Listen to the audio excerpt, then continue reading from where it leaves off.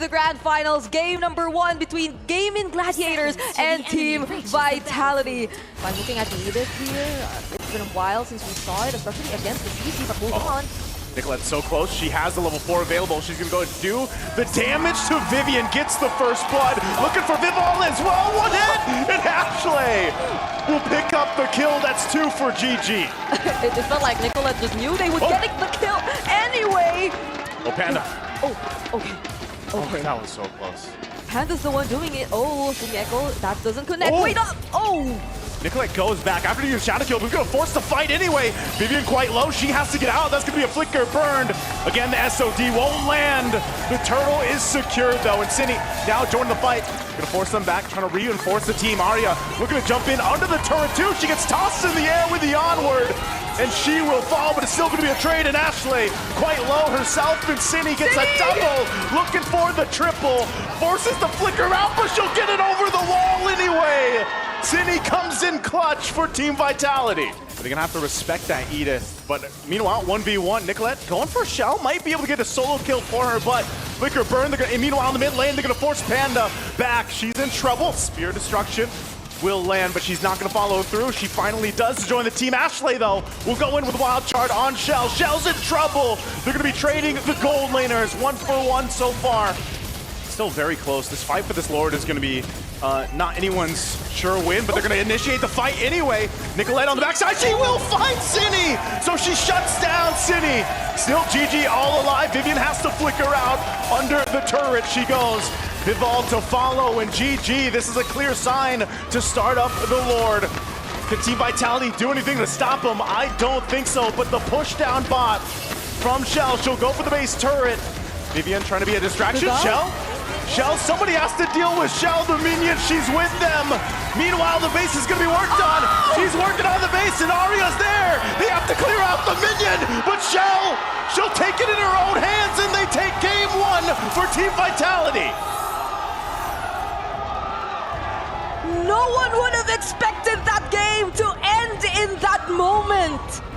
Don't necessarily have that hero who you could just assign to really look for the pickup onto the backside, but Fumieko jumping in, they're gonna fight back. Heavy spin used to, into the traction pulse though. Ashley gonna be in trouble. She doesn't have the level 4, Panda goes down though. Meanwhile, still across the map, they're going for more. Vivian's quite low. Ashley can't hunt. Cindy just playing around the wall, and now Vivol joining the fight will swoop down and take the turtle. Team Vitality gets a whole lot that early on. The turret goes down up top, so they're going to be willing to trade an objective. Meanwhile, a full force of GG is going to start this turtle up. They're going to go for a traction pulse again. Heavy spin. Vivol's going to jump off, pops off the shadow kill, and Nicolette's gone. Turtle secured for Team Vitality. And now, GG on the run. Panda can't escape again as she falls. And Sayori and Ashley, no choice. They're left alone. GG is going to lose a lot more here. The way they've been playing majority of the past 2 games they had, and speaking of, they might just decide to go for it this time, but I guess they want to fight. Enough. They go in with a glorious pathway, but then they disengage, and now Nicolette jumping in. She's going to go in. Fumieko will catch her with the final slash, and Nicolette is gone. Meanwhile, Arya as well. Next up as Vivian finds a rush down with a heavy spin. Panda trying to run away, but Cindy goes forward, flickers in, and will take turret shots. Ashley's responsible for taking most of the damage. So how does that fall now? Ashley, oh no! Oh, this is trouble. They drop down the Zaman forcing the fight. Turret's gonna go down. Fumieko will flicker defensively. Nicolette joining the fight. They're gonna force them back into it. They'll find Vivian, but on the backside, Vivol goes into the turrets, into the fountain, and she'll go back. But on the hunt, Nicolette wants this one, but it'll be Panda that picks up a double kill. Gaming Gladiators able to find something on the overzealous Team Vitality for that base. This major objective, the Lord, is up. It's going to be started by Team Vitality. Fumieko takes a couple shots. Conceal going to be used. They final slash in. They're going to fight it anyway. Panda unleashing on the backside. Not able to find Vivian, but they will get the flicker down and Shell the first to fall. Fumieko next. 2 down for Team Vitality. They want more. Nicolette jumps in. Vivol on the hunt, but she'll have to be forced back. So Gaming Gladiators just got control of this objective. If they can go ahead and secure it, Panda and Nicolette will start it up. But Vivol, she has the retribution. She's just around the corner. Is she gonna go for a steal? Arya jumps in, trying to cover them, but Nicolette will get the Lord, and Gaming Gladiators once again will turn the tide in their favor. You can already see the firepower is online for Gaming Gladiators. It looks like they still want to go down mid. Nicolette joined the fight too. She jumps into the backside, looking for the target. They get final slash though. Bibble trying to heal back up, join the fight. Fumi Echo will go down, but Cindy still unleashing, untouched in the mid lane as she picks up Ashley. And Ashley falls, and Arya gonna be next, and Cindy is untouched, unbothered, triple kill. Huge win for Team Vitality. Cine, the moment they weren't able to take out Cine, they thought they could go for the fight. There wasn't any heavy spin anymore. But they have to take note of the Sayori! Sayori trying to get the minions to focus on her. Flickers forward, but that's gonna be it. Team Vitality, it might have looked close, but Team Vitality will take game 2. Probably had to wait a little longer before showing themselves up that early because they were clearly at a disadvantage. The kick is true. Spear Destruction, Panda sees it, she's gonna back off. But again, the initiation, again, a final slash thrown out from Fumi Echo. She's gonna be collapsed down on her. Shadow Kill's gonna be popped out. Fumi Echo one hit away, she goes back with a vengeance. Finally going down to Arya. Turtle for the taking, and Vivalt just around the corner, goes in, takes the turtle from under the noses. Now Nicolette on the run, she can't escape Vivian. The fight's still breaking out as Arya takes a little bit of damage, still forced out, but can't run away as Arya falls as well. Team Vitality again finds the win. It was a great engage, but the follow-up might have been lacking. Here's a play, she goes in, Spear of Misery there too. City in trouble, Panda, she's so low, she does find Shell. So she picks up one, Panda, gonna be okay, but Fumi Echo jumps in, gets her ankles broken by Nicolette. One crucial mistake from Nicolette could cost them the objective, could cost them the Lord. And you know how decisive Team Vitality is, but they go for Vival. Gonna jump in, Implosion already used, but it's Vival. Maybe not the target you want to be going for here. Waves are pushed in on the bottom side. Look at Nicolette, she's in trouble, will pick up a kill. And now she's just gonna push the turret down. GG has no choice but to respond. Spear Destruction gonna be used, and they force a fight as Arya goes down as well. They have setups, they have the implosion, they have the heavy spin, but they have to use it on the right targets. Vivian jumps in, goes in with the Way of the Dragon anyway. Implosion to respond. Immortality gonna be popped, and Panda flickers defensively, all fighting over the turret as the Fury of the Phoenix goes down, and they finally find Vivian, but Nicolette is gone as well as Arya. Team Vitality with a massive lead will just win the fight. Even if you try to think of other areas where they can come from, the other surprises they get up to, oh, there they go! They go in, they find the lockdown this time. Fumi Echo taken out of the picture. Could they turn it around? A Spear of Destruction goes forward, but then Shell still on the bottom side. She joins the fight. They're gonna be able to find Nicolette, and now Arya in trouble. Flicker is on out, but Shell will find her. City getting the kill. 2 members down for Gaming Gladiators. And Team of Vitality will take that, and they'll go for the Lord. Gonna be able to find Cindy. Pops the Winter Crown. Fury of the Phoenix, an Implosion too. The final slash keeps Ashley at bay. Another Winter Crown gonna be popped. Sayori's in trouble. She has her own Winter Crown. But now Panda, amidst 2, pops the Wind of Nature. Sayori goes down, and Panda versus Vivian. But Vivian gets the kill. And Nicolette on the run as well as Arya. Forced back to base. Nicolette cut off from the rest of the team. And Team Vitality might be able to just clean things up as Nicolette goes down. Shell and the rest of the team will make their way to base. Arya takes the hits from the spears as Vival and Cine will make their way with Vivian, and they have the base in their eyes as they work on it, and there's not much that GG can do. It's now championship point for Team Vitality. Does hit that level 4, so now she's got the certain heal. She has the guiding wind to help Panda. They're gonna go for an exchange, 2v2. Meanwhile, top, Arya's gone with the rough waves. Panda, oh, they get swept with the final slash from Vivian. So even with the 2v2, Team Vitality will still win that bottom. Can Nicolette change this? Gonna be joining the fight. She's gonna spawn out Vivian. She has the shadow kill. She'll pop that. Ashley trying to join the fight, but Vivian Whoa. still going to be able to survive. Nicolette can't pick up a kill. Could potentially look for a pickoff, but why does it feel like Team Vitality sense that? They might go this time. Cindy could be in trouble. She's locked down with a heavy spin. A Spear of Destruction's going to be thrown out. Shell's going to join the fight, but Sayori on the run. Can't escape Fumi Echo. And now Arya next. Dark Wave into the Infernal Pursuit, but she's not tanky enough. Team Vitality again picks up a couple kills. You know, you get this kind of strength in the early game with Kadena. Whoa, Nicolette so low. She has to pop the shadow kill, but she can't escape it either way. Another pickup for Team Vitality. GG scrambling here on their side of the jungle. That wasn't a full combo. I mean, that was just the ultimate. The first kill and the ultimate.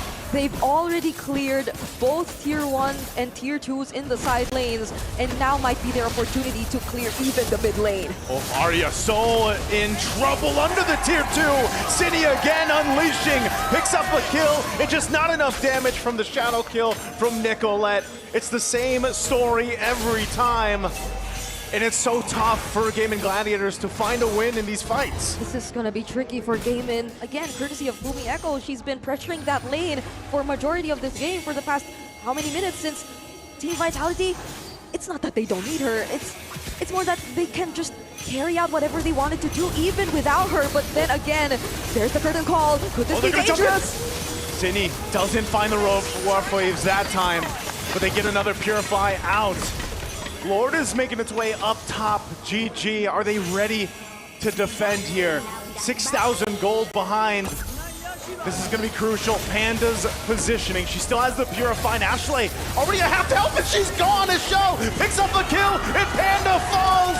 2 major members are down of GG, and Team Vitality sees the win in sight. A couple shots of Sayori, Arya trying to keep it together, but another's gonna fall. They carried the weight of last year's loss. They turned pain into purpose and left no soul unconvinced of their reign. They're completely undefeated. Team Vitality. Nothing was granted and everything was earned. Let's give it up for our MWI 2025 champions, Team Vitality!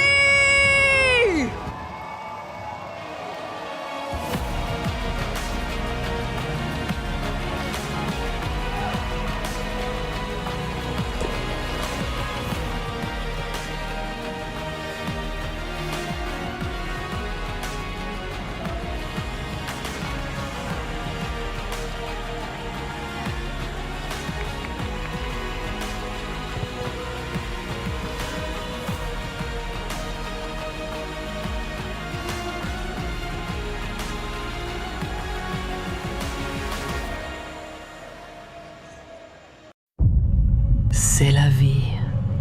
Such is life. In the land of dawn, such is life when all that remains are dreams. We don't expect the loss last year, and the result is not like what we want. I know that we were capable of more. But MWI is where barriers are broken and queens are made. Vouloir, c'est pouvoir. To want is to be able. MWI is a chance for ladies to represent themselves because there were no opportunities in our region back then. Çoğu insan Türkiye'nin kolay bir yer olduğunu, biz burada bunun yanlış olduğunu kanıtlamak için buradayız. From heartbreak to hope, from doubt to belief. We only want to take revenge on Team Vitality because they were the only team standing in our way. То, что я нахожусь здесь, уже доказывает то, что мечты сбываются. I think the 4th title will be ours. Who will rise above? 2 champions, 1 game.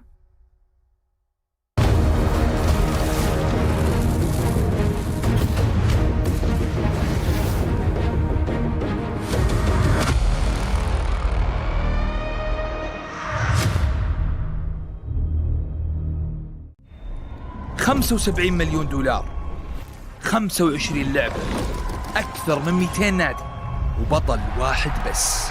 بطولة الأندية هي جوهر منافسات كأس العالم للرياضات الإلكترونية. على مدار 7 أسابيع ترسل الأندية لاعبيها للمشاركة في المنافسات.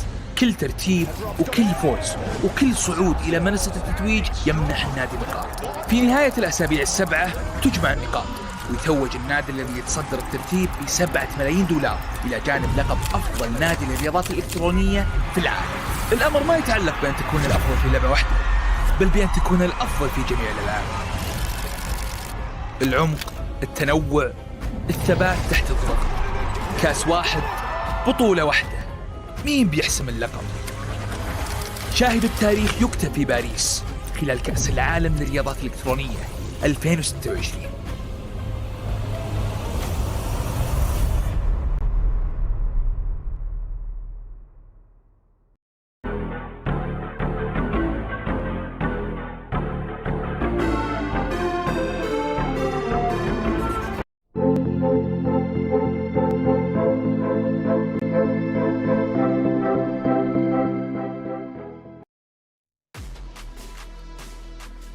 Paris, France, the city of love, a gorgeous city with rich history. Unfortunately for a lot of the women of MLBB, also the home ground of the world champion for women's MLBB team Vitality. Welcome to day number 1 of MWI. My name is Renmar, and no, this is not MPL Philippines, but you are joined by the We Bear Bros. It's Leo and Naisu. Gentlemen, how are we? Bonjour. Bonjour. What a dream come true to actually fly out all the way to Europe for, the third Esports World Cup, and to celebrate women's MLBB, to maybe crown the defending champions once more on home. So what? It's crazy. Definitely, we're going to have some action-packed days ahead of us. It's crazy to even be here. I think even for us, all talents, if we got settled in, I was here a little bit earlier than you guys. We had our wild cards over for MSC, but now you've got to share the beauty here, and now we get to see the beauty in the land of dawn for this MWI. Yes, women's MLBB has been on the up and up ever since, of course, MWI started. Now officially the Women's World Championship, now Women's International, no longer the Invitational if you're familiar with it. But yeah, a lot of stories. We've talked about Team Vitality, but there are so many familiar faces coming back, a lot of new faces coming in. So I'm really looking forward to seeing what MLBB has in store for us. Because remember, it's not just one champion we're crowning. We have MSC later on, but it is MWI. We are under EWC, the Esports World Cup, and the whole club championship theme. So a lot more to watch out for. First off, let's watch this.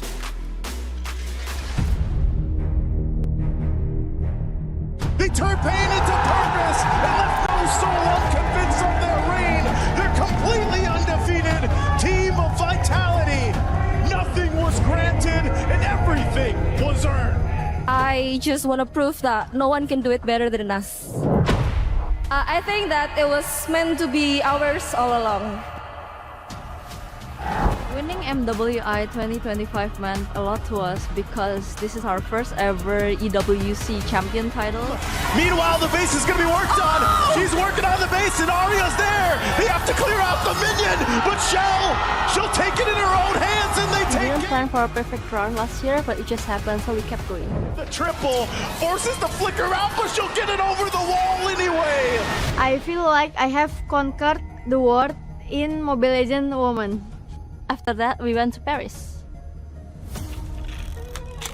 I actually feel a little bit pressured because we are playing at the home ground of Team Vitality. Now that we're here, all of our fans in Paris are able to watch us directly on site. Defending it again is the biggest challenge because there are more eyes on us. It has always been our nature to win every tournament there is, but what changed is going into this year's EWC, we have more motivation to get the back-to-back title. I feel confident this time. I know that everyone wants the MWI title, but I will not let it happen. I will always be hungry for the title. If you call us the final queen, we will take it. To all teams, give us an intense game. Don't make us sleepy. Play is in our DNA. Whenever we let it out, it becomes our superpower. Now imagine an entire city being built to supercharge it. Kadir City, powered by Play.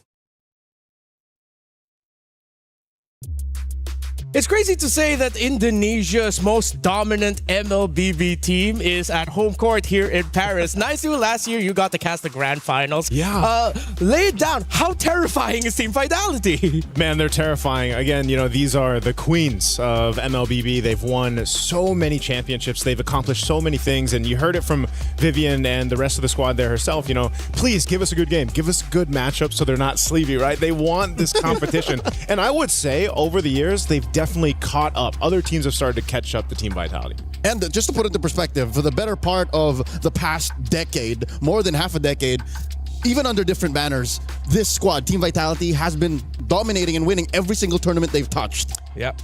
And they are the favorites to win $150,000 by the end of this all. It seems like the question for a lot of the people following the women's scene is who is going to be meeting Team Vitality in the grand finals? Because of course, remember at the very first EWC, it was a shocking result. Team Vitality then got swept by Smart Omega Empress, now fighting under the banner of Na'Vi. A lot of people are throwing in their names as a potential second best. But yeah, there's so many more teams to watch out for. By the way, we have a interesting format this time around. You have the breakout stage and then of course the knockout stage. The breakout stage, it's 2 groups of 8. You have the teams all split up, and then it's very similar to our MSC format. Long and short of it, you win 2 best of 3s, you move on to the next stage. You lose 2 best of 3s, you're out. C'est la vie. Yeah, it's quick. It happens really fast. And then, you know, today we're going to be covering actually a multitude of games. We've got 2 streams going on over here on B Stream. We've got 4 matches ourselves. So, you know, even after day 1 concludes, a lot of things kind of already fall into place day 1. Yeah, I'm pretty sure you have a lot more questions about our format. So we prepared a little video for you guys so that you could understand it a little bit more. MLBB Women's International returns to the Esports World Cup 2026 for its historic 3rd edition. And for the first time ever, the grueling battle heads to Paris. As the one and only all-female championship at EWC 2026, 15 teams emerge through qualifiers spanning over 60 regions. Only one team bypasses the chaos, Team Vitality, returning as the title defender with a direct invitation.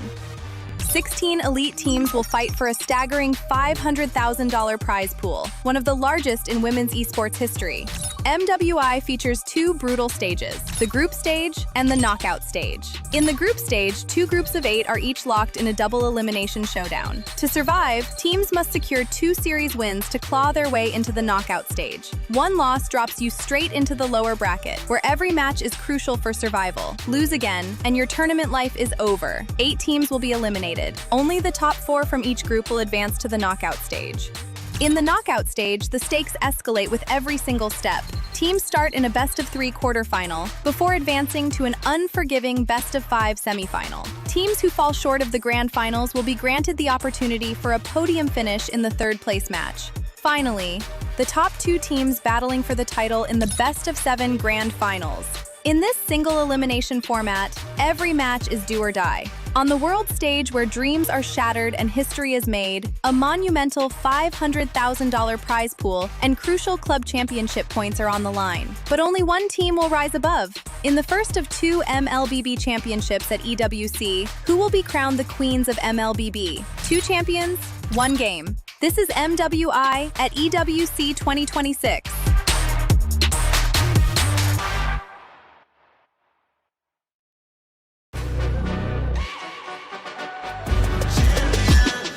This ain't no regular thing. Came for the ring, you know what I mean. You see my name in the lights, better get right, I'm champion.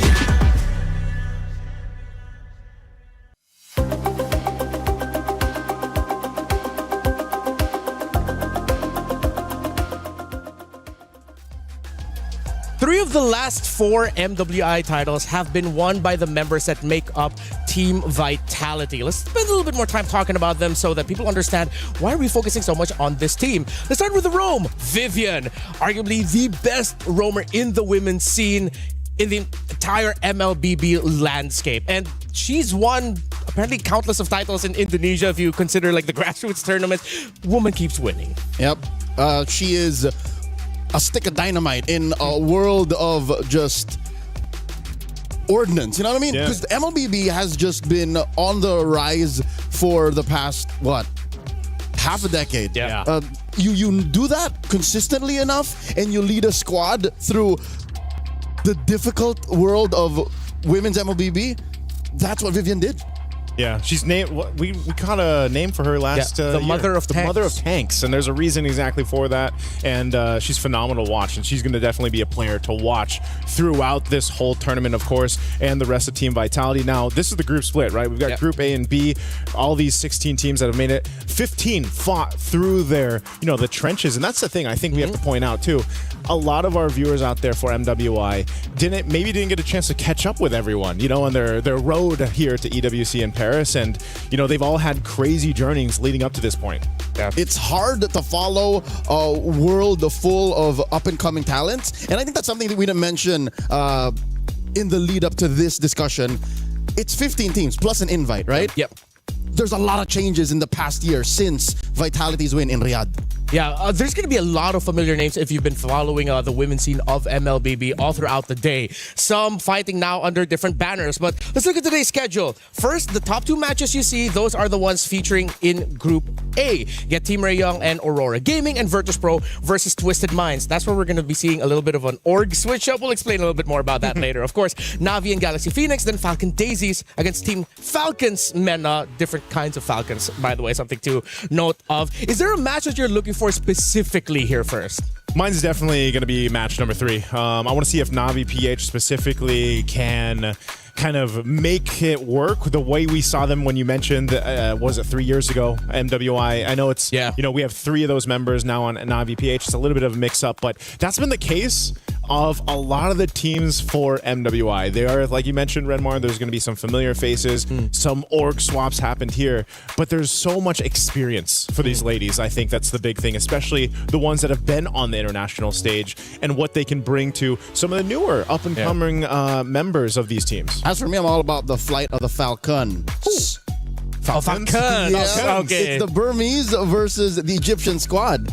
Both of these teams boast of experienced athletes, veterans of MLBB esports, and the fact that Ira joined Falcon Daisies, a Filipino import. I think that's the shot in the arm that the Burmese needs to get one over. Obviously, a veteran of MENA. Yeah, some great matches that you mentioned, but we also have our story of the day later on. We're going to be watching the little switch-up between Virtus Pro and Twisted Minds. The current members of Virtus Pro, a lot of them, were former players of Twisted Minds last year, while the current members of Twisted Minds were former players for Virtus Pro. That's why that's going to be our story of the day, and we're going to be explaining a little bit more about that later on. But if this is your first time watching MLBB, our women's scene, get ready. They are excited to show the world yet again why they deserve our attention and our focus. We are in the home ground of Team Vitality. And now the question is, will they be able to defend their throne? A lot of people say yes, but the world looks tougher. We've been mentioning it all throughout. So many new names, other regions. They've increased the difficulty to qualify here. A lot of them had to go through like best of sevens, full max series just to make it here to EWC MWI. Not to mention, this is mostly outside, but in-game, we are going into uncharted territory. A medium-sized patch just dropped with no major tournament to cover it since last weekend's wildcard. So nobody knows exactly what the game looks like except these athletes, and they're ready to put on a show today. And that's a point too. Like we saw last year in the previous MWIs, even what you saw on Wildcard could vary. It could be different, right, for MWI. There's their own meta for MWI and the ladies playing here. Yep, a quick flashback, a throwback to 2025. The bridge between the wildcard where Zetian and Yi Sun Shin was a thing. Wildcard, and then MWI, the ladies just like, nope, we're not doing that. We're not doing it. It carried over to the MSC. Yeah. So who's to say? That's something that has been consistent with all the previous MWIs also. We've always walked around going, hey, the women's scene is so unpredictable in a good way because they're willing to try out more new things compared to the men's scene. The men's scene, it seems like once they have a good understanding of how things work, all right, this is how we're going to play the game. The women's scene say, no, we're going to do our own thing. And I love that about MWI. Yeah, that's why that was kind of the joke over on Wildcard stage. You know, we were mentioning, we'll see LaFell later on too. He was saying it's, you know, you get to MSC, a lot of the teams just look at what the tops are doing. They're just like copy and paste. I'll just do that. I'll make that work. MWI is a different beast. And I like that that's the case. Yeah, scientific, mathematical, optimal is what we end up seeing in the stages of the mid-season cup. Yeah. But MWI, it's art. There's a little bit of molding going on, and the ladies are willing to experiment. And again, there's a full coaching team behind every one of these teams showing up. So it's not like they're just freestyling it. There is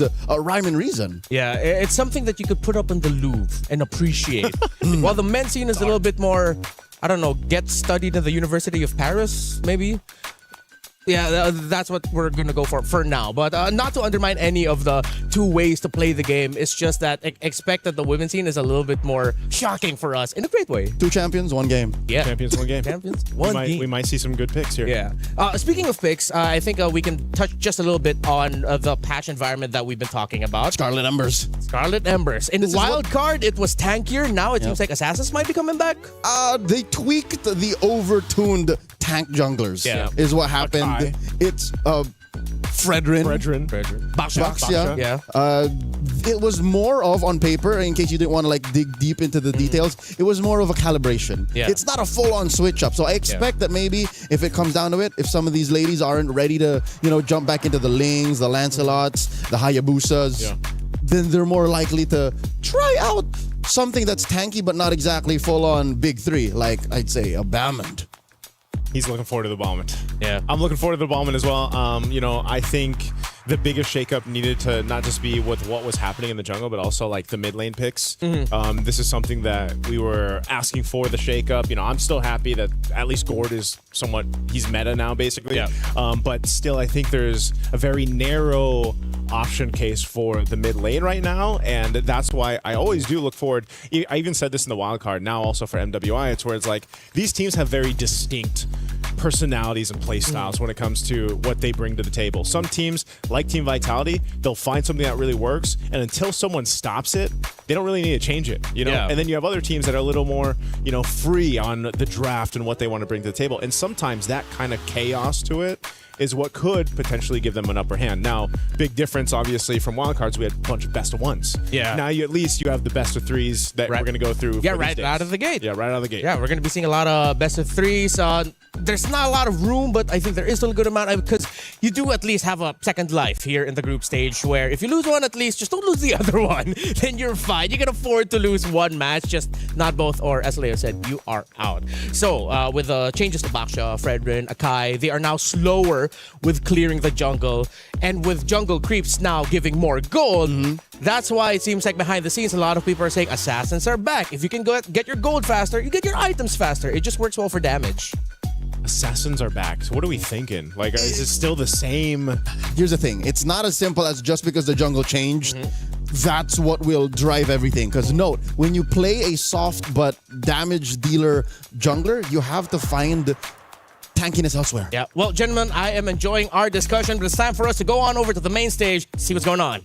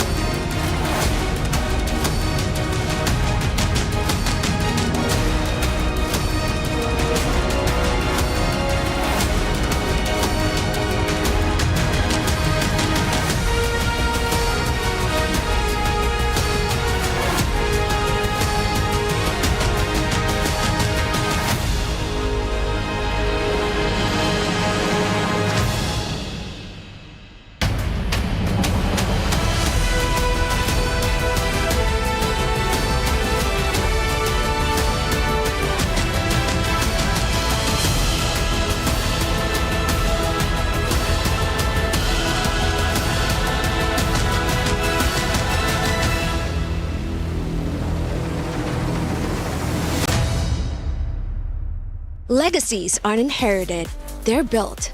One match, one win, one impossible comeback at a time. Nothing is granted. Everything is earned. The Esports World Cup has landed here in Paris, the city of love. And this time, for the love of Mobile Legends Bang Bang. 2 champions, 1 game. Welcome to Mobile Legends Bang Bang Women's International, where we have gathered 16 of the strongest female MLBB teams, where they converge here in Paris to make history and rise above. And of course, all of these 16 teams are the queens of their regions. And here at the Esports World Cup, you know that means they are about to be fighting for a lot. $500,000, ladies and gentlemen, is up for grabs. And of course, the glory of being considered the best women's MLBB team in the world. Of course, right here on the trophy stand, we do not have the trophy yet, as last year's champions, Team Vitality, will be bringing out the trophy later on. But in the end, there can only be one champion. Damascus, what help us to those who fall short? Rob, 16 teams are going to fight for that title, but of course 15 will be eliminated throughout the next few days, and every single eliminated team must go through the grueling process of destroying their key right here at the kick. For sure, and let me be real, sometimes it gets kind of loud because you can hear these keys popping just like the player's dream. Without further ado, it is time to welcome our 16 teams for this weekend's event, and let's see who will get that big title.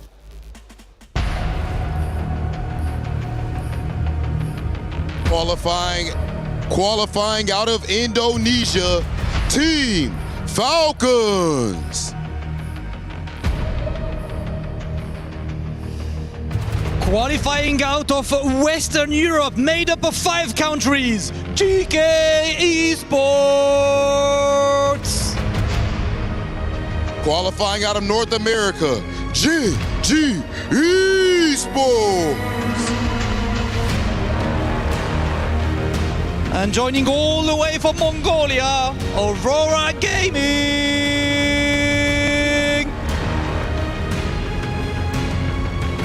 Powered by their jungler, Miss Meow, Virtus Pro. Last year's rookie come back with a lot of experience, all the way from Turkey, Foot Esports.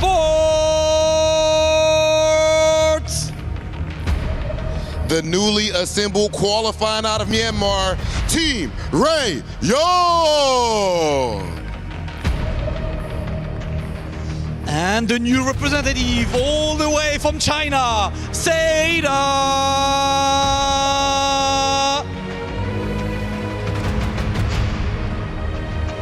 Qualifying out of Cambodia, Galaxy Phoenix.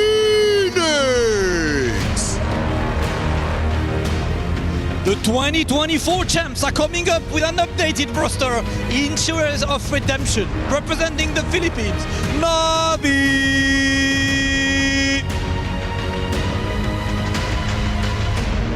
With the return of the Ice Queen, Galtech Cyber Team.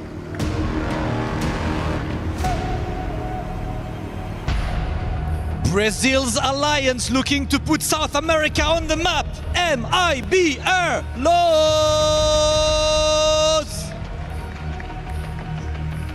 Qualifying from Myanmar, Falcon Daisies.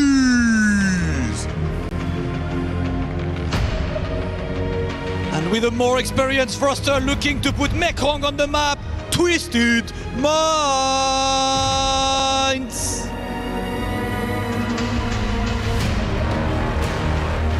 Sweeping the entire Africa qualifier. Put your hands together for Team Falcons MENA!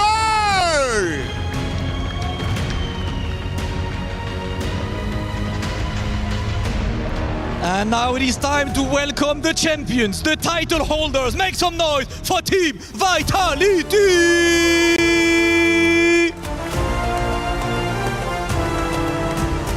Last year, the defending queens didn't just win it back.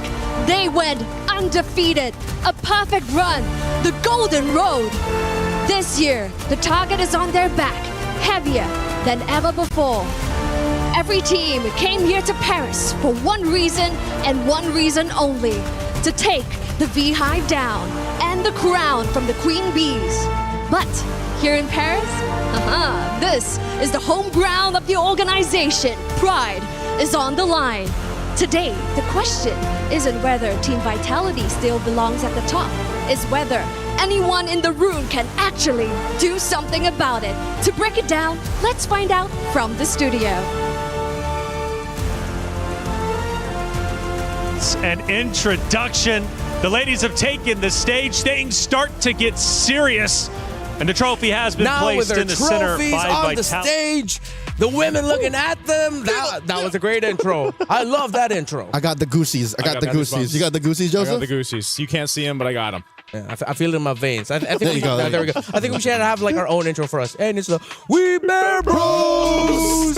Man, it's good to see the Baskets of Rob, of course, joining us here for MWI. So now that we've seen the ladies walked out, I think we can spend a little bit more time now talking about our very first match of the day, which is going to be Team Ray Young versus Aurora. So Team Ray Young coming in from Malaysia. Right. Of course, Aurora coming in from Mongolia. Also known as Aurora Avalanche. Also known as Aurora Avalanche. So starting things off with Team Ray Young, crazy road for them. They actually took down Navi MY on the way here. Yeah, I think that was a big surprise, for a lot of people that were tuning in to kind of the results from that. And I think there's also, you can say, for Team Ray Young, you kind of have an expectation. I think for a lot of people that have been following the ladies' journey up to this point, what they've been able to do, but also for Aurora, by the way, there's so many Auroras now, right? There's Auroras are everywhere. But they're a little more of a question mark, I feel like, for this matchup, right?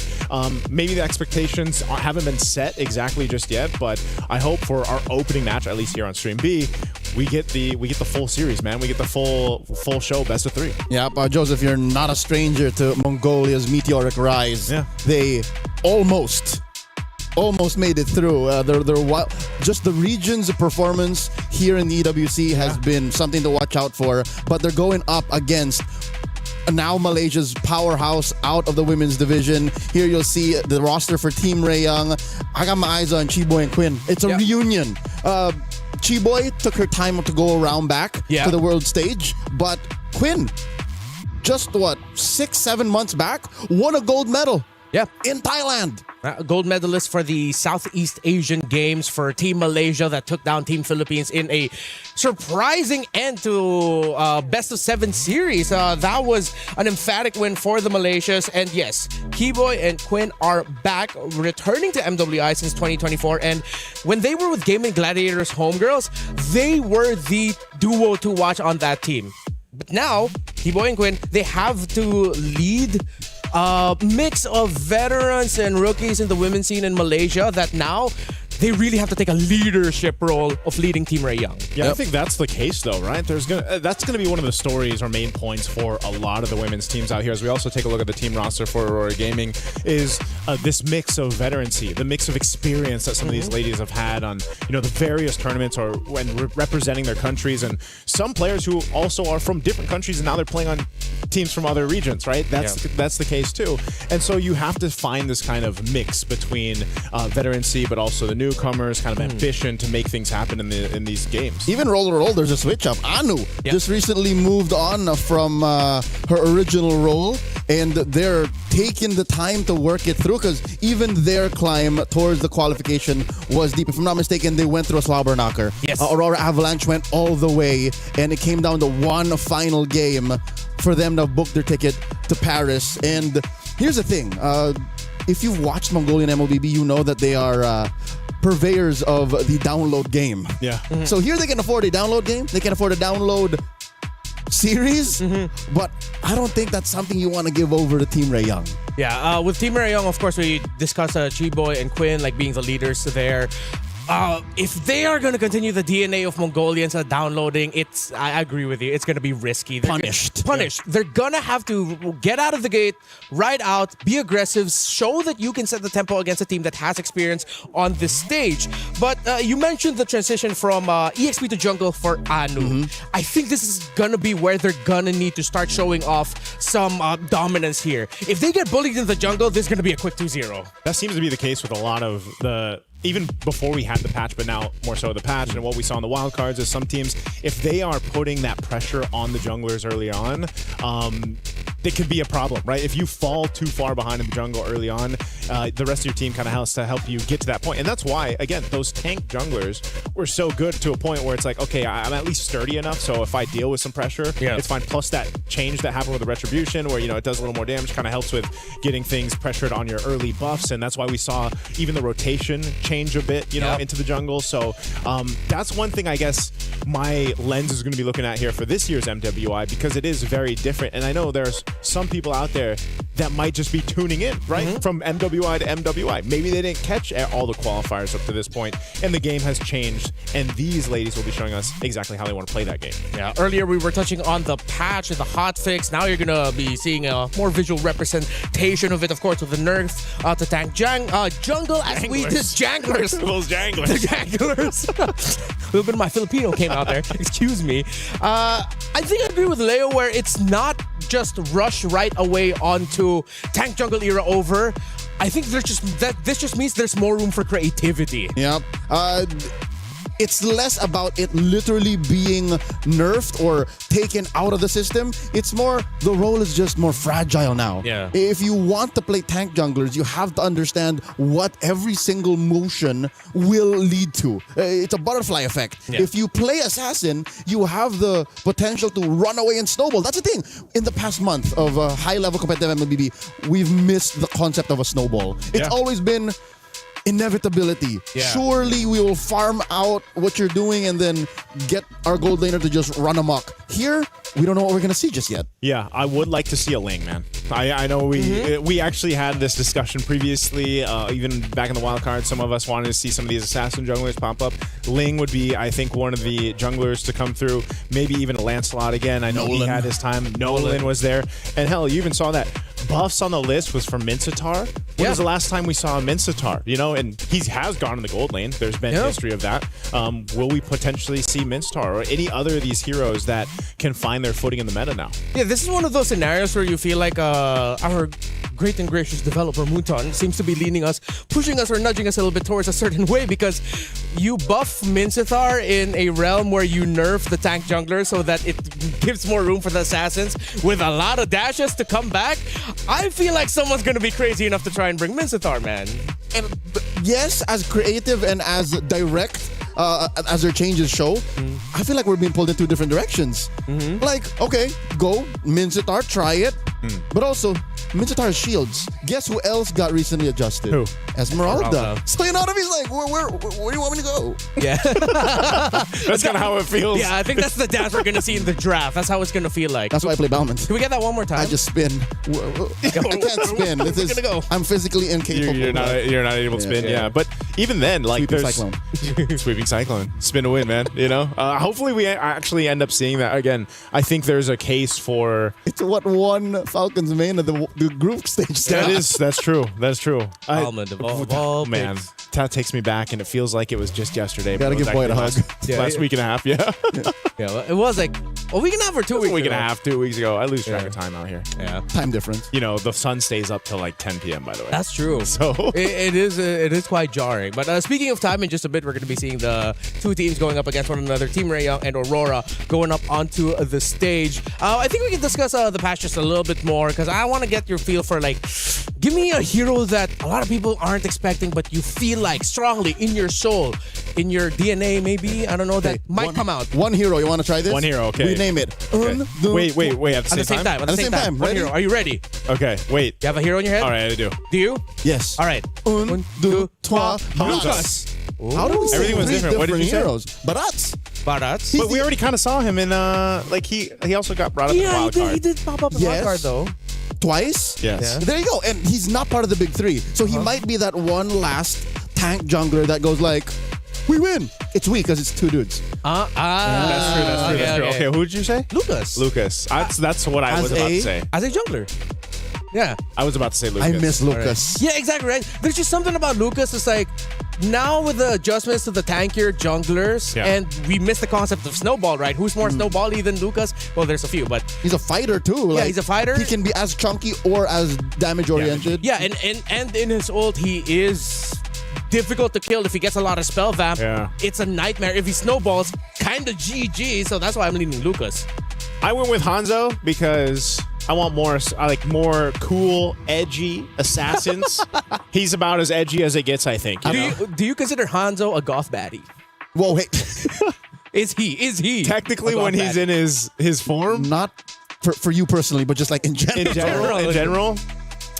No, I don't think so. No. Sure, I think Hanzo's inconsistency is going to be against him. Yeah. It's worrying because, yes, you can snowball with him. He got a little buffed. Yes, there is like this mid-game power spike that you can kind of hit, but you're never sure. I always wanted him to be good, though. Like, that's the thing. I've always wanted Hanzo to be, like, in the meta, just because the concept of him is cool. Sounds like Cope, Joseph. Yeah, that sounds kind of Cope. You know what? And at the end of the day, I just end up playing the same old junglers. Alpha. Yeah. Actually, this might be the rise of fighters. Because in a realm of tank junglers were good, could still be good, and assassins are fragile. Yeah. What if you just hit it down the middle like a Goldilocks pick? Oh yeah, you just go for Alpha, go for the balance. Maybe that might even mean like heroes like Matilda come in so that you can rotate faster with those fighters, right? That's true. Bamond. Yeah, Balmond for sure. Oh yeah, hey, maybe we might have just discovered something here, gentlemen. It could be fighters are the middle ground, and teams who might want to try to bring those picks out might be rewarded. Because yeah, if tank junglers really are that much slower and assassins are still that vulnerable despite them getting their items faster, like it's a little bit more 50-50 if you're going to make it work, then why not go for the safer pick? Safer pick can work, it's been 2 years since we last saw fighter junglers be like the paramount pick, the apex predators of meta. I miss that. Who is the biggest fighter jungler? Alpha, I think is Alpha. This is off the top of my head. Because even the time where Lucas was viable, for some reason he was cursed. Yeah, he wasn't as like prominent there. Yeah, and he wasn't as consistent also with like getting good results. Most of the time it's just like, hey, Lucas is here. He didn't win the early game. Yeah. GG. His time is as a meta pick is matched by the times he was meme. Like, oh, is that a wrong Lucas pick? Or teams get blamed because they pick Lucas. So like that's 50-50. There was a time in the professional league when he was picked up, and it was usually a question mark. Like, where is he going? Is this gonna work? But I think if there wasn't the Lucas, the Hanzo, Barrett's is kind of picked up. Other than that, I just had a thought. If we're gonna continue this train of thinking here for the picks. Oh, the ladies are here. Yeah, the ladies are getting set up on stage right now. Your thought? If you're wondering that maybe tank junglers are too slow now because of the damage reductions and all of that, what then happens if you decide to pair it with high damage roamers? Natalia, Jawhead, Hellcurt. A mid laner like Selena, Hellcurt, heroes that can help expedite the farm process because you can leash certain camps quicker. This is why I spam Cho. Cho does the same thing. Because technically, even if you like the way he's built up, it's not like you're building him damage unless you're in a solo queue and you're insane. But usually his kit alone and his passive and everything else helps kind of speed that process up, I feel like. And there's a good enough early damage with a concussive blast and everything else where it's like he's a threat, So I think Cho he's probably going to pop up quite a bit. There's a reason why Cho, you'll see him in highlights from season 1 and the most recent season of MPLs. He's an OG. He's relevant. Especially with the new skins. Yeah. You know what I want to see? I want to see a Cho skin where he's an old dude. No, he doesn't need any more skins. No, come on. Like he has like 18 skins. It's like 18. Give him the 19. aged one? Yeah, give him like an aged like old man Cho. That would actually... Right, like with a long beard, he looks like a wise old kung fu man. I know Let you that love be your the kung fu collector. flicks, man. Yeah. Collector. Right? Collector skin. Collector skin. Old Cho. Am I winning you over here, Leo? Do you want the old man? Here's the thing. You're not swaying me because I don't play Cho. I do. I'm agreeing with you. All right, okay, thank you. Like Old Cho. I'll take that. My diamonds are not on the line here. I'll take one of the two. I'm still waiting for Balon's 5th skin. Does he only have 4? I think all so. this time? I think so. There's definitely some heroes that still only have 2, by the way. All right, wait. So Nice did mention one damage roam pick. Is there a damage roam pick that you want to see? That you think might actually show up? Okay, so you mentioned the 3 or 4 good ones. Yeah. One that came up is Navaria. Right. She's sometimes swerved over as a roamer, but the thing is, if the goal is to expedite the early to mid, Novaria's not doing that. Yeah. She's a win more in the late game. Yeah. Because imagine you get a team past the 15-minute mark and they have a roam Navaria, you're not winning anything. you're not even crossing over to see what's in the bush when you're taking the Lord. Yeah, because vision is just not yours. You're just dead. Yeah. So that's where I'm going, but I don't know. That's the thing. Because of the Scarlet Embers update, I don't know if the game is slow enough to do that. Because we might even see like 9-minute games today. That's what I was going to say, too. Yeah. I think Wildcard was enough to go ahead and prove just how fast games can be. What was our longest then? I think it was 25-ish minutes. 27? 27 or so. Yeah, and then the fastest was 9. Like 9 minutes. So, and the average was probably around 13, 14 still, around that level. So those are from, equally matched teams when it comes to skill. Yeah. Experience, but maybe that counts too. Maybe, and that can be something we consider here, because some teams, like again, Team Vitality, Na'Vi, Team Ray Young, they come from very developed scenes. Yeah. Compare that to up and comers. That might be where they want to leverage the patch. So then we go back to what we talked about when it comes to MWI and the unexpected nature of the picks that might show up here. Expect teams to come in with a little bit more packed lunch, something that it's life is like a box of packed lunch. You never know what you're gonna get. I think that's how the quote goes. Is that the quote? Like that. Yeah. You take a bite of the croissant and you don't know what's in it. Yeah. It could have filling or not. Can people wait? Is it like sacrilegious to put filling into croissant? Okay, today I confirmed the pronunciation. No. He did. Such a pastry. I was next to him. Yep, I did not. He was behind me. Yeah, but I do not know the rules on how it's made. Yes. Yeah. The rules on how it's made, and then you'd be surprised at how different. What is it? Pan au chocolat can be too. Yeah. Like what it's called in different areas. Chocolatine. Chocolatine. From the north and the south of France. Why is it, or how is it that when we start talking about food, suddenly, after waiting for so long, we finally are about to get into the draft? So thank you. I'm glad. I'm pretty sure Team Ray Young and Aurora are excited to go into this. What I'm looking forward to is for our questions to be answered. Are we going to get the utility? Are we going to get the assassins? Who are we going to get in terms of the picks? Or somewhere in between. Fighter. In between. Are we going to meet right there in the middle? Give us the fighters. You know what's funny? Because of all the adjustments, this means I think we might be seeing less Gord. You know There's what? something about with the more dangerous nature of the picks available. Hey. That it seems like, why would you want to pick Gord here? Live on the edge, man. That's that.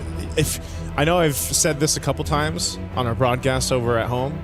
Athletic flicker. I know Brigida mentioned it on Wildcards. Yeah. It came from the concept of being a vulnerable mage in the mid lane against the assassin meta and just being athletic enough to survive with a flicker. So as Gordman, go, no matter how dangerous it seems, just pick it. Just pick it. And at that time, when it was happening, I was always up against Lancelots. And then other players started doing that. And I was like, you know what? That's the athletic flicker, man. I'll just be better. Yeah. Because of during that fighter meta, I remember there was one pick that came up. Again, it benefited that pick because he got some really good adjustments. Leo, how do you feel about your Bane potentially showing up today? Okay, I did not want to jinx it by putting the cope on air. Yeah, that's why I was wondering, how come he's not mentioning Bane yet? But here's the thing. I am self-aware. I know that Bane is a very specific kind of hero.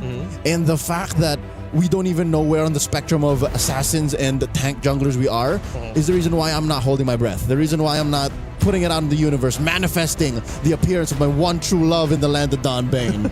So, again, we don't know how fast games are. And Bane is almost useless in the first 4 minutes. He had his moment, though. That's true, yeah. He had his moment when he was built up magic. In the hands of, certain Khmer athletes or imported to the Cambodian region athletes, sure. But we've been doing this a while, man. I know not to ask for something that I know I'm not going to get. Hey, you know what? That was me for many, many seasons. And it slowly, surely happened. I think Leo's kind of switched camps, though, man. He's gone from the Bane over to now the Ballman, That's right? So, no, but here's the thing. How often do we see Balmond either? I think you average it every year. Balmond and Bane show up about the same time. It's probably like Same half amount. a dozen or less. Yeah. Or maybe a dozen. Let's give it a dozen. So that's where I stand, Ranmar. That's the lore as to why you don't see the 4-letter word come out of my mouth as often. All right. Bane. I'm expecting a little, maybe slight little moan from you if ever Bane does show up. It'll be more than a moan. I'm going to holler. I'm going to holler. You are going to be what you sound like when we have a really good dessert in the Talent Lounge. Yes. Oui. All right. So I brought up the match that Aurora had in their qualifiers in the grand finals against Onyx Mongolia. As mentioned, they did go all the way best of 7. It seems like just going through their draft is just very reflective of the times because of the meta that we were in with the Leomord, Suyo. So it seems like when it comes to playing through the expected route, Aurora can do that. Yeah, this was about 2 months back. Yeah, 2 months back. Yeah, and that was the meta for quite some time. So the question is, what kind of surprises do they have? They played an Akai Rome, and I think Akai Rome, maybe it's because I'm just biased towards it. I feel like there is a world wherein you could see Nika bring out a Akai Rome for the team. Akai Rome. Which makes sense because his nerf does not affect what Akai Rome wants. That's what I was thinking, you know? And, At the end of the day, what you want for is the heavy spin. It's like the pushback. Yeah, you're not going to be as annoying with your pokes, but you are still annoying in the big picture of team fights. That could work. I would love some of the shake-up, man, in the Rome, too, because in wildcards, at least for those that missed it, you know, there's a whole lot of priority on Atlas. And I don't know if that's going to be the case here or if it's changed a bit, but one thing is, you know, you need kind of that decision. Do we go with something that can set things up for, you know, the rest of the team? I think that's why we've talked so much, too, about the jungle kind of meta and where that's going to be going, just because Rome is such a good pair in that decision-making. Yeah, you mentioned, we were talking about Cho earlier. I just remembered here, Chiboy, it's named, that is her IGN because she's a huge fan of Kiboy, the player from Onyx Indonesia. And Chiboy did show up with a Rome when she last played for MWI 2024. So, based off of the picks here for Nika and Aurora Storm, it seems like Nika wants to play a little bit more slower tempo, slower control, just play for the vision. While Chiboy, remembering from how she played back in 2024, she was in your face. She was going into the jungle, and this might actually be a really tough job for Nika in Aurora Gaming. And I think it would be to their best interest to use the mechanical advantages that they have from Tan, their Indonesian import. I do think that's the dynamic we're going to see. It's going to be Aurora. Again, I hate to say it, but going for the download game. Just like see how much we can break through, see how much Ray Young is throwing out, and then Team Ray Young just stepping on it. Pedal to the metal, we'll win when we can. Sub 15. Yeah, and you know, this is the draft right here. This is what I was just going to highlight that point on Leo. I think it's great that you also have to highlight this is Coach Ethan, right? He's familiar with us because former Lil Gun, former IHC. Yeah. And he He's brings a Mongolian creativity. icon. Exactly, and that's why that download strategy concept is so apparent. And yeah, maybe they take one game. You name the Mount Rushmore of Mongolian MLBB athletes. He's there. He's Ethan. He's Abe Lincoln. He is. He's the Mongolian in MLBB. MLBB. Specifically just in MLBB. That makes sense. Look at these Even the opening bands are different. Even the bands are different. Gord. All right, Gord, Belleric, Marcel. I love that is a priority for Team Ray Young. This is just Southeast Asian efficiency and the Jushin, at work. Despite Coach Frost at the charge here. So it seems like Team Ray Young, they understand how Aurora might want to play. We talked about Aurora playing the download, slower control. You do that with heroes such as Marcel and Jushin. Yes, they can be aggressive and very in your face, but because of their sheer amount of crowd control abilities, they are great controllers. Both teams, it's clear that through the draft, they want to have a straight line to whatever win con or gameplay status they want to have, because is it just the meta game that we have? Like, Belleric is such an annoying frontliner. Yeah. And he does what Marcel does, but in a little safer way. Yeah, it's kind of... Wrath of the Dryad is so annoying. It is annoying. He's just not as like... Whoa, Harara being picked up. This is... That's a wildcard Mongolian thing. I was going to say, this is very Something's never Mongolian changed. here. The first one to make the Harara work actually was Ziatora. Yep. So they're going with a pick that a lot of people saw work successfully for the first time. Also going on the Mongolian Mount Rushmore of MLBB. Okay, Hirara, very happy that she is still showing up here in the drafts, considering that we were thinking that maybe she might not be the best hero in the landscape of the meta at that time, but she worked out really well in the wild card. Now, Team Ray Young, very unique picks here. Although I do expect that Glue might be showing up a little bit more in the priority if you want to talk a little bit more controlling and a little bit more bullying in the playstyle as the Rome. Slower, but still very Chiboy. And Lilia as well in the mid lane for Zulana. This is going to be a difficult Rome mid duo to find advantage over if you're Aurora. Yep. Their basements and ceilings aren't that high, but best believe when you're playing on the ground floor, the mezzanine against Team Ray Young, They're so comfortable. It's so hard to even, at level 2, get something past them. Aurora here, picking up the aforementioned Atlas. Again, this might pull out a Purifier 2 out of Team Ray Young. And of course, the Moskov. Again, late game is where they want to live. Late game because in the early game, there's that potential for the Harara to be enough of a threat. She's the one who holds it down. Yeah. That's why I was saying, when we had the whole discussion leading into this about jungle, you see that. The Harara is one of those heroes that can give you that pressure in the early game if she isn't punished as well. Snowball in summer. Yeah. But here's the thing. You need some burst.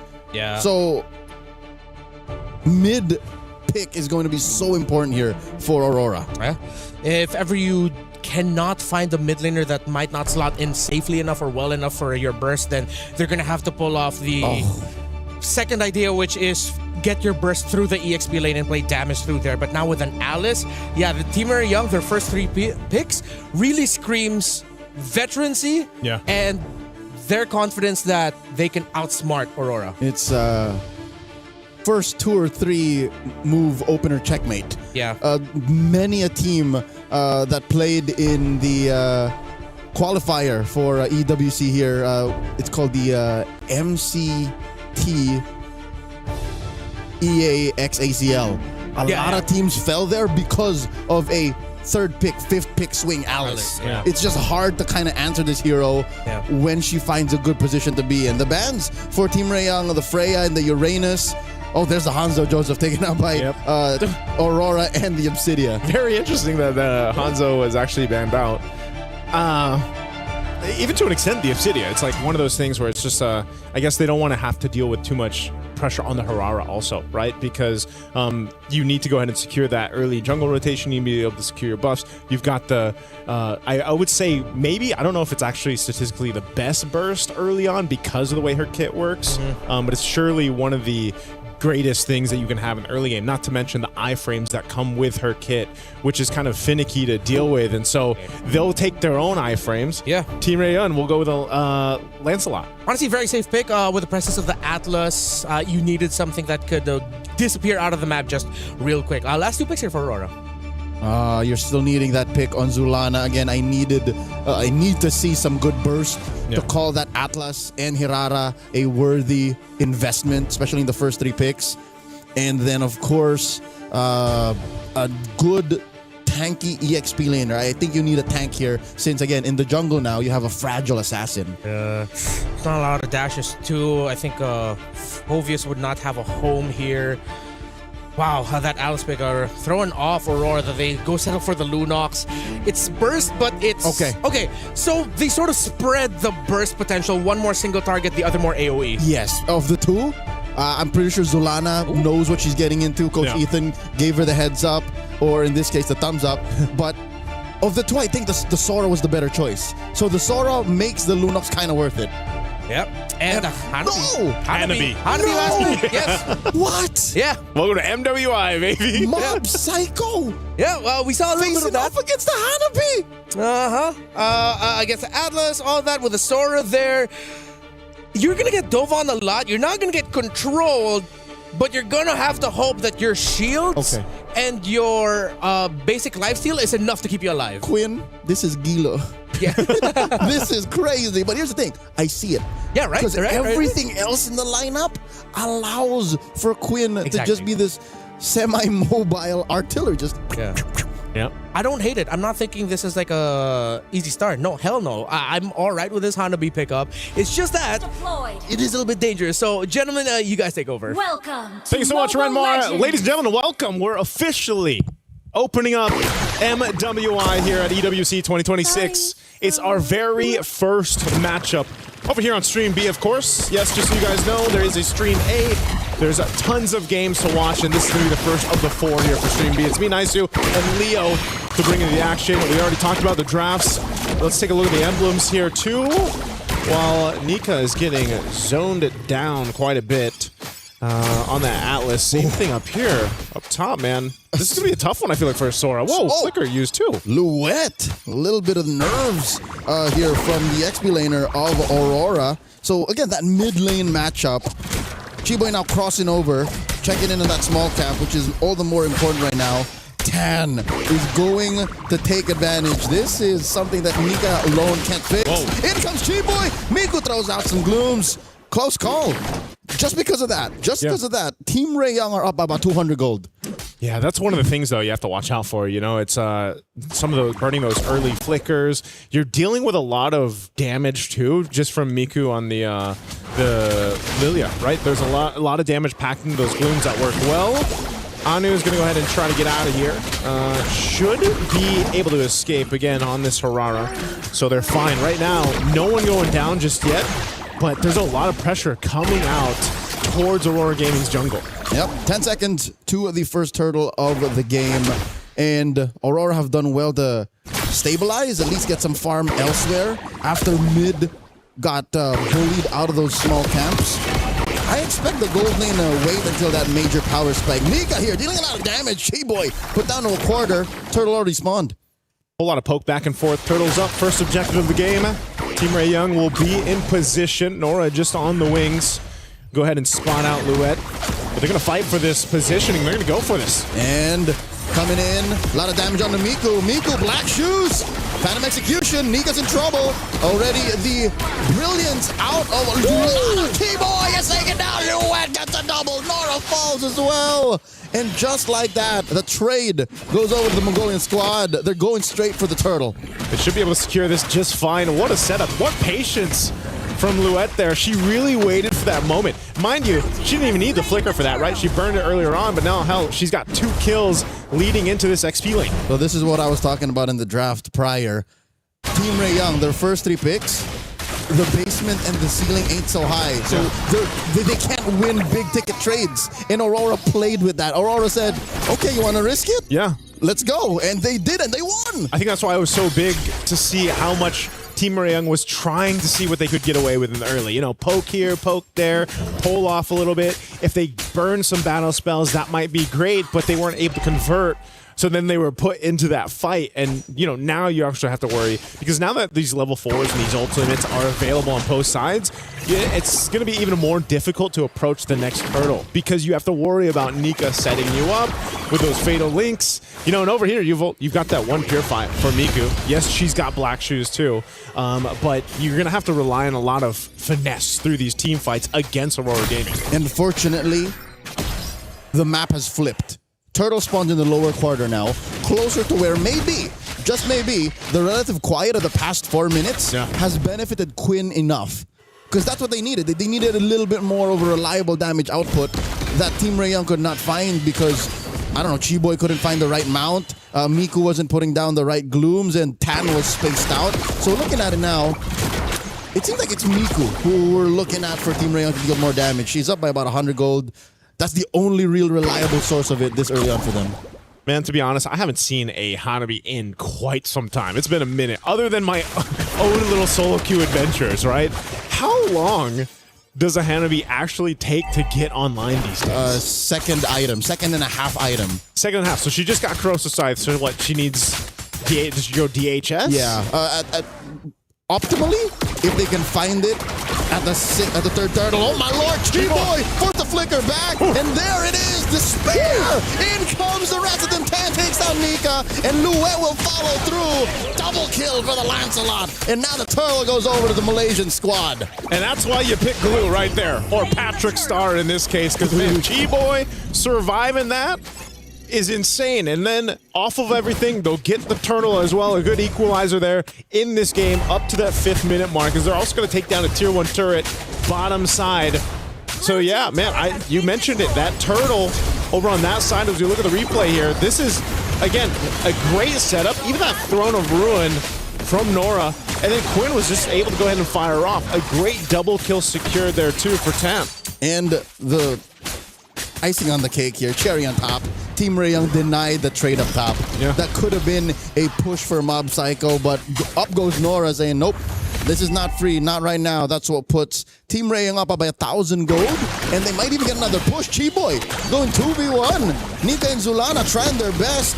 In comes Nika, but Quinn will still get it, and a lot of damage on the Nika. Quinn takes her down as Nika builds the fleeting time.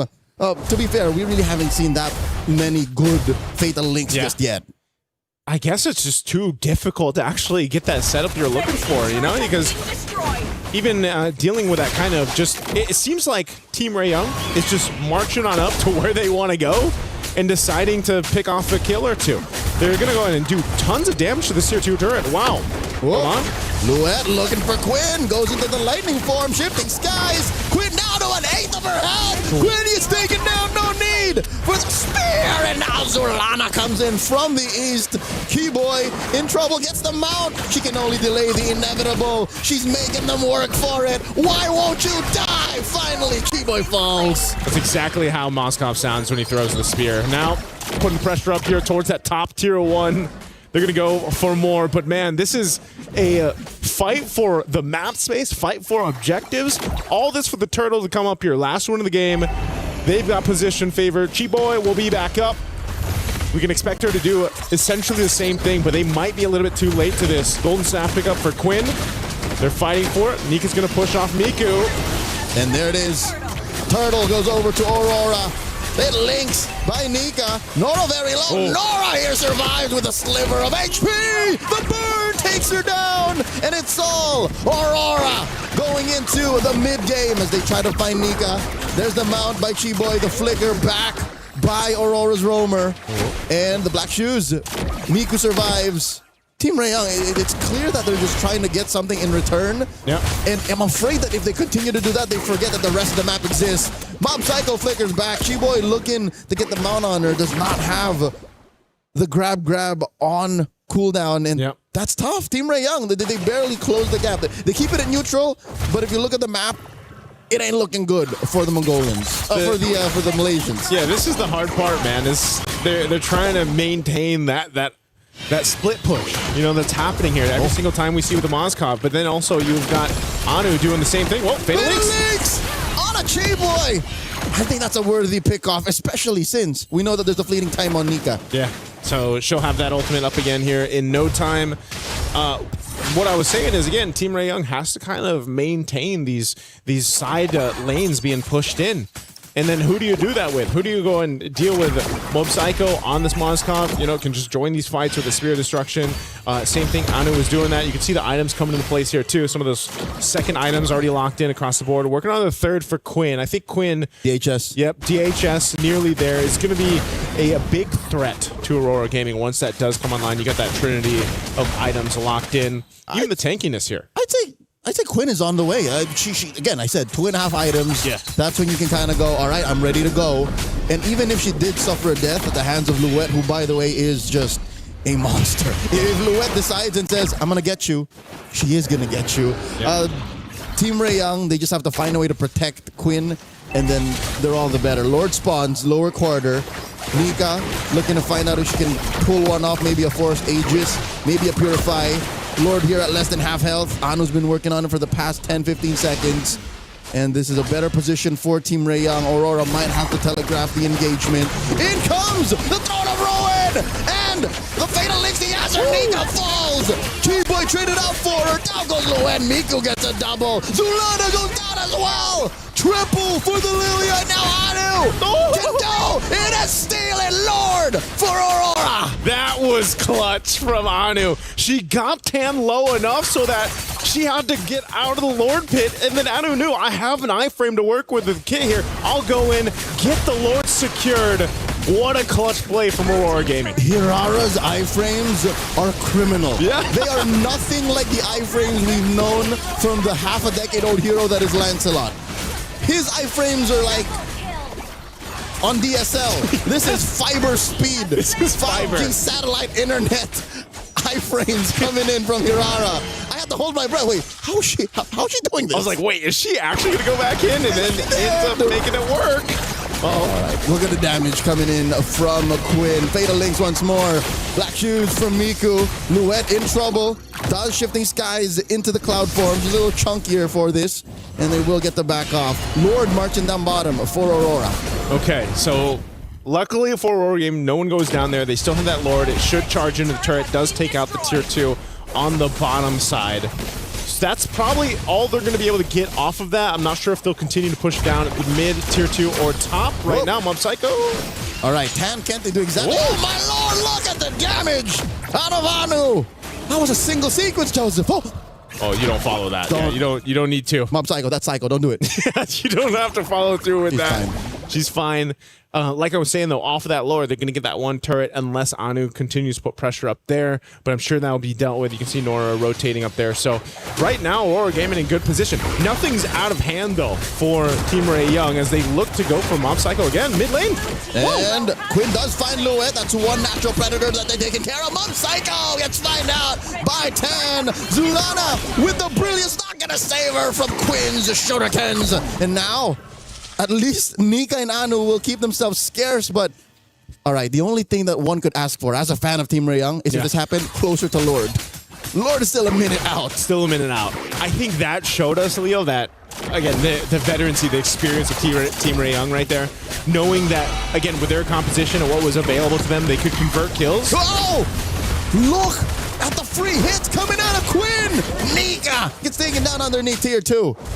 And that's what we're seeing it happen now. That power spike, the power spike for Quinn is there. What is that, her 4th item now? I believe she's definitely got the 3. She's got the Trinity locked in, but she's able to just go ahead and pop off in the back line. Where does she go? Malefic?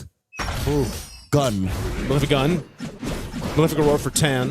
I think she's going for the gun. Yeah, it's got to be the gun. It's what's necessary because Louette seems to be the only one who can really find her. A little extra range, and then you're just going to rely on your CC immunity when you got the shields up.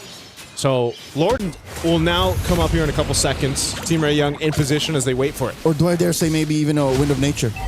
Possibly, whichever. If you go for the gun, that means you're going for the throat. If you go Wind of Nature, you're protecting the lead you have. Yeah. Let's see what they do here. Lord is up. Team Ray Young has position favor. We still have push up top from Mob Psycho. Chi-Boy leading up on that top side. Mob Psycho is actually just going to push that one in. So they're fighting for space, fighting for the map on the other side. Half health on this Lord. Team Ray Young. Tan at half health too. Here they go. And in comes a massive throw to Bruin, answered by Shifting Skies. Nora takes out Louette. Tan finally secures the Lord. Anu ain't going nowhere. A little too behind enemy lines. And Tan looks to take her out. Anu takes her down first. 2v1. Quinn is not going to risk it. Anu here. Can she get away? Do they know? 2 Miku. for 1 the trade. Miku? Oh, I think it's Anu who makes the first move. And she gets away with it. I can't believe Anu got away with it. She has so much damage packed into this Aurora. Chi-Boy's now so close. Split second. 1 second away from being able to go ahead and catch her. But ultimately the Lord, the objective, went over to Team Ray Young. And it got a little dicey there for a second. Aurora Gaming, though, they should not have any issues defending this. Joseph, we missed a third option. Where there was the Rose Gold Dog. Rose Gold Dog. So I guess that's 2 ways to protect yourself from Zulana and from all the reliable damage output Aurora has. Down bottom though, Anu defending against 2. Quinn and Chi-Boy. SOD hits one of those gluelings. Oh, easy recall down bot. Okay. They maintain the defense. Lord was worked on. Oh. Whoa. Okay. Flicker by Nika and Louette. Yeah. Better safe than sorry. Yeah, better safe than sorry. They've got plenty of time. A minute and a half for the Lord to come up. They keep their base turrets. I think that's the main assignment for Aurora Gaming that they do. But now Team Ray Young will go ahead and try to put some pressure on the jungle. They go take the purple or set up around there. Orange Buffalo secured though for Anu. Now, okay. Nika. That's the mount. Nora comes in, takes a lot of damage from the back line. And the Shifting Skies takes her trade, roam for EXP, and in comes the rest of them as they take out Louette. Make it a 2 for 1. Anu looking to burst down. The 4 pushing from Team Ray Young. Iframes. Disgusting how she gets away with how deep she can get. Mid lane inhibitor has fallen. Quinn doing her job here. Oh, how does Aurora get to Quinn now? That's a great question. Because right Louette now, has fallen 5 times. Yeah, it just seems like it's really difficult to pass that front line. They're just trying to clear the minions out at this point and maintain the base turrets. They already lost 1 in the mid. Lord's 40 seconds away. Aurora Gaming, they're still in a good position to say, hey, you know what? Let's go ahead and get this reset going and set up for the next objective dance, that Lord dance. But it's just, I don't know. I don't know what it's going to take here because you can't just rely on Anu to go and pull off what she did on the first Lord. You know what? For the past 15 minutes, the reason why we haven't really seen a dance, at best we've seen a shimmy. Yeah. Right? A little shimmy shuffle. shake. Yeah. Is because Aurora's lineup ain't made to dance. Yeah. Maybe Team Ray, they can kind of do that. They can like, all right, pull her out, pull her out, pull her out. Okay, we back off. Aurora, they just can say all in. Pick off or no. That's why Nika's been doing this. Fatal links. He has her. Oh my lord, 3-person hit on the throne of Row, and Chiboy falls first. And they answer, trading out for Luet. And Nika might get away. Mob Psycho trying. Zulana gets into the back line, takes down Nora. 2 for 1. The first win for Aurora in a while. Yeah, 2-for-1 trade. They're going to make their way quickly to this Lord. They want to see if they can potentially get something. Miku picks up a winner crown. Hasn't died at all. Doesn't have a Purify for this fight, though. Quinn as well. They're still a threat for this Lord, and you can see it. Even the 4v3. Team Ray Young. Oh, and Nika does have a Fatal Links. Not going to be able to pull it off as Quinn takes her down. Quinn with the Aegis proc, and Solana gets taken down a double for the SEA Games gold medalist. 2 for 1, the trade. Finally, Miku's first death. Team Ray Young goes straight for the Lord. Team Ray Young should be able to just secure this. I don't think Anu can do anything with this, so they're just going to go ahead and maintain what they can. She could have tried. She could have tried. I wouldn't put it beyond her, but alas, when you're down like this, at 17 minutes, you don't want to risk it. Don't want to risk it. They held on to those 2 base turrets.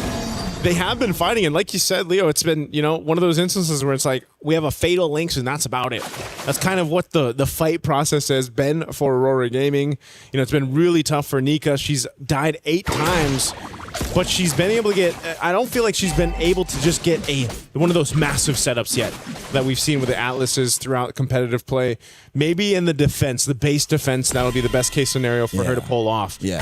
Deep behind the inhibitors, you could use the extra firepower. Yeah. Because they're a 2-step team fighting team right now. The mount onto Anu, that's a rare sight. Rarely happens for Chiboy to find the Hirara like that.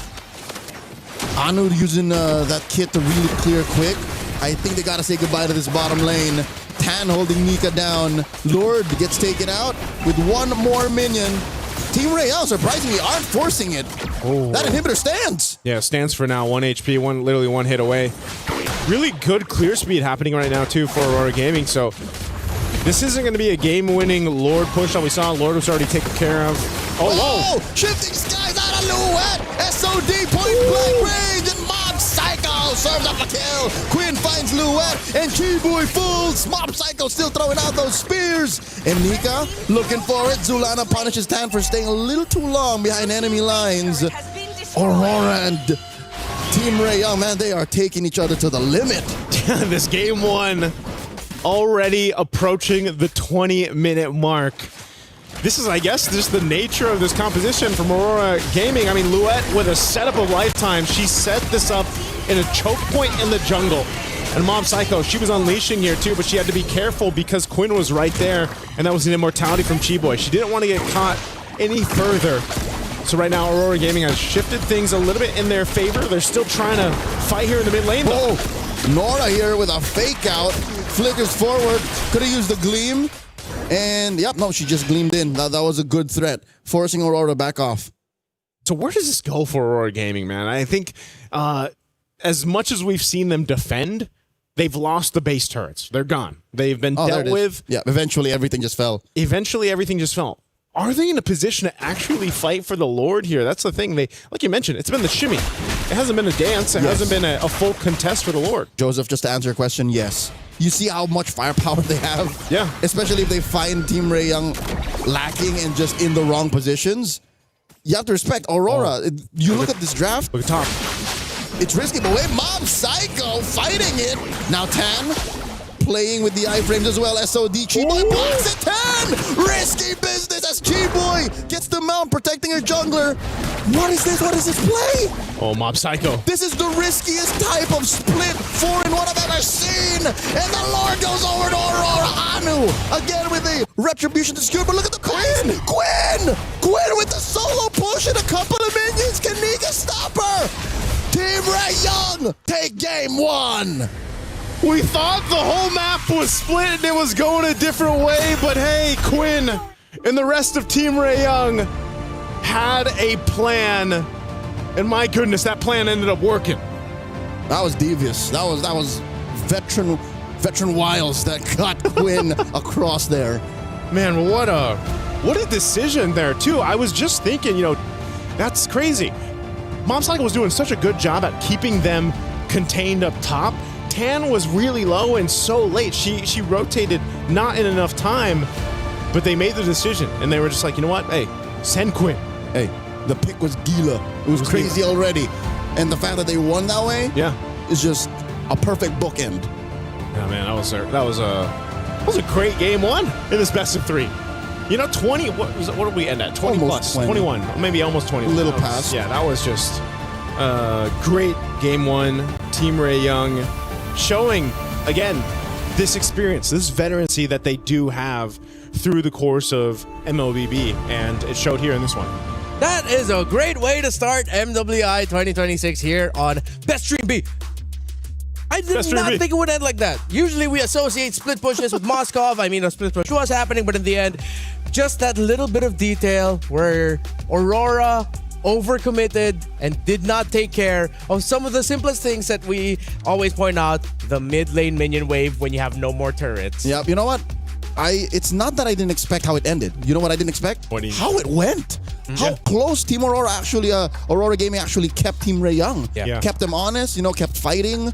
By all means, this doesn't feel like a download game to me. It looks like they played to really just win. This was a game that I feel like they were close to turning completely over. They had to catch up. They had to do the work, I feel like, and it was starting to be apparent, but at the same time, again, their base was dealt with. The base turrets were down.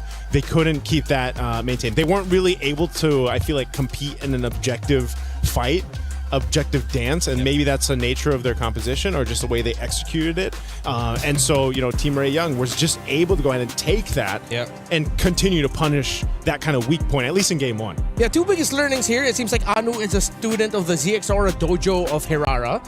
And the second one being that Sora and Lunox last 2 picks for Aurora, we were looking for that burst. In some moments, you were missing more AoE coming out of them, but I think just a pretty even spread between the Sora and the Fist coming out of the air and Zulana once you're able to Chaos Assault with Darkening up. It actually gave a lot of difficulty for the Alice and the Glue. It seems like a lot of the times, the Glue and the Alice were playing to the very last inch of their health bar to try and hold long enough for Quinn and Miku to deal damage. Which I think is a stroke of genius in the overall macro play of Aurora, because now we're watching the highlights, the replay.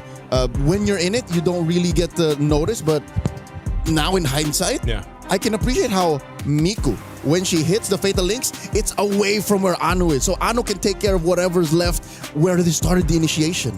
Well, more MWI action coming towards your way. Aurora and Team Ray Young are going to be playing a second game. Will it go to the third? Let's see after this break. Play is in our DNA. Whenever we let it out, it becomes our superpower. Now imagine an entire city being built to supercharge it. Kadir City, powered by Play. That was a quick little shimmy of a break. We were talking about shimmies earlier. It was just like that. It's a DJ table scratch. Really good, Joseph. That was really good. Yeah. Good job. How did that sound? Wooka wooka. There you go. That was something like that. Yeah.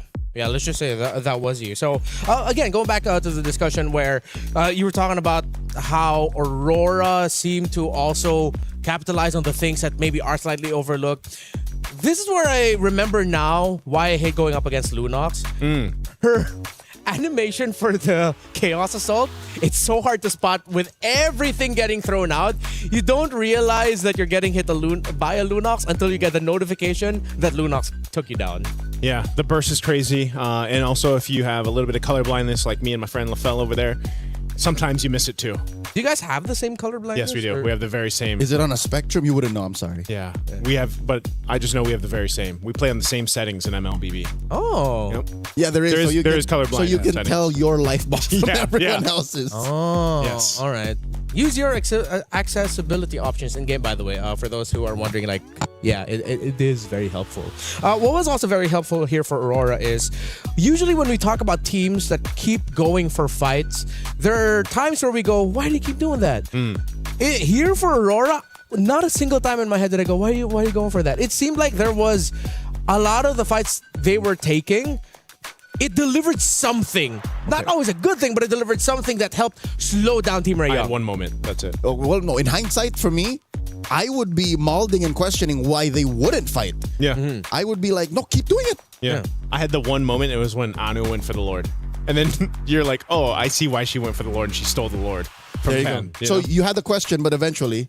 It makes sense. Yeah. You know? The one time I questioned it, though, is because right before the win. Right before... Of all the splits, why would you do Moskov split, fight everyone else? Apparently... Something tells me this is Team Ray Young one-upping Aurora. This is the veterancy coming to play. It's like, all right, let them think they can get away with a 4-1 Moskov. Yeah. And then Quinn, you do the thing. Yes. It's unfortunate too that the thing that Quinn decided to do is something that, despite all of the great things that Aurora got to show off in that game number 1, you overlook one of the most fundamental aspects of the game at the worst possible time. Which I hope people don't overlook the good things that Aurora got to do because of the one thing that they didn't do, which was take care of the mid lane minion wave. Yes. In hindsight, what Aurora was trying to do was going to eventually win them the game. But what Team Ray Young did then won them literally that moment. Yeah, it was one of those things, though, too, where it's like, I feel Aurora Gaming... It got to a point where it's like, okay, we can't take these fights to them. Like, they wanted to do that, but they couldn't win them. So we might as well go for the game plan, which got them some of the base turrets and some of the space on the map, which was letting Mob Psycho push on that Moskov. She was going to win, too. She was going to win. She almost won that 2v1. And that could have... I don't know. I don't know if she won that, if it would have really changed the course of things, though, either. Because now she did use the Spear of Destruction on G-Boy, and she wanted to reposition to get the kill on 10. Right? So what if, for some reason, she had used it towards the Lord? No, mathematically, she wouldn't have made it either way. Yeah. Because that means she would have had to make the call to go back to the Lord and then answer, do I take care of the Lord or do I take care of the inevitable push on Quinn? On Quinn. So you know what I mean? It's like, it's damn if you do, damn if you don't, double jeopardy, catch-22, red herring, all of the possible metaphors that could explain what happened here, but a win is a win. Yep. Team Ray Young gets the win here in game number 1. So let's see if they'll be able to continue that into a sweep, or will the surprising start here for Aurora actually allow them to deliver a game number 3 against Team Ray Young. Overall, the team that seems like has some more experience in the big picture of it all against them. For Aurora, gonna have to ask you guys this. Is it just me, or if you blocked out the names, I could have sworn maybe I'm also just watching one of the men's teams in Mongolia. It was a very Mongolian playstyle, and I mean that in the best way possible. Taking risk when you least expect it, because you know that it's going to deliver a result that either slows down the game for the opponents or rushes the game for you. There were just unfortunately some moments where Team Ray Young won more, but that was a very Mongolian game, and I appreciate that so much. I like their play style. Yeah. I think like that's the same thing I was saying, back in Wildcard. I think we have seen it. Like we've seen them on the international stages, whether it was the men's teams and now here for the ladies teams. And this play style, whether it's download or not, it's very distinct to Mongolia. It's very, I feel like they've embraced that play style. It's a little chaotic, it's a little hectic, but they somehow usually end up making it work. And in this case, watching them play, watching even again Harara, there's not many teams yet I feel like that we've seen make this hero work so well. Not the way they do. Not the way they do. It seems to fit this kind of concept of the way they move around the map, the jungle, the objectives even, that they're such a big threat. And you could see some of that pressure or some of that kind of quick response that Team Ray Young was dealing with Anu. The way she was utilizing the iframes even is what we were really highlighting through that game 1. I had to dust off my jaw as it dropped after the sequence. Like, how did you do that? Like, how is that even possible? Because I've played my hand full of Hararas in rank, both on my team and the opposing. None of them do it like that. So Anu, again, despite the role switch, knows the mechanical limits of this hero. So I think we're all on the same page, gentlemen. The fact that this seems like a very Mongolian coded team, given that they are from Mongolia. It's not like it's something new. It's just that we're talking about it and we're complimenting it because that's how we want to see them. Yeah. So I wish they don't change anything. Same. Hopefully they don't overthink and they start playing slower. I hope they just keep going for it. I hope they just play faster. Yeah. It worked out well for them. So from talking about and mentioning Anu, a former EXP laner now turned jungler, let's actually look at the EXP laners.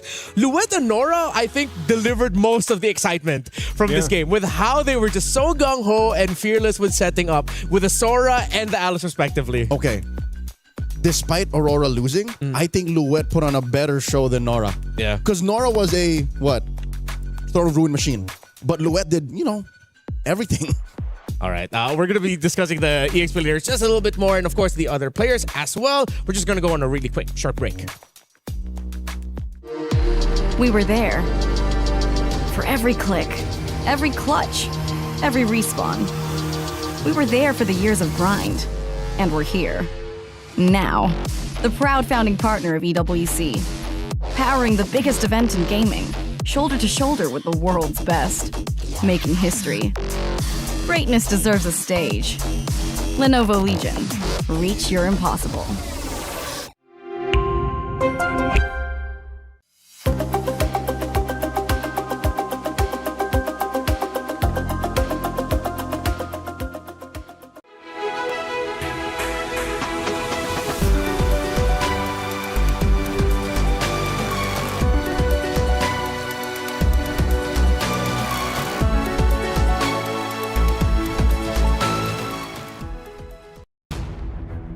We're now entering game number 2, the draft of Team Ray Young against Aurora. Of course, if you missed it, Team Ray Young are leading 1-0. Gentlemen, I have a working theory of Mobile Legends Bang Bang. What's that? Wherein, if you are a team that has an EXP laner that can consistently deliver impact, you are on the way to becoming a top 5 team. So it's on the XP? Yeah, for the longest time, we've talked about how in the Philippines, Filipino teams are some of the best in the world, or the best in the world, because if you look at every team that won a major international or a major tournament, it's because an EXP laner showed up and went to work. So far, Nora on Team Ray Young, Luet for Aurora, man, they are putting in the work. That's what I'm saying. Yeah. When you have a hero that is as diverse and as, how do you say, utility as a Sora, she definitely put Team Ray Young on check. So if ever they wanted to force it to go to game 3, put her on a hero like that. Put her on a hero that sets the tempo for not just them, but even the opponents. Yeah.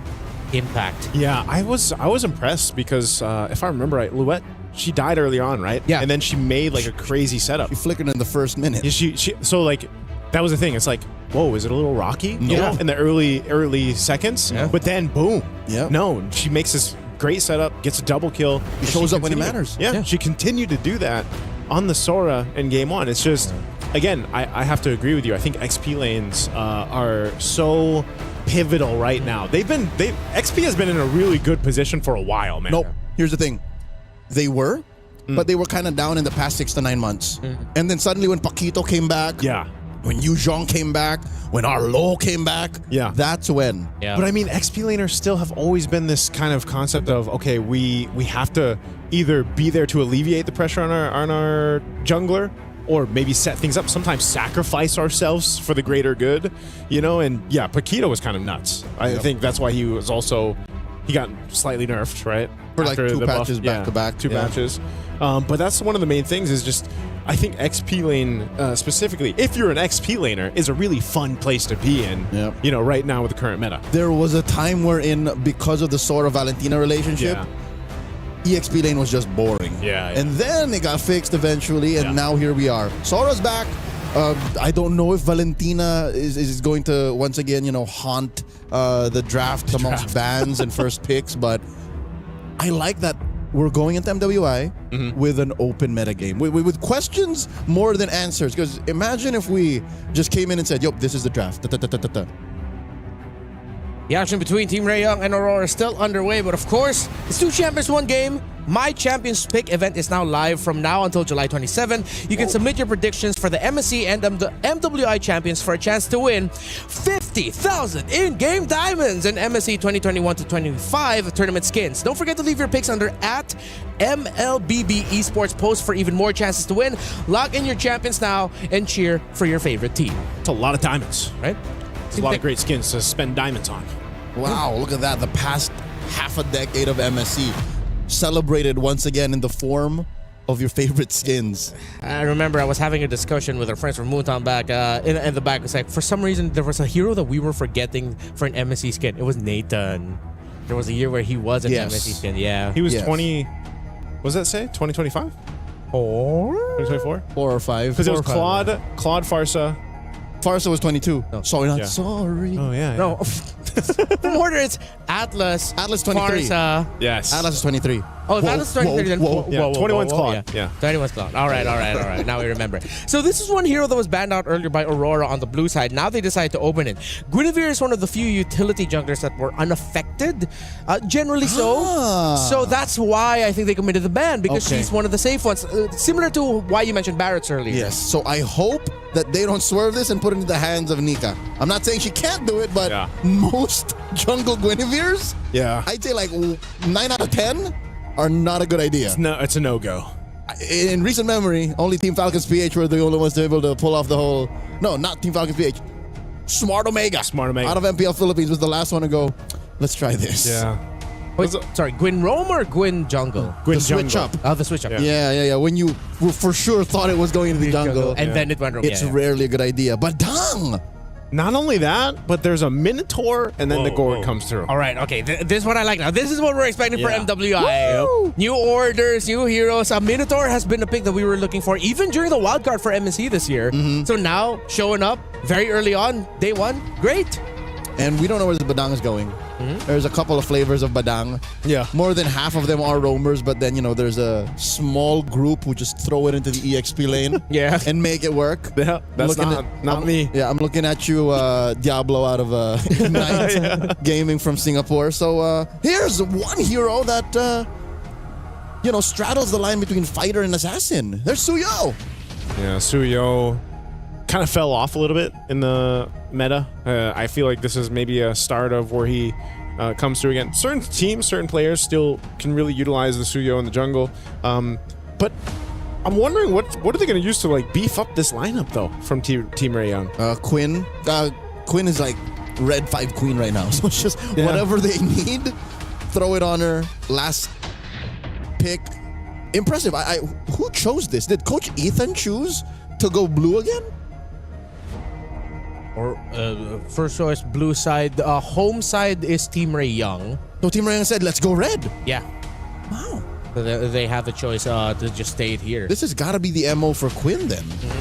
Because now that you asked the question, I'm looking at the answer. It's just whatever else they need in that slot. Yeah. And I like how Aurora still respected the Hanabi. Again, no hate on the Hanabi from game number 1. You saw it and it did work out. And then Quinn, this is something that I wanted to say earlier. Man, how she played the Hanabi, she's really maximizing the sidesteps in between basic attacks. Yeah. There were some moments where it's like, oh, she's for sure getting caught. One little sidestep to the left, to the right, and it's like, how are you making this look like you're in the Matrix? Yeah, it's surprising. Or Footwork. maybe not so surprising that a Hanabi gets a win in day 1 of the MWI. Cassius Clay, it's like a young Muhammad Ali. It's just the move, the footwork. Yeah. No, it's like you said. Float like a butterfly, sting like Hanabi. Oh. I'm pretty sure the saying sounded like something like that. Something like that. But Leo did mention that Quinn was she's gonna have one of those moments, in game 1, because you have the Hanabi and the rest of the composition, you could just kind of maneuver your way through those fights, and that's what we saw. But she's gonna get the Claude this time. Whoa! All right, some hard hitters here, and if this Freya is left unchecked, despite there being the presence of Badang and Lilia, a lot of Freyas can make it work. It's up in the air right now if Aurora do have a Freya that can make it work. Clint. It's an XP Freya. Yep. Okay, partially. Esmeralda, there you go. There it is. I think that's because they knew the trade was happening. It's Freya Esmeralda currently, especially something that was mentioned to us, by LaFell. Yep. So both teams have fragile front lines. Yeah. Because Badang isn't really even a front liner. Yep. And neither is Esmeralda. But they're both fighting off against, again, a better formation for Aurora because they have clear artillery. And then for Team Ray, it's more mobile. It's more, where can we get Quinn to go? And where is the best place for Miku to drop the reliable burst? Yeah. Weirdly enough, I feel like this is going to be XP dependent again. Luet and Nora really need to find their timing, because if you look at the other pieces, it's like really up in the air. If you're the Claude, you go in at the wrong time, you're going to get blasted by damage. Yep. But then if the EXP laners can go in and find their entries at the right time, whoever can live longer and deal more damage between the Freya and Esmeralda, the winner there will determine the winner of the game. What do you guys think? Well, we're going to find out here as we jump into this game at 2. We'll see if we get the extended series or not. If Team Ray Young pushed with Quinn's Hanabi in game 1 to end it. We'll see if Aurora Gaming can bring it back, make things happen. Whoa, a lot of early aggression on Zulana. They're feeling the pressure. Man, that combo is deadly. Ooh, again, that's the Lilia and the Badang's damage output just being put on display here under the first minute. Luet and Nora, at least this is maybe one place on the map that Aurora can actually call the shots. Despite the Freya making shields and the Esmeralda taking it away, the damage output this early on from Luet is unmatched. Yeah, she, I believe, she did get the Purify out too from Nora. So Nora will want to be careful here. Look at this. And that's with the 15% damage reduction from the shield of the turret. Yeah, that's tough. That's why you have this response from Team Ray Young, just in case. Luet's going to go ahead and just spot that out. She's not going to be convinced, so she's fine up there on that top side. One thing I was going to talk about too when Renmar posed a question before we jumped into this was, I'm kind of, it's XP lane dependent, but I'm also just worried for Team Ray Young in the sense of if they get set up. Whoa, Nora. She's really threading the needle here, man. Yep. Whoa, look at this. A Requiem finds Chi-Boy. Flickers back. She already is missing one major resource. Tan puts Nika on check. Joseph, you were saying? I was saying I'm worried for the amount of crowd control that Aurora Gaming's composition can throw at Team Ray Young because I feel like they're almost relying on the amount of mobility that they have. Between, Suyo being able to kind of dash out. Of course, you've got Claude with BMI. Black Shoes as well. Let's see how this pans out. First Turtle, it's going to go for a reset. Got some of these level 4s locked in. Chi-Boy, though. All right. She does find the break already. Anu gets taken down here. Damage out of Miku and Tan a little too much. With that free takedown, first blood drawn, Team Ray Young gets the green light, goes straight for the turtle. That's a win. I think Aurora kind of pushed themselves a little too far. Chi-Boy off camera, taking down Nika, and that's all going to the Malaysians. That's a deadly Chi-Boy on this Badang. 2 kills now on a roam like this. This is, and as aggressive as Chi-Boy has been throughout her, performances in MWI and the qualifiers even, this is not what you want to deal with if you're Aurora Gaming. This is what we were missing. Yeah. We missed her last year, and now she's back. She's like, I missed this. This is how it was. I want you guys to shout Chi-Boy, Like, she's well on her way, having 2 kills. This is the thing, too, the threat. I'm wondering on the exact build path that she's going to go here. She's already a big enough threat, too, running that Quantum Charge and, tanky enough, Suedo tank, if you will. Here. Where's she going? I think she's on her way to a Thunderbelt. So once that Thunderbelt's locked in, even more of a threat. But I'm just wondering if there's a time where Aurora Gaming's lineup, now that they have this level 4 available, if that setup potential, the crowd control I was talking about between the spatial migration from Guinevere or even the Fury, right, from Nika, is too much, and it overloads Team Ray Young on their approaches in these team fights. Yeah, there is a world where Chi-Boy doesn't get the ideal initiation, wherein her punches and her cracks may miss. So we're looking for that. How is Aurora going to find that position? 4 minutes in, about half a minute before the turtle spawns. Nora here, about to face off against 3. Purify. Gets that Purify in, forcing out the Requiem out of Anu. Tan and Miku to the rescue. Impressive how she's able to cross over scot-free. Quinn coming in, blazing duet. Forced the flicker back. Chi-Boy, there you go, does eventually miss with the crack. Backs off. They're just going to back up. Nora's still here. Miku as well. They're going to wait for this. This turtle's coming up here in about 5 seconds, so we'll see how Aurora wants to respond to this. They've essentially got everything they need. It's just Mob Psycho has to be careful. She doesn't have a flicker, so she's going to rely on it. Minot Fury knocks up 2. Massive combo plus the Requiem takes down Tan. Chi-Boy backs off with the flicker. Luet gets pushed back, and now Team Rayon are trying to repair the situation. Turtle number 2 goes over to Aurora. Nora gets blocked off the exit. Louette still on her tail. Anu here going 1v1 against Miku. Still jumps in, dashes back out. Aurora happy with the win, slicing that lead in half. And Leo, that's exactly what I was talking about. You know, that kind of combination, that synergy of what we just saw with the Minotaur plus the Guinevere Trampoline. Yeah, you're in a fun house. You know, if you're Team Rayon. The Aurora fun house. Yeah, that's exactly where you find yourself. Oh, bottom side though. Chi-Boy comes in with a crack. Nika in trouble. There's the gush. Chi-Boy gets punished. And that's a free pickoff for Aurora. There you go. Aurora Gaming finding themselves the little wins here across the map. Team Rayon, they need to respond to that. That's a huge presence from them, though. 4 players down bottom. 4 dudes. The rest of 4 girls. The rest of Team Rayon was elsewhere. Yep. Hey, Zulana now, I was wondering when they'd get the anti-heal. But since she had a great start, you know, 2 kills in, you got a glowing wand already. She's about to get the piercer. She's going to go for the piercer build. That's a piercer. Yep. That's exactly how you make it work, because you know that Zulana doesn't have to be up in the thick of things. She can just wait for the setup, the trampoline combination, if we're going to call it that, and then just gush. And if you start getting the Sky Piercer procs, you're good. The Mongolian bounty house. Yeah. You take them for a ride, man. Somebody's birthday somewhere. Nika here jumps in, engages, forcing Tan to back off. Chi-Boy gets spotted out of the pixel brush, drops the break, puts up the wall, denies Anu the entrance. All right, Turtle's coming up here in just a second. It's been pretty much quiet here after the setup that we saw from the last one, and then the play down bottom. Team Rayon definitely kind of slowing the pace a little bit to be a little more cautious on their entry points for this. Turtle spawning now. Oh. Little projectile. They do find it. Chi-Boy dodges the bouncy house. Flickers on to the right of the engagement.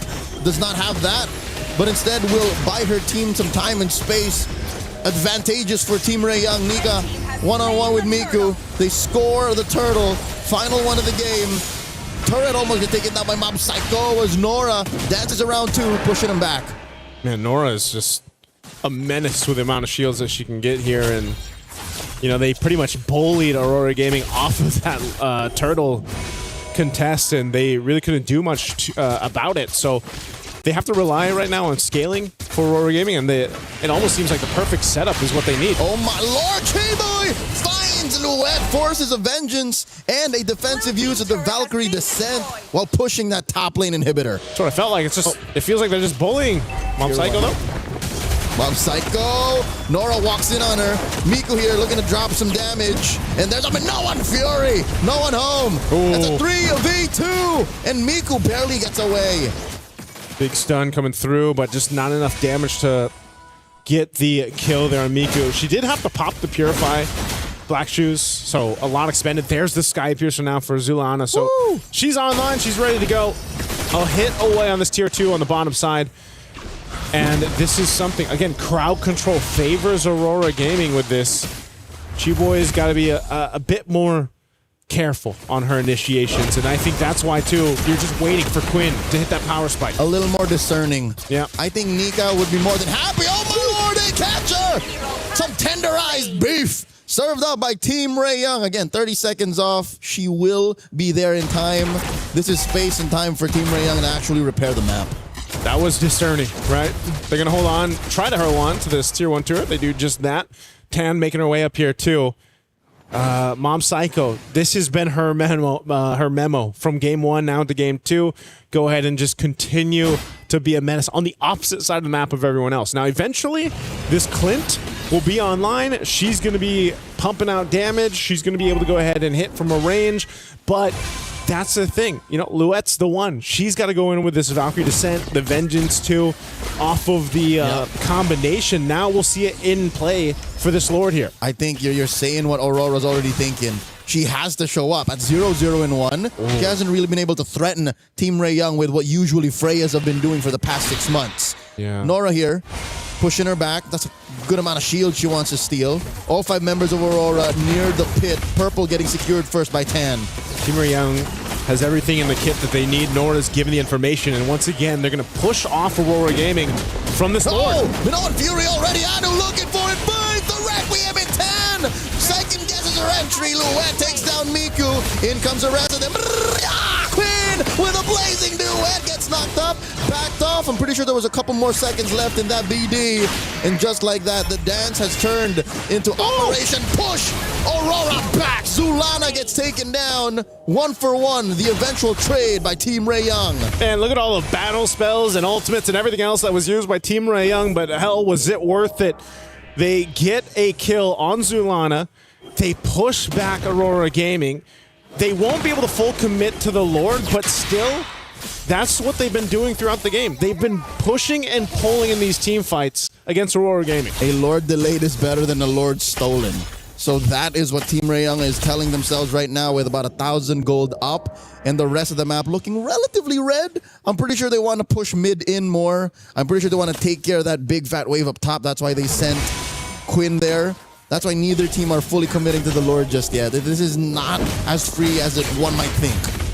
Okay, now it's Aurora Gaming getting into position, but look at Chiboy's positioning here. They might try to make a sneaky play after they take this tier 2. It looks like they're going to make that call.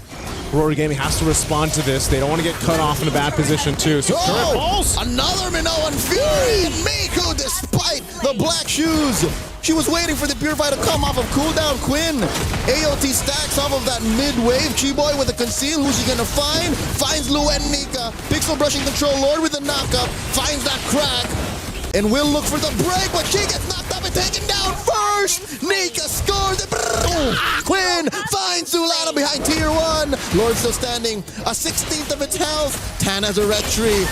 Anu will not be able to, but it's one Mob Psycho. The Clint steals away the Lord. Tan cleans up house in frustration, in anger that was supposed to be ours. It was time for Mob Psycho to step into this game, and she does just that. Here's a replay.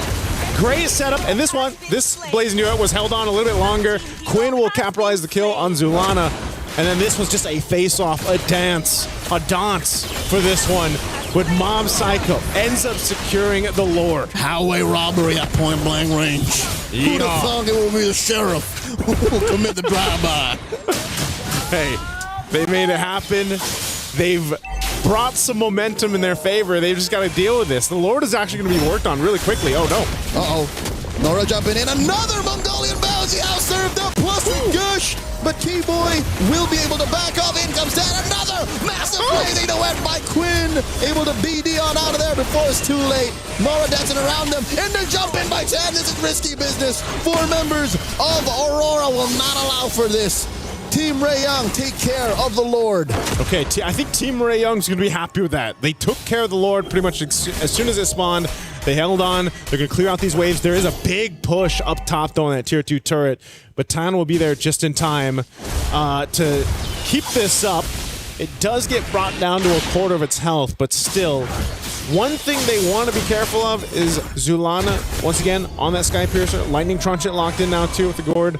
You're seeing the amount of damage that can come through with that burst. But Quinn also being a threat. She's going to go ahead and start being a big problem for Aurora Gaming, and that's why we're seeing the timing on these team fights are so important on how they approach them. And so for Team Ray Young, their job right now is just kind of wait. They can't really choose to just pick someone off of this. It's really been reactive to Aurora Gaming has been thrown at them, unless it's Chiboy. But I think at this point in the game, she doesn't want to risk that. Ooh, Miku here down to a third. Again, she has to protect herself more than once now. She's been caught off guard, especially since her Purify is often on cooldown, given that every single hero on Aurora Gaming's lineup has some level of crowd control. Yeah. So that's why, Joseph, that's why Team Ray Young is always kind of like reactive. Yep. It's because they're always at the mercy of Aurora's crowd control. I think that's one of the great things about Gourd. Just the Mystic Projectile, that little stun can only not only just stun you, but it can also check bushes, give you that vision with amazing like range. That. Yep, amazing range. Oh, Nika here catches 3. The burst damage is real. Forced the flicker back. Massive tool, a resource that Team Rayong have forced out of Aurora. And she's not going to have that for the Lord.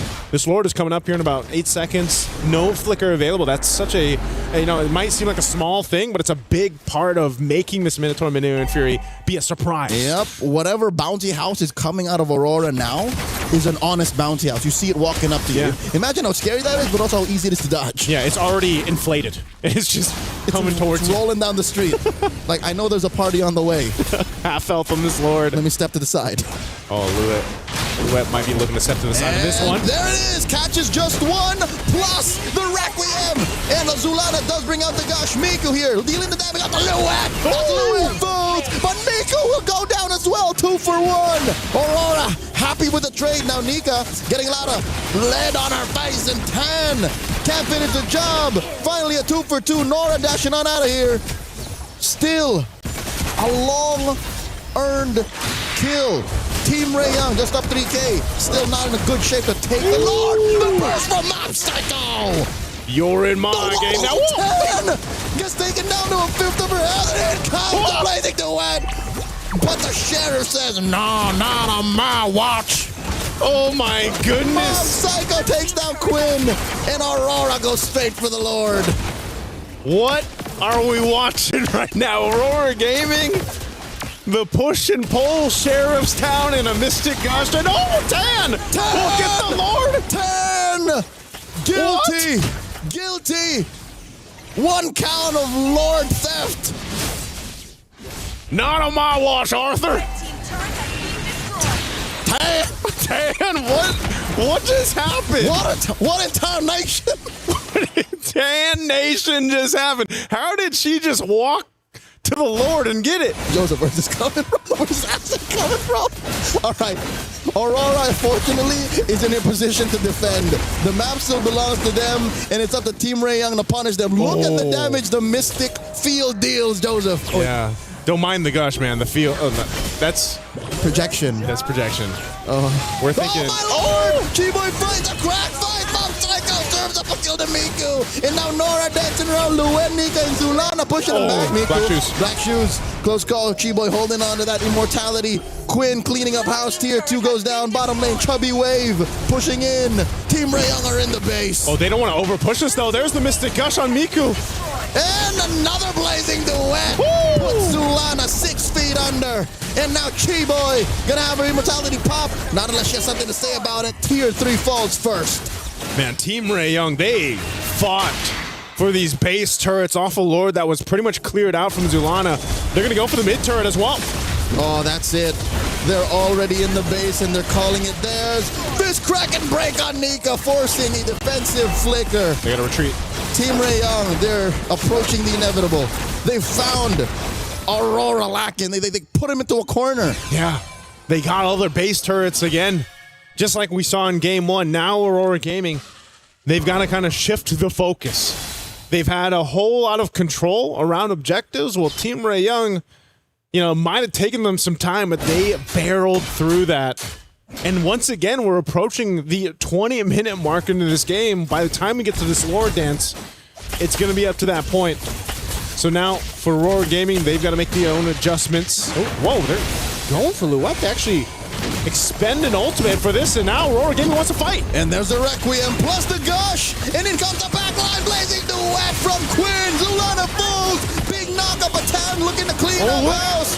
Luet takes down Chiboy. Down goes Luet. 10 gets her. 2 for 1 now, Nika. Quinn flailing away. Double kill for the Suyo. And now Mob Psycho goes down. Only pops in immortality. And now they're on the base. All up to Anu to defend. I don't think she can do this. It's too tall an order. Requiem to delay the inevitable. Down goes 10. Anu gets her immortality pop. Still a couple of minions there. It's a wipeout. Team Rayong sweeps Aurora. Team Rayong, they fought in Game 2 for that one, but they end up getting it here. Man, what a fight they had to go through for this. Joseph, you chose the right words. It's a fight. It's a fight. They had to fight through it, man. My goodness. What a clutch game in the last kind of seconds there for that Lord, too. That was close to another 20-minute slobber now. What in Tan Nation, man? Again, when you think they didn't have a chance. But all but a Lord wearing Aurora's colors. Like, that could have sworn that was it. Oh. I almost thought we were going to game 3 on that one. But Team Ray Young, I don't know. It's the mix of the veterancy and plus just the ability for them to adjust on the fly. Yeah, that and their willingness to kind of try things, to see how far they can take whatever strats they brought in for the game's draft. Renmar, were you entertained? I was entertained. That was some of the craziest last 5 minutes I've seen. The push and pull, the back and forth, team fight to team fight. Holy expletive, man. There is a word that if I was casting, I might have screamed out if I did that with what Tan did, that I can only translate to Tan Mother. A little bit of moment of vulnerability. That's why we decided to go Western. Yeah, we had to, because there's only to remove ourselves from our actual instinctual responses. Tan Mother. For the Filipinos out there, y'all know what I'm talking. But if you've ever played in a Southeast Asian server or a game with Filipinos involved, y'all know what I was thinking. Tan, oh my goodness. But it wasn't just Tan and what she did, stealing that Lord. Gotta give the flowers as well to Aurora. No. This game number 2 felt a lot like game number 1, where it was like a lot of the determining turnaround sequences came through the big team fights either before or during the objective. Yeah. And it was happening consistently. There were also some similar beats to what Team Ray Young were doing. We're in, this one team fight didn't go our way, or we won this team fight. What's next? We go to the nearest turret, break that down, and then that's the first tier turret that we're going to take down. And then on the other side, that's what Aurora's also staking. Okay, so we go for the trade. These two remind me of each other way too much. Like, sometimes you could cover up the name and I could say, that's actually Team Ray Young. No, it's Aurora. I want to see more of this match. Unfortunately, it's a sweep win for Team Ray Young. Congratulations. I think the only other way you could say that they're not similar is in finishing power. Yeah. I think Team Ray Young just see the bigger picture at the end of the day a little clearer. Yes. And that's why they got away with the sweep. And that's probably where the experience, comes through for these ladies here for Team Ray Young. I mean, we saw this in a lot of their decision-making when it comes to the team fights. Again, even give it up to Nora. You see her going 1v4. Bouncing between that is Tan as she finds her entry points. And there was just a lot of good fights that you saw here from Team Ray Young and executing what they had left, even if it was just 3 of them left. 3, maybe sometimes 2 in some of these situations. But they really made it work. And this is... Yeah, look at Tan here. Just walks up, takes that lore. Yoink. With the assist of G-Boy as well. One thing that I started to notice here, though, and I think this is one of the very, very little adjustment that maybe Aurora could do and then start shocking some other more teams in their group, is that just because your roamer has a big-ticket ultimate doesn't mean you have to use everything alongside that big-ticket ultimate. There were moments where I was thinking, why is Aurora gassing out? It's because Team Ray Young, we've talked about their veterancy and experience, they're holding on a little bit longer to key abilities, whereas Aurora, they're just throwing everything out. Yeah. I feel like sometimes when we saw those fights with Aurora Gaming, it's like, all right, here's our setup where it's going to happen, the bouncy house setup that we talked about, and we're going to throw the Mystic Gush, everything else at it too. And then once that is done, once that window's gone, if they haven't killed who they need to, it's like over. Yeah. That team fight power with that competition is kind of off of that. Yeah, and it was also similar to what happened in game number 1. A lot of the entries by Nora as the Alice in that game number 1 came off of the fact that the initiation by Aurora trying to take down G-Boy real quickly didn't work out. So then here comes an Alice punishing all of that. It's a small adjustment, but I think Aurora could do it. They took Team Ray Young to the limit in some of these moments. Although overall, Team Ray Young did have a better control of the map. But I feel like these two are soulmates, man. Team Ray Young and Aurora, they're like MLBB soulmates. It's not over just yet. There is a world where Team Ray Young and Aurora meet once again in the knockouts. Because Team Ray Young can go this way, and then Aurora can kind of go this way, bracket-wise. Yeah. So your dream could still come true. It's just... I hope Aurora learn to adjust on the fly. You can see they're cooking. Yeah. You can see that there is, like, hear me out. There's a moment like that. Yeah. It's just, I hope that they are able to adjust mid-game and like kind of step on the brakes a little bit, because that's, I think, what's necessary, especially against more veteran teams from, you know, the bigger regions. Yeah, I think that's going to be necessary too for them, just to be able to, and maybe this is the downloading concept, you know, that they can kind of learn from the series here, because I really like what they showed us. And you got to think, that's back-to-back games, like the 20-ish minute mark. You know, those are already really long games in the current meta for MLBB, and you know, they win against a more experienced team, I would say, and you can take what they learned here and maybe clean things up, because they've unfortunately, you know, now they're sitting at the 0-1. They're gonna have to win the next one to stay alive for MWI. Meanwhile, on the other side of the table, Team Ray Young, I feel like they got the win that they needed to get to start off their campaign on the right foot. You're the more veteran team. You have players who have played in the previous MWI here. You have a gold medalist in your ranks. They needed to get a 2-0, and they did it. Was it always the cleanest and most dominating game? No. But I feel like we saw a lot of the strengths of Team Ray Young here that could really help we could latch onto and really try to convince the world that Team Ray Young are a team to watch out for here. They are a team to watch out for here. Yeah, their concepts are sound, and if anything, looking at their draft and the gameplay, they were pushing some limits. They were willing to try things in the metagame. So once whatever this Scarlet Embers patch brings, like let's say in 2 days, 3 days, I'm expecting a cleaner and more polished Team Ray Young. And I'm expecting to hear now from a member of Team Ray Young. I believe it's Chiboy alongside LaFell on the stage right now. Are they ready? Y'all ready? Thank you very much, gentlemen. Yes, my name is LaFell. Alongside me is Chiboy. First of all, big congrats. You did amazing.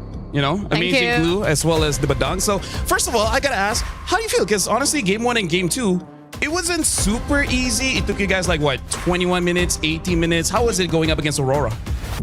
Okay, I think for my team, they really did a good job. But for me personally, because I did a lot of like mistakes. I misclicked so many buttons. Because for me, the buttons, I don't know what's wrong with the buttons, but I keep pressing the wrong buttons. Yeah, I think I've adjusted it. So hopefully the next game, it won't be like that again. And also, I really want to thank my team for not like blaming me for like pressing the wrong skills, and thank you for carrying. Nice team, nice team. Hey, speaking of, I still remember game 1. Eventually, we got Hanabi ending the game with a backdoor. But before that, we see you and Tan. Sorry, 10. You know, Tan, potato, right? So you and 10 tried to get Mob Psycho on the Moskov. Yeah. And then all of a sudden, the Moskov did so much damage on the Lancelot. So tell me, what was the first plan A? And then how did plan B, just ending the game with a split push, happen? Oh, I think I saw Moskov at the bottom right. Then after that, I told 10 to go and chase him, but I went behind. I should have just straight away go to him, so it was my mistake lah. And after we failed, Queen was like, she said this, you know, trust me guys, you guys better trust me, I'm gonna end. Then we just disturb the enemies, and then we don't let them go back, and she ended because we trust her. Hey, you know what? Trust is very good. And see, good on you. You pressed the wrong buttons, but you made sure that the Moskov just couldn't come back. Now, talk about game number 2. Amazing badang as well. I gotta say, Mob Psycho seemed pretty strong on both games. But who was the real problem when you go up against Aurora? Like, who made winning very difficult? I think for first game, I think it's just Hirara, because I still don't understand the skills. So many skills. At one time, I played glue, right, and then I ulti her because I thought she didn't have skill, but she still got skill. Then second game, I think it's just like keep pressing wrong buttons, you know. Like first time I think I got 2 enemies, then I second skill, and then I wanted to ulti, right, I pressed the second skill again, then the wall's gone. Well, nice try. Nice try, c'est la vie. Now, here's the thing. We gotta talk about your upcoming opponents, right? Who do you think you're going up against? Is it Falcons ID or Zeta? Falcon ID. You're wrong. Wrong? It was 2-0 Zeta. So wow. Yeah, I know. Wow. Like wow. Like how do you feel about that? Because I didn't watch the game so much because I was watching you guys, but then when I watched the scores, like that's very interesting. Wow, that's an crazy results. Unexpected. Do you think you can prepare for that? Can. Why not? Hey, there you go. So this is Chiboy or Keyboy. It's Chiboy, guys. Yep. Remember it. Speaking of, 10 did amazing. Could be 10, but we're gonna be calling 10. 10. Thank you very much. And now, here's the thing, Stream B, we still got more games going on. So we're going for a break, but when we return, we're gonna start the second best of 3. We'll see you guys then.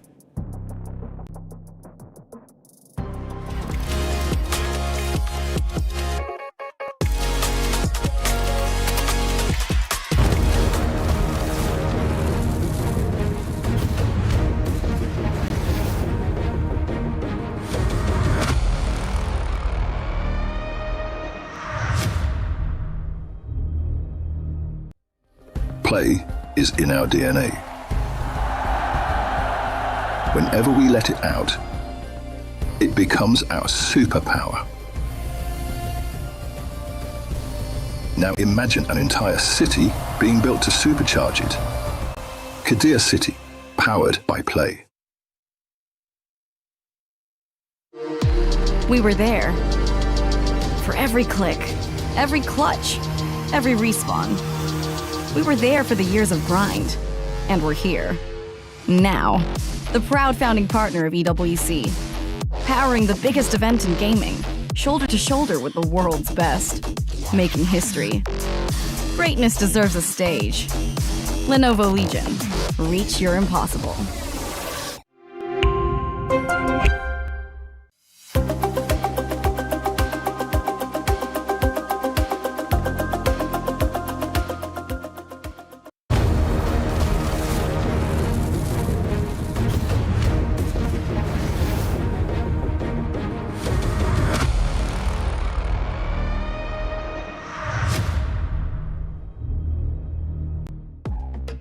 A lot of learnings there, especially the surprising result that happened in the match in Stream A where Saita, a team from China, swept the team that a lot of people were looking at as one of the strongest heading into MWI in Team Falcon's ID. But before we expand on that, I just wanted to get it out there that I was very surprised. Still here, of course, with Leo and Naisu. Let's share a little bit more about our thoughts with what happened with the previous one in Team Rayong versus Aurora. I think heading into this, we all had a similar feeling that maybe Team Rayong are the favorites. Yeah. Would you say so? Yeah. Yeah, for that matchup. Yeah, for I that put him in matchup, top 4. Yeah. Oh, Team Rayong. Yeah, he are did in the his top 4. predictions. Oh, actually no, I didn't get to do my predictions, so I wasn't. But a team that could beat Navi Malaysia definitely got to put them at least in the top 5. That's true. I definitely think they were favored. But I again, yes, it was a sweep. I liked what we saw from Aurora Gaming. I think they really fought hard for that. Just unfortunately, I mean, they went the distance, right? They're 20-minute games. Yep. Game 1 and game 2. So. They were entertaining, yet still a legit threat. Yeah. There were moments when I thought, if they could wipe out Team Rayong right here, right now, we're going to game 3. I thought we were going to game 3. Like, that's the thing. There was definitely some moments in that in game 2 where I was like, yeah, Aurora Gaming's got this. So I almost like Hirara now. But as Chiboy says, sometimes I don't know what the hero does. So. Hey, I'm pushing the buttons too, Chiboy. You know, she's not doing what I want her. Yeah, it's one of the difficult things to understand about Hirara is she said the most. She said, okay, this is why Chiboy, especially after MWI 2024, she was one of my favorite personalities.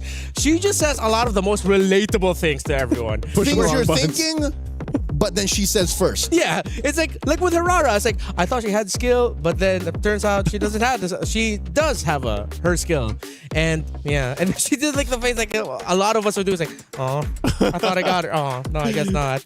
Yeah, it's just what you get when you're going up against someone like Hirara. How she was surprised by Saita's win as a sweep. Because she was like, so who do you think is Falcon's ID? No, but oh.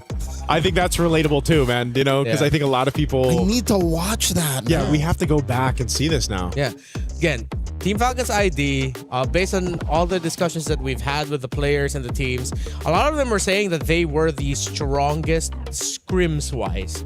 They were looking really good, and then a lot of teams were putting up...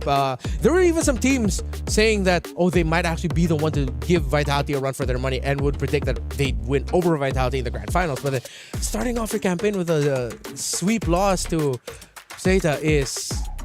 Now I want to see Zeta because what kind of team are they? I think this is less an issue for Falcon's ID. Yeah. I mean, going through the lower bracket, being number 2 to Vitality for a majority of the year is something that's not alien to them. Yeah. But Zeta out of China, they swept TLG, a name and a team that we're familiar with from MWI from previous years. Yep. They are. I think this is a bigger spotlight for them. Yeah. So now we put on the spotlight Virtus Pro, one of the teams going up in our second match against Twisted Minds. Rafa, Miss Meow, Livin, Minun, and Lunar. Rafa, Livin, Lunar, very familiar if you've watched. They were former, even Miss Meow, if I'm not mistaken, were former members of Twisted Minds in MWI last year. But they're bringing in this time Minun, who, if I'm not mistaken, the last time we saw her was in VSG in 24, or did we see her in 25? Yes, she is an ECA athlete. Yes, yeah. So she's been here. She knows what it's like to play on the big stage. Yep. And this being the mix of talents that we're getting for this rendition of Virtus Pro in MWI, I expect... I don't know, this is interesting because you have the macro of the Philippines in Miss Meow. Yep. You have the Vi gameplay out of the ECA. Yeah. And then you have that MENA balance. Yeah. Virtus Pro went completely undefeated. Didn't drop a single game in their qualifiers. 9-0. Yeah, 9-0. And if you're wondering, does that mean they beat Team Falcons MENA? No, Team Falcons MENA qualified through the African qualifier. Of course, a team out of Egypt, while Virtus Pro went through the MENA qualifier. So I'm excited to see Virtus Pro here because if they could go undefeated and if I'm not mistaken, the women's scene in MENA was inspired a lot by what Team Falcons has done globally. Yeah. It is competitive there. And then they swept it? That's wild. That's why I think I think this is the surprise of MWI. Like by the time we get to the end of it, the surprise is how impressive and how much has changed in improvement wise for some of the dark horses, some of the regions we're maybe not expecting, here for MWI. You know what a surprise is? The fact that they were able to make an all-star team under a banner that just got reformed. Yeah. You're able to get Maylane, Chin Chow, and then a majority of last year's Virtus Pro under this year's Twisted Minds. Yeah. This is very trippy for me because, again, a lot of the names here just used to be in the other org. But, of course, Maylane and Chin Chow coming from Team Falcons ID. Falcons Vega, I believe, is the name of their call. But, yeah, Team Falcons ID. I like how these two teams are quite international in their own right. Twisted Minds has a little bit more of a Vietnamese presence, but then you got an Indonesian presence. Meanwhile, Virtus Pro, you have an EECAN in Minun. You have a Filipino in Miss Meow, although as per our previous discussions with Miss Meow last year, she has been in MENA for quite some time.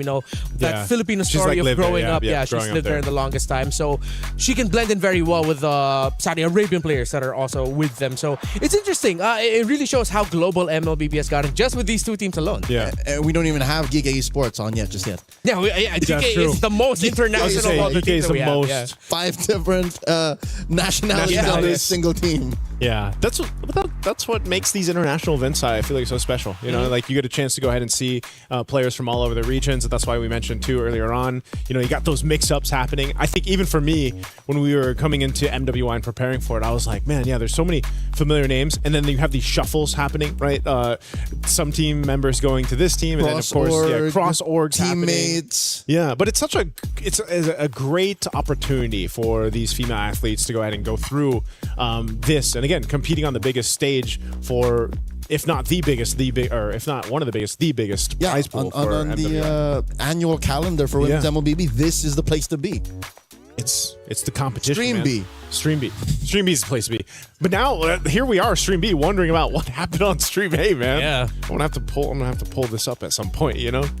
Currently, they should be going through. Their second match. I think they've gone to Group A. Oh no, we already did Group A or another Group A matchup. I think it's AB, right? Yes, AB. Yeah, we'll see. It's like they got their own lives. Right? Well, eventually over on here, I think we'll also give you guys updates. Yeah. You do not have the issue of wondering like we do. Dual screen. You can just changing tabs. I wish we could do that here, man. I hope we could. Yeah, that's something that we can suggest. Like allow us to just quickly peek.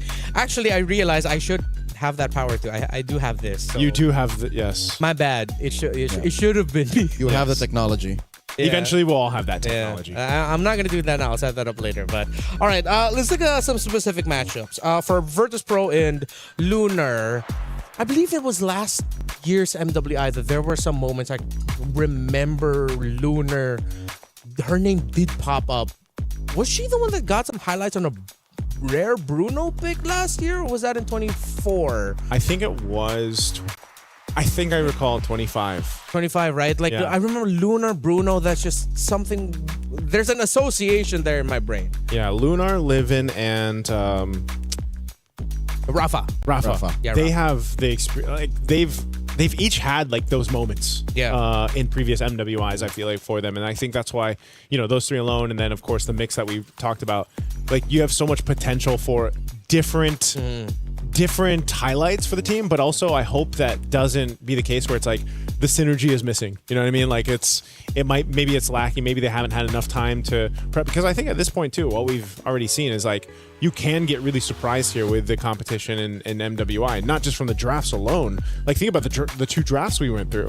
That was, even the bands are very different already from what we saw a couple weeks ago in the wild card. Now, not to mention chemistry. Yeah, the chemistry, yeah. The main skeleton of both squads, despite them changing teams, like just literally switching up, could mean that they're capable of pulling off weird strats that a team that literally was formed a month ago could not. That's what I'm expecting here. More than just the individual play and the overall macro and how they define what Scarlet Embers is capable of, or what you can do in this meta and in this patch. I'm looking forward to how well they can use their own relationships, like how well they gel together. Because again, we've known them for a while. They've known each other for a while, which I think makes this, again, a perfect match like we saw in Team Ray, Young, and Aurora. They both have like 2 new members each. That's true. With the 3 members that are of the same nationality and have played together for a longer time. So we touch on Lunar a little bit for Virtus Pro, Twisted Minds, of course, on the other side, Chin Chow. For a lot of Indonesians, a legendary player in her own right, as her name's always been up there, alongside, of course, her sister Funi, against the Vitality ladies. Here's the thing.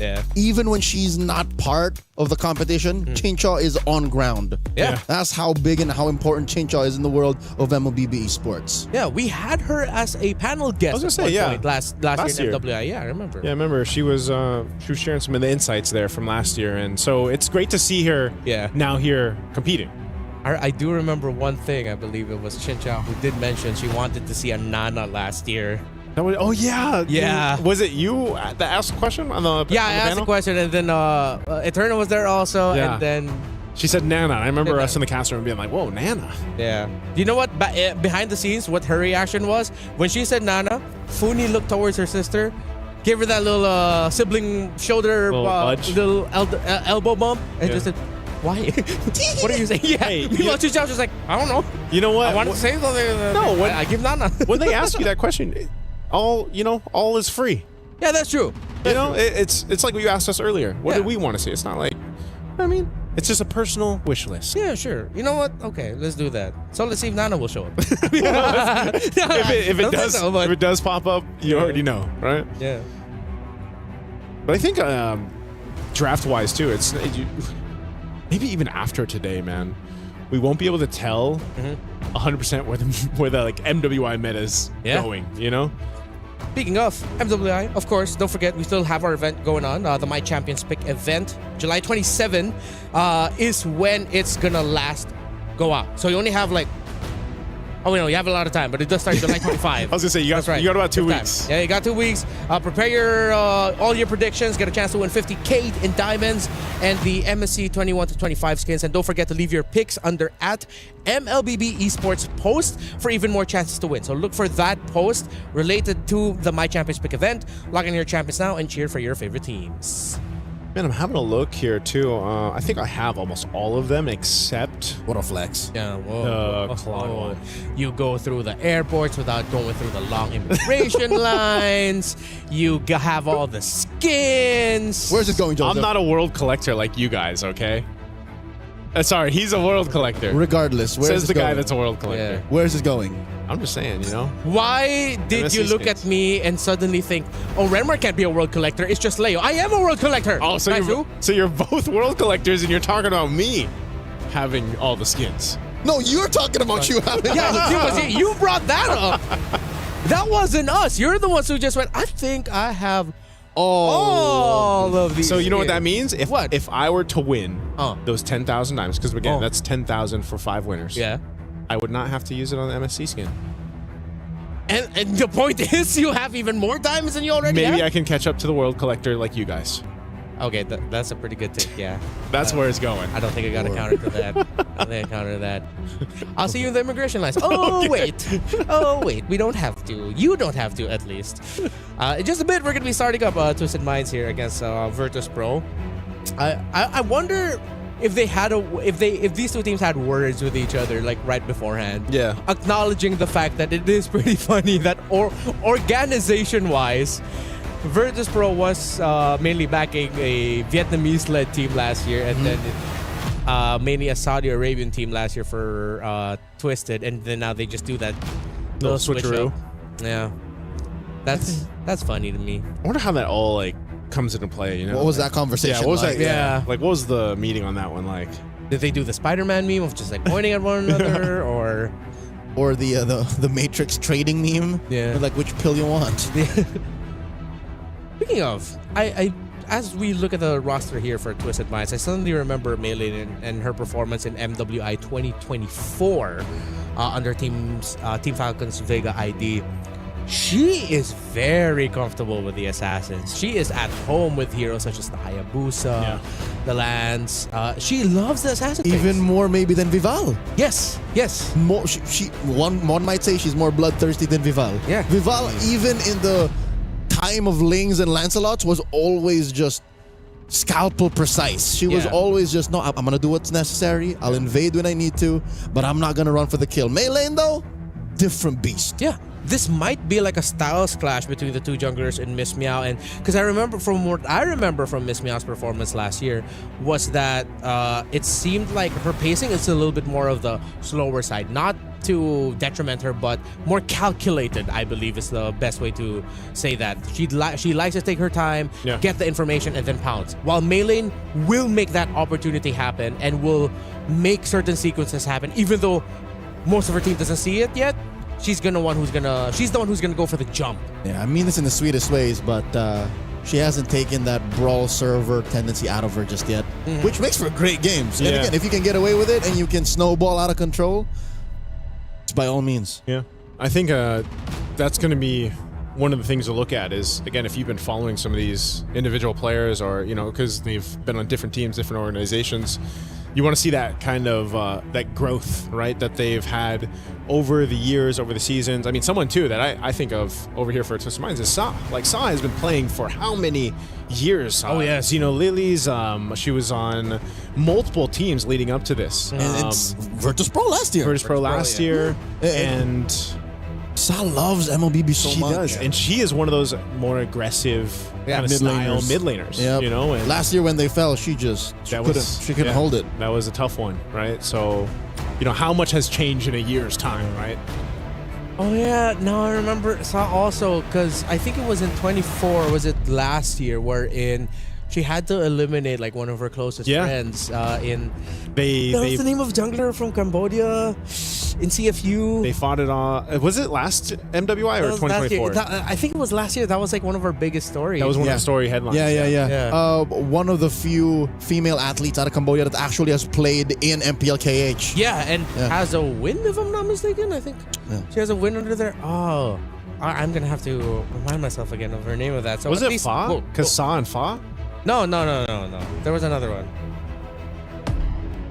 Here we go. I will remember it. Okay. Yeah, I was thinking it was Fa because they were Sa and Fa, but I could be wrong. But again, jumping into this draft, let's go and see what will happen here. Dude, it seems like Atlas still definitely has a presence in the meta. He keeps getting banned out. He's not a bad pick.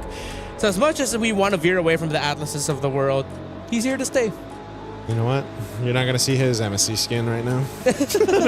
But yeah, it makes sense. And I think that's going to be the case even when we get to MSC, man. Real quick, before we analyze this, I just remembered. Yeah. It was Tagami. Oh, Tagami, yes. Yeah, from CFU. That's and right. then in an interview, they described that they were actually really close friends, Tagami and Sa. Yeah. So when Sa had to eliminate Tagami, and they had that picture of them, like hugging it out. It's like, I'm sorry, girl. But nature of competition. Yeah, I was going to say, nature of competition, man. Yeah. Draft. All right, let's go back into this. Freya, Marcel. Okay, so instead of being the ones to pick up a Marcel open for them, they want to force out a different ban. It forces out the Paquito. I think Twisted Minds are setting up for a trade in pick 2 and 3. I just cannot see it right now. Maybe one of them's like eyeing out the possibility of a glue getting picked up early on, maybe? Right now, Oh, hey! Matilda. One of the heroes that we did mention earlier. Yeah. Has a potential surprise pick in the roam. This was a big target to ban out in wildcards. And when we did get to see it played, you know, there's an apparent reason, not only with the recent buff that she had for the Matilda, does a little bit more damage, you know, a little bit more of a threat, especially early on. This is kind of leaning towards what we were talking about with how there's roams that you could pick up that are actually able to put out enough damage to be a threat, right, early on. But not only does she have that with the Wisp and everything else, but now you provide your team with a ton of mobility, right? The Circling Eagle setup or the Guiding Wind that you have. So I don't know if we'll actually see a Fredrin come into play here, because now you have an Akai and a Gord being picked up for Virtus Pro. And Leo mentioned Barretts earlier. I think you just go ahead and lock in a Matilda and Barretts at the same time. You just have to time your Deathness Welcome really well so that Akai's heavy spin just becomes nothing. But if you time it before the heavy spin, Akai can heavy spin, and then he's out of the belly of Barretts. Meanwhile, the Gord into Matilda, is that a risky thing? Would you want to go up against a Matilda that could potentially bring someone to dive you? Again, I think it's one of those things where it's just like you're just hoping that you're quick enough to avoid. There's the Barretts, like you mentioned. You're quick enough to avoid a lot of the setup potential. Your main job, and that we've been seeing with a lot of the Gord play right now, is just, again, information. The Mystic Projectile, that first skill. Obviously your ultimate, the Mystic Gush, is such a threat when it's laid down. And yeah, you could run into a problem with, you're playing against a Matilda, man. She's going to be kind of literally circling over you, and it could potentially be a problem for your Gord. But again, I think your job here is just, let me just be a glass cannon kind of concept. Okay, they close it out with a Moskov. If Twisted Minds play fast, and if they want to be really honest with this draft, which so far they are, they showed up the Matilda, we saw the Barretts come in, they picked up the carry so that they don't have to go up against it.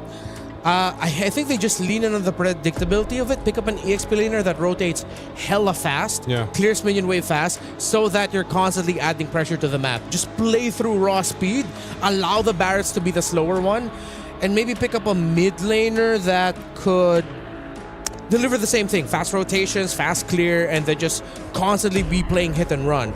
But if you play too much into that idea, they might be susceptible to suddenly like a Hilda or a Cho Roam showing up that just deals way too much damage. At that point, too, you're just matching, the fire for fire. Especially in the early game with the roamers here. So I think we'll see what the last couple bans will be out as they come through here, but you got a good mix of just the Matilda utility, the Barretts that Leo mentioned earlier on, and covering a lot of your crowd control and durability issues on both sides right now. Remember, one thing that we learned also from wildcards is that Matilda, her pokes are really annoying. You don't think of it as much, but they're actually quite disturbing. We've seen maybe 1 or 2 Matilda kills. Yes. So it's real. It's not something that we're just saying for the sake of, oh, cool, Matilda's back. It's just, it happens. And again, when you have the Barretts, which, we spent a good amount of time talking about in the pre-show, it's going to help. Are we locked in saying that this Akai is jungle? Or are we open to, maybe the swerve? Swerving it. This is Miss Meow. Like it might go into the roam instead. Yeah, I think there's a world where that happens. Could be. I think it depends on what they'll show up here. If they show their EXP laner and it is someone tanky, then I think you just put Akai in the jungle, then your roam can be a little bit more nimble damage. But if they show their roamer, then yeah, for sure you already know it's going to the jungle. I think I'm okay with them leaving the option of Akai as a flex. Yeah, you want to leave it to the last moment. Yeah. So commit to the bit, show it in... Okay, never mind. No. It's for sure going to the jungle now. They go for the God Thought. Maybe committing to the bit might have been a little too expensive, so confirm this is likely a jungle Akai. So he's not actually dead. Okay. Ganakacha 2 was one of the picks I was kind of slept on during the wildcard. It didn't pop up, I think, maybe once or twice. We kind of shifted things from the revitalized roam dance between two teams when that's brought up. So this is very tanky on both sides. I feel like we're going to be buckled in for a longer game for this game 1. I think Twisted Minds needs more ranged pokes to pair alongside that Matilda. Will they go for range? Oh, they go for the Lapu Lapu. And hey, Kagura. Hey, okay, Twisted Minds really showing us some more picks here. I mean, it's been a while since I've said or thought that Kagura would be a good pick, but I'm not going to say it's a bad pick, but I think I have to stick with my consistency with the theme of Kagura this year, 2026. It's that feeling. Yeah, it's that feeling. It's nice to see, though, because that's what I was saying. The mid lane is so narrow right now. Yeah. You know? At least we have someone trying new things. Yeah. I can't remember the last time Kagura was a legit like prio pick. Yeah, like a threat too. I remember more times when she was actually banned because of balancing issues. Oh. Despite the creativity of the Barris and Matilda, I think I might have to lean towards Virtus Pro here.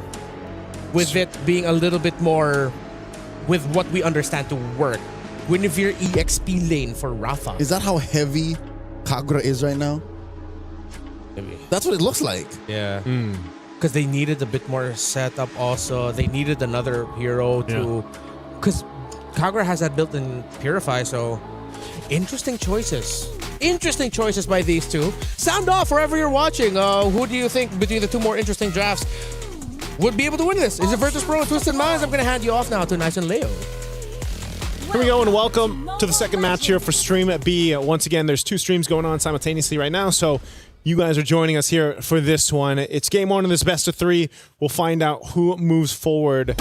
This is an interesting draft, to say the least, just because, you know, it's quite different from the chaotic compositions we saw set up in our first match. We are going to take a little bit of breather so we can talk about this a little bit longer here for this one. Even looking at the emblems. Anything standing out here? No, it's pretty much standard. I love how both gold laners just picked up Master Assassin. Yeah. Like, we're going to fight. I think they want to fight in that gold lane early on, man. They don't want...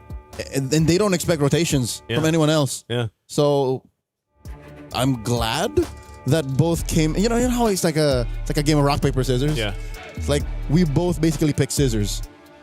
So we both just go for it. Yeah, and then it allows you to go again. Yeah. Because what if I went for the Master Assassin and then you went completely elsewhere? What if you decided to risk it and went for something like a mystery shop? Mystery shop. Right? It's like you greed out. Or again, you play a little more conservative and play Tenacity or something. Yeah. So at least now we know that that's going to be a dead lane. It's a full mechanical matchup. In mid... Okay, let me play devil's advocate. You and Renmar were a little more skeptical. I just mentioned the facts about Kagura. What if there's a reason why Sa picked this up? What if this is something that, you know, they've been practicing for months now? That's what I'm saying. It could just be one of those picks, right? One of those comfort or a Saw thing. Yeah, it's like maybe this is her favorite hero. Like this is one of those comfort picks, incredibly in her favor. But also, not only that, I just think maybe you're just playing around the fact that even the Matilda does enough poke now. You know, I mean, even better now, and you can set things up, whether that's with the burst that comes with the Kagura or utilizing that circling eagle to set things up for your team. That and Twisted Minds, their lineups look so tightly packed. You know, when you look at something and I like the way that's built. Yeah. I like when you put all of these together, especially with Chincha on the carry. Like, that's the icing on the cake. Yeah, Chincha, she's going to be able to shred through that tanky front line that we're going to see here from Virtus Pro. Again, the play here, this is what we were talking about. I guess we're seeing a preview of that in the gold lane. And they're going to poke back and forth. Turtle will be up here in a second. And so Twisted has control of this area. Daisy, level 4. On her Lapu Lapu. Still trying to get there for the Guinevere over here for Virtus Pro. Minion's going to go ahead and charge in, but they might be a little bit off for this fight here. Okay, in comes Miss Meow Daisy with the bravest fighter, the flicker to re-engage, finds Livin. First blood drawn by Twisted Minds, and Melee, despite the heavy spin, gets the turtle. Free kill and major objective. Sa with the flicker forward, pushing deep enough to threaten Grand Theft Orange. Twisted Minds just a second away from being called guilty. Rafa backs off. Maylane wants it. Maylane's gonna take it. Maylane just got a whole lot And this is, I don't know, maybe this is one of the things. You are a threat enough in the Barretts, even if you don't get any kills, but just roaming around, being that threat of I've got a Daytona's welcome, I've got the Matilda with me. I have pretty good damage, too. I think that's the surprising factor with the Barretts is you've got a good enough damage in your early game that you can be a threat with the rest of the team, right? Look at that little moment. Chincha just laughs it off. Did not expect to see Minun come out of that wire brush and yoink the crab away from her. That's priceless. Yeah. Hey, whoa! Whoa! Oh, close. All right, Daisy's fine. This is what I was expecting, Leo. Like a bit of a slower paced game, just for the sense of the compositions on both sides. But look what's happened here. Twisted has pretty much built up, 1K lead off of a turtle and a kill. Yep. This is up to the MO of how Maylane wants to play. Sure, you're looking at Chincha as the main core, but the first 8 to 9 minutes, it's on Maylane. Yeah. This is her version of her aggressive self. In this new Twisted Mind V and Shell. I think I'm okay with it too. This Barrett's coming back into, I wouldn't say the forefront of the meta just yet, but like it's popped up now a few times. We'll see if that's still going to be the case, but it's more so I feel like it's one of those things where it's just paired up with a Matilda and a Sky Piercer for some. Yeah, and I could be mistaken. I will see it as soon as the item check comes up, but Maylane picked up a War Axe? Yeah. Huh. What do Barretts usually go, right? Brute force, more tanky items, but this just means she wants to put the pedal to the metal. She's stepping on it. That's what I was thinking. Whoa, Flicker already used by Livin. Saw a little too deep, gets pulled back. Livin pops the gush, cancels it just as quickly. Daisy against 3. Rafa goes down. Saw finds her. Maylane secures the turtle. The Revitalize will not keep them up long enough. That's popped by Minun, saves them. Now Minun versus Sa. Sa backs off, and it looks like they're going to continue to starve Virtus Pro. These Grizzlies, these white Grizzlies are hungry. Daisy was hungry, man. She just jumped in and kept Virtus Pro busy for how long? She jumped in without a flicker. That was all just her kit. That was just the bravest fighter, man. She knew what she had to do, and that bought so much space for Virtus Pro off that. They're actually going to get a tier 1 turret down bot too. And again, just playing the map, playing to their strengths. Maybe that's also why the War Axe. These polar bears are on thin ice. Yeah. After every major objective, sure they got a trade, but it's now 2,000, Joseph. It's 2,000 and a half. Yeah, that's a lot at this point in the game. Sa, she'll be just fine. That's what the Kagura does really well. Gets out of situations just like that. It's a free cleanse. Yeah. You're relatively mobile. You can burst if you want to. Sa might be onto something. Again, I want to see if this Kagura picks up more. I want that flexibility in the mid lane, man. I'm sure at some point in the day we'll see the Eve picked up. Whoa. Look at Minun. Oh, look at Minun. Comes in, just crosses over. Just says hi. Yep. Knows you're not going to be able to catch. It's a dangerous position, though. What if she did that and hung out there in time for the turtle? That's true. Now, maybe Twisted Mind's going to pick up on that. But that's the thing, too. She has a Purify. Cal's going to be fine, I guess. Look at this. Just forcing Miss Meow back. The rest of the VP out of the turtle pit. I mean, they still have plenty of time for this to come up. I think one of the missing components here, Leo, is for Livin's positioning on the gourd. It's exactly what I was worried about in the draft. Which is made all the more worse by the fact that Virtus Pro does not have a traditional front to back. Yeah. Their formation is wherever Miss Meow can take it, where Minun lands a solid taunt and AOG, where Rafa can find the full combo. And this is an XP lane win. I don't expect it to build full tank. Livin here, down to a 10th of her health, very low. AOG defensively. They find her, but the Revitalize keeps Livin alive. Miss Meow pushes back Twisted Minds. They save their skin, taking Cow on the way out. I am so surprised Livin lived there. Like, she survived, and I think Cow's just like, I want to go for this. This is my moment. And she got stopped in her tracks. Revitalized diff. Yeah. They pressed the winds too quickly. Yep. And they couldn't close the gap, deal the damage when it was necessary. Yeah. You see that too. Minun picked up an early. I feel like this is an early Guardian Helm to deal with some of that kind of burst, and that she's just going to be in the whim of it. Yeah, the damage is a little too spread out. Twisted Minds, if I could say, oh, wait, look at this. Full combo on Sa, didn't even get the cleanse. Oh, well, I guess she did hold that brush a little too boldly, but I was saying, as the Gatot, I get why. Because look, physical, magic, true, it's a little too spread out, so she just like, what if I just get HP? Yeah. Might be the best case scenario too. Again, it's it looks like Virtus.pro, they are gonna have to slowly crawl back into this game. You're talking about a 3,000 lead up to this point.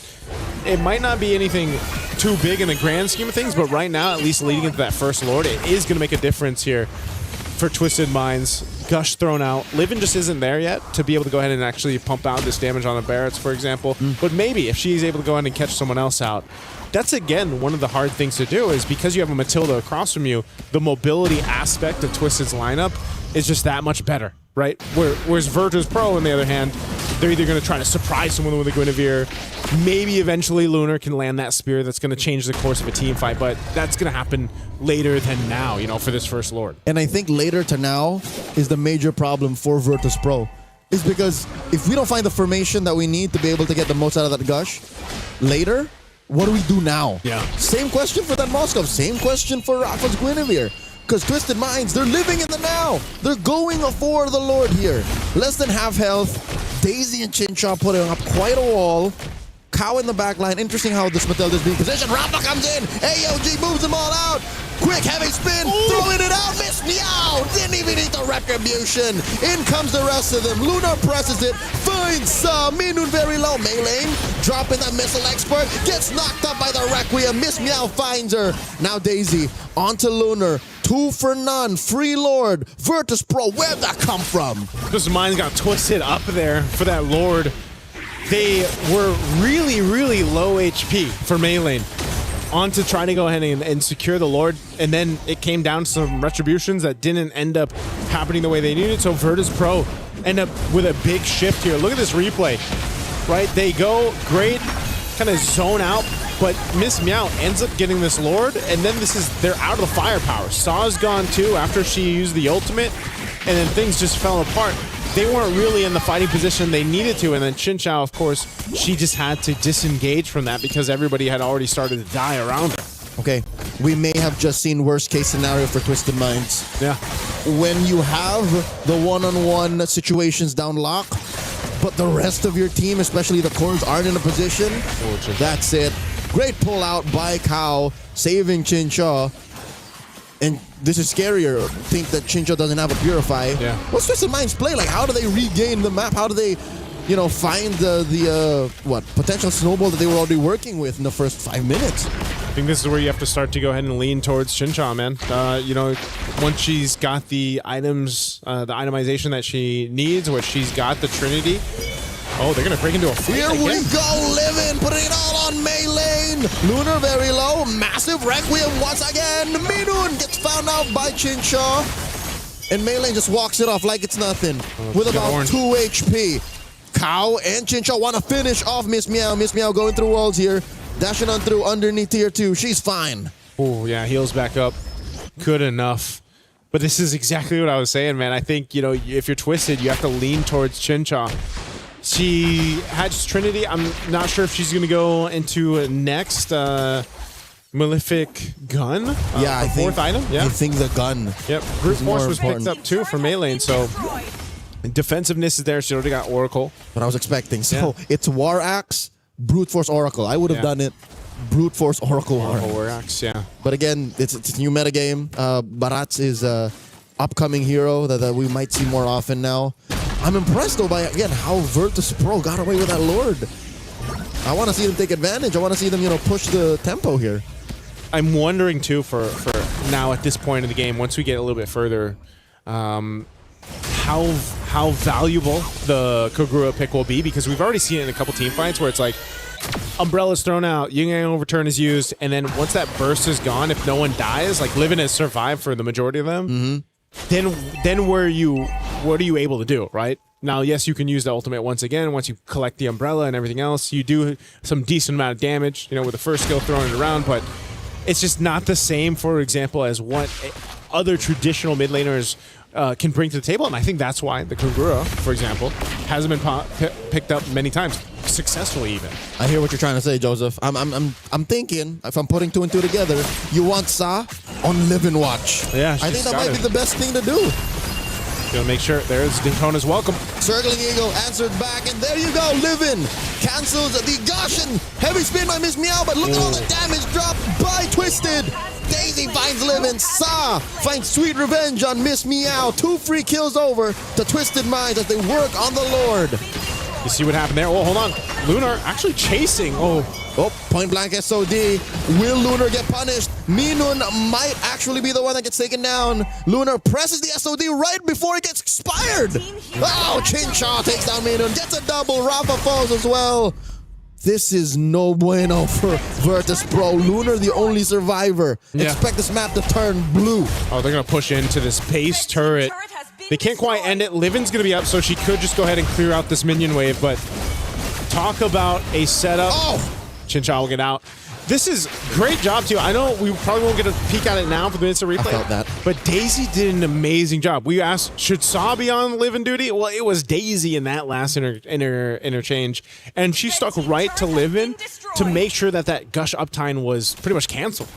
And it makes sense. It's just much easier for Daisy to run through the old-fashioned way rather than Sa go flank. Yeah. And all Sa did there was really deal the damage that would have been set up by the initial crowd control. First, Minun here gets taken down. A second too late on Livin's gush. Down goes Rafa. Miss Meow follows through. The writing's on the wall. 8K up. Twisted Minds are inside the base. Virtus Pro struggling to defend. Not sure if they're going to be able to end it just yet. Even with 3 members down, they do have a wave in the mid lane. Twisted looking to take out the base turret. Can they end the game? 2 defenders. Circling Eagle spent by Cow.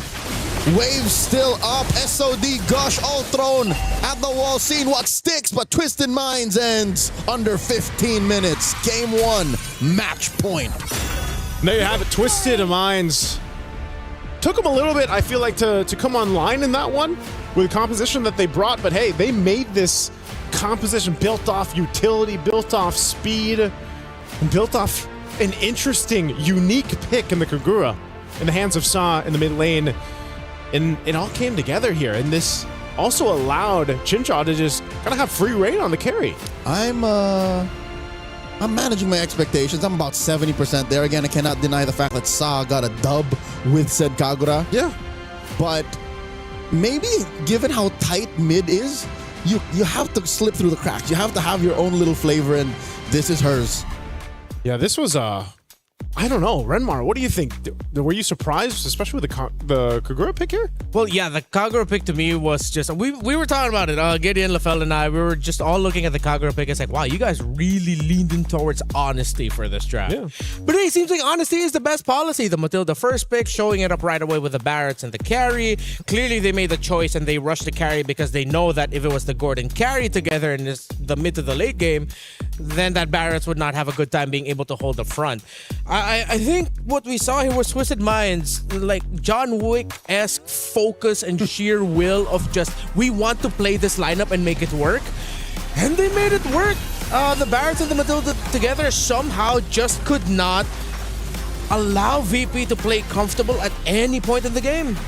Yeah, this was it was a mix of also and in this game, not just the Barretts, the Matilda, and like we said, Sa, but I think Daisy did a great job here. Oh, yes. On just playing, whether it was live in duty or if she had to peel sometimes, but especially towards the end, when it became that Mystic Gush was a threat, Daisy had to be the one to go and lock down and make things happen here. Which kind of works, because given how deep you already went, and halfway through getting to live in duty, yeah, you would have used the majority of your damage reduction to even survive and threaten killing the Gord.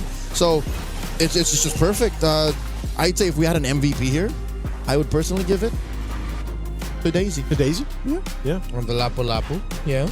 Well, I mean, if you do look at the Romid trio of Twisted Minds, they need an enabler.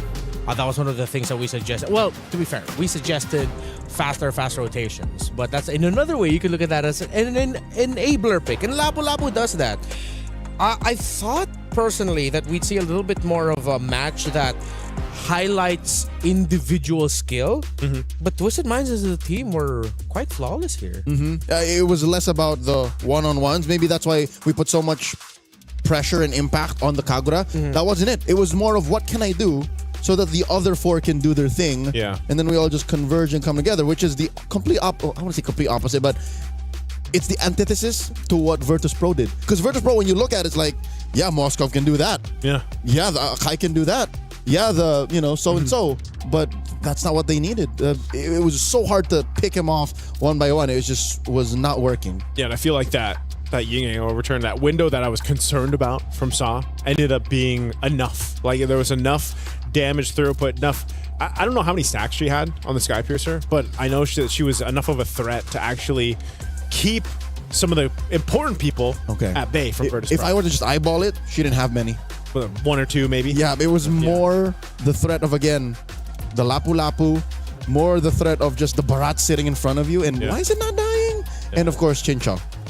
This is going to be a difficult spot right now for the Virtus Pro, where they are going to be looking at this like, what do we do? How do we deal with this? They're honest with their picks. It's surprising, and we're going to have to think of something new here, a new strategy. Let's see if Virtus Pro can deliver that to Forza game number 3. Speaking of new, there is a brand new interactive effect for Rhino Day now available. Check it out and join the celebration. It's Happy Rhino. Have they finally made it official? Happy Rhino Day is the day we all turn epic again. Is that what you call it? Yeah. Is that what you call it? I've always called it just Rhino Day. Where is that from? Because it's the Rhino logo, of the Epic symbol of the Epic is Rhino. So now they've made it official. It's Happy Rhino Day. Happy Rhino Day. I'm happy about that. What is Legend a lion? Yes. Legend is a lion. And then Mythic is a dragon. Yes.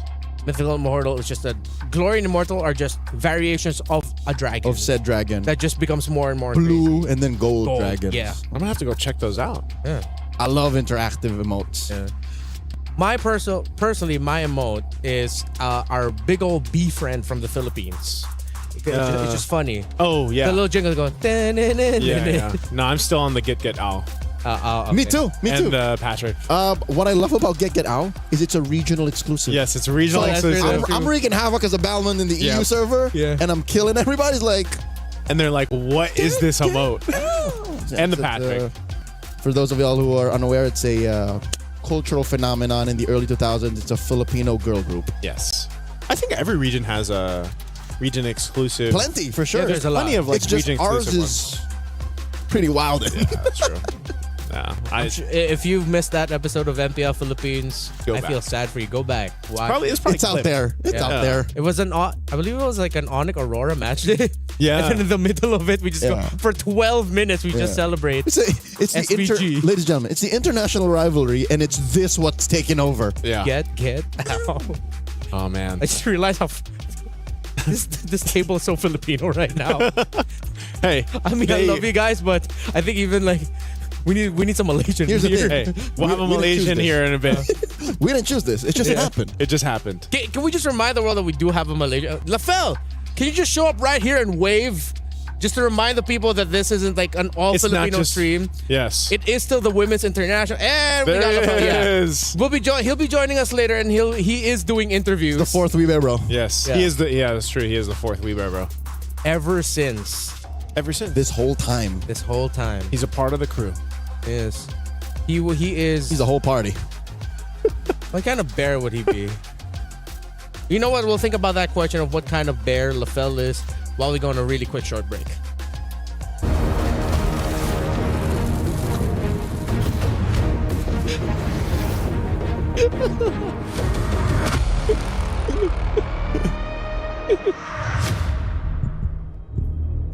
Yes.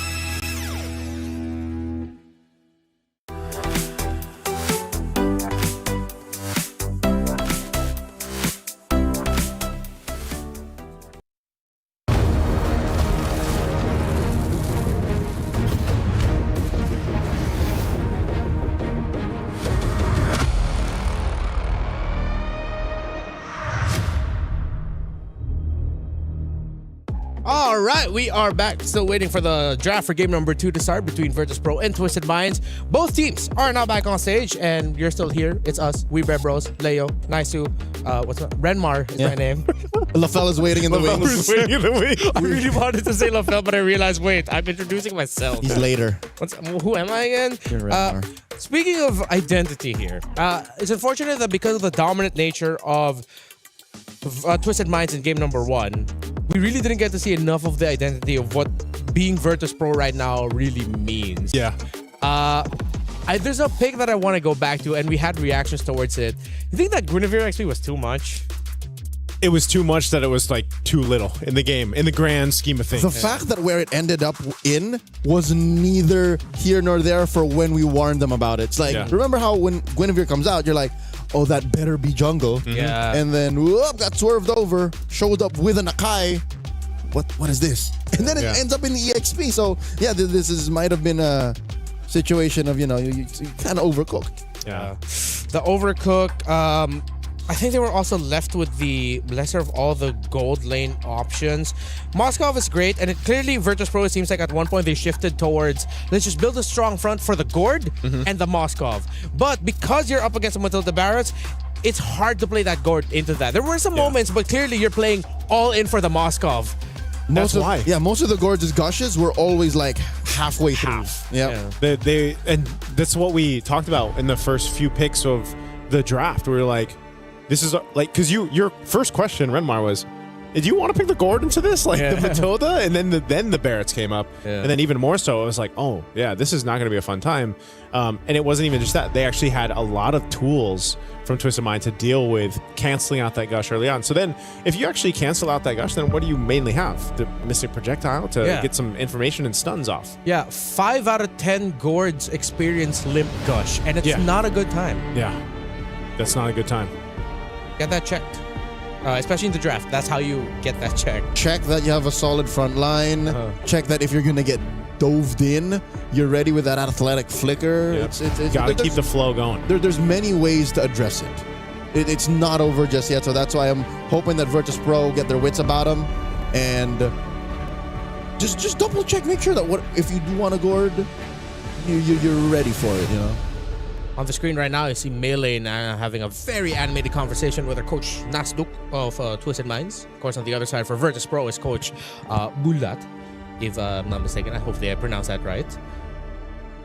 There you see Virtus Pro. Again, it's like I'm trying to put myself in the shoes of Virtus Pro, but then because of how they lost and what they lost to in game 1, it's like, do you throw drafting fundamentals out the window? This is the equivalent of having a tummy ache but not knowing exactly what's wrong. Yeah. So it's like what to take. Yeah. It's better that you know what's wrong and then you adjust to that. Here, I'm not even sure where to begin. Yeah. It's one of those things where you can't even really take that game 1 and like, there's not too much that we got to see from Virtus Pro, basically. Yeah. Just because of the nature of the composition. And I think that's why, too, are we going to see a shifting of sides? Because home team is Virtus Pro, yeah? Twisted Minds won from blue. Yeah. So does that mean Virtus Pro goes blue? Because I know usually they put the home team on the left side, like stage-wise. Yeah. So Virtus Pro should be home team, right? We'll see if they end up changing sides here or is not. It different here? Do we do things differently here? Actually, I should have checked that. That's on me, John. That's a great question. Yeah, I should have checked that before we started. I think it's the same as wild card, so I think... How was it? I think it was the same for wild card. So whichever team home picks game 1. Yeah, home picks game 1. So should be similar. We'll see. Okay, Virtus Pro is going red. Okay, so that means in the wake of this new metagame, teams just want to have that reactive shot. So they're once again. No, wait. No, that means Twisted Minds chose to go blue. No, I'm looking at it weird. Yeah, no, right. So Virtus Pro chose to go red this time. Yep. And then Twisted Minds chose to go blue in game 1. Yeah. Partly, I am getting confused because I'm still thinking Lunar, Livin, Rafa are Twisted Minds. Yeah. It's cool. It's all good. Looking at the bans, Hirara and Paquito. So Virtus Pro are taking out some power picks. But then because you take out power picks, I feel like you're leaning into Twisted Minds showing up more unique takes. However, I will say this. I think if Twisted Minds try to lean into the Matilda Barretts thing again, it's not going to work out this time. Virtus Pro would be ready because they know now that if they see Matilda gets first pick, then you have to pick the carry early. Oh, do they ban it out then? Like, is there a ban potential for a Matilda? Or I feel like it's an overthink if they do. For me personally. Yeah. I think that's what they're doing, is trying to consider, because it could just very well be that. Or in that case, if Matilda is blue side priority for Twisted, because that's going to be a Khalid ban, then you just pick differently on your swing. So here's my working theory. Given these 3 bans, Virtus Pro might have just thrown everything out the window. Yeah. This might have just been them saying, let's just hard reset. Whatever happened in game 1, forget about it. Yeah. Let's go to plan B. Oh, wow. Don't tell me they're really just going to lean into it again. Wow, Twisted Minds. The Matilda team. Yeah. Who would have thought? Out of all the teams, like, it would be them. Here we were talking about Melee and her being really good at the Assassins. Suddenly she shows up with the Barretts in game number 1 and does a tremendous job at it. Great targeting with the Tetanus Welcome. So Virtus Pro now, alarms are blaring. Yeah. They're going to Barats again. They're going to Barats again. I think So you don't pick Gord on the swing right now. Don't pick Gord, and I wouldn't be mad if they just rush carry here. But they have to take away maybe an E? Oh, okay. Okay, that's a way to play with range, and there's the carry rush. Good response, because this is why I would say the nature of the bans went. You know, they wanted some of this response because they had a hunch that maybe that Matilda is just going to be picked up again. So they got 2 great power picks. If it's not the Barretts, I might see my wish list here. I might say Lucas. And it's the Barretts. Oh, dang it. I'm not mad. I'm not disappointed. I'm just sad. Okay. oh, and that's how they checkmate them, because that's why I was thinking they'd pair the Eve with the carry. Yep. Because, oh, man. Now, Virtus Pro again has to play to Twisted Minds rules. Yep. These 2 picks on red 1 and 2, are just answered by a singular mid hero. Get in there. I don't know. That's why I was saying we would see the Eve eventually, and then we saw it Eventually? here. Eventually. Eve, hey, I like that. You like that? Yeah. All right. Don't ask me that question in that tone of voice, please. Here's a Barats. Here's a box here to answer the Barats. A victim of the Scarlet Embers nerf. Yeah. But is it going to be Rome or Jungle? Another big question. Right? I hope it's not XP. I think because of Barretts and Matilda being faster, I think I'm okay with it going Rome. Yeah, there's a world where it's okay Rome, but yeah. But why? Just enough of a flex pick right now currently. So Moskov taken out. Would Chincho play Clint? I see it. It's just missing in the damage profile, no? Yeah. Like burst. If they want burst, I wonder if they're willing to stack just like a field of magic damage and just go like Harith Eve. Just play for big team fights. But then your XP lane has to be like a Terizla, which they have on Matilda, and that's good. Then you don't have to worry about the Valir because there's the juice in. Or is it just like a Lapu Lapu again? Actually, well, yeah. I mean, with how good Daisy was. Daisy, yeah. Just continue that vibe. That spans that Granger. We might see that. Okay, again, you're looking for burst. Granger provides that, if that's the train of thought we're going with to build up the Conjure. That lineup. So that's a couple of pick-off heroes. Yeah. That's the answer to the Matilda, so that you take away the Matilda or the Eve. And then you lose a combo. Yeah, you lose a combo and you lose a big piece. Okay. Red 4, the pick for Virtus Pro now. They are still lacking an XP laner and what seems to be a roamer. I'm thinking maybe Alice or Yuzong, the EXP. This is going to be Esmeralda. Oh, all the shields. Yeah. A lot of shields. Not a bad pick. Yep. Solid choice there. Esmeralda recently just got a little bit of buff too. Yeah. And now the suggestion of bringing out the Harith, I wouldn't want to do here. Yep. More shields. You just settle for something like Yura is lacking. Yeah, Alice or Yuzhong maybe for Twisted. I would Yuzhong. I like the Yuzhong. Just go carry hunting. Yeah. Nice Petri, but then in the long run of it, the Esmeralda might just be too much for Twisted Minds. Whoa. Oh, the Wan. Whoa, Twisted. You are really flexing today, huh? It's been a while. And then the Sora. Okay. Sora EXP. There's a lot of set potential here for Twisted. Yeah. Wan's not what I expected, but maybe in the sense of just duel it out, get that airtime. You've got your own little form of Purify. It's so jungle-wise, the options are tough. Okay. Because now even looking at it, I think the Baksha in the jungle will have a hard time. And then if you put it in the roam, it's gonna poke to oblivion. Oh, what? Rafaela. Okay.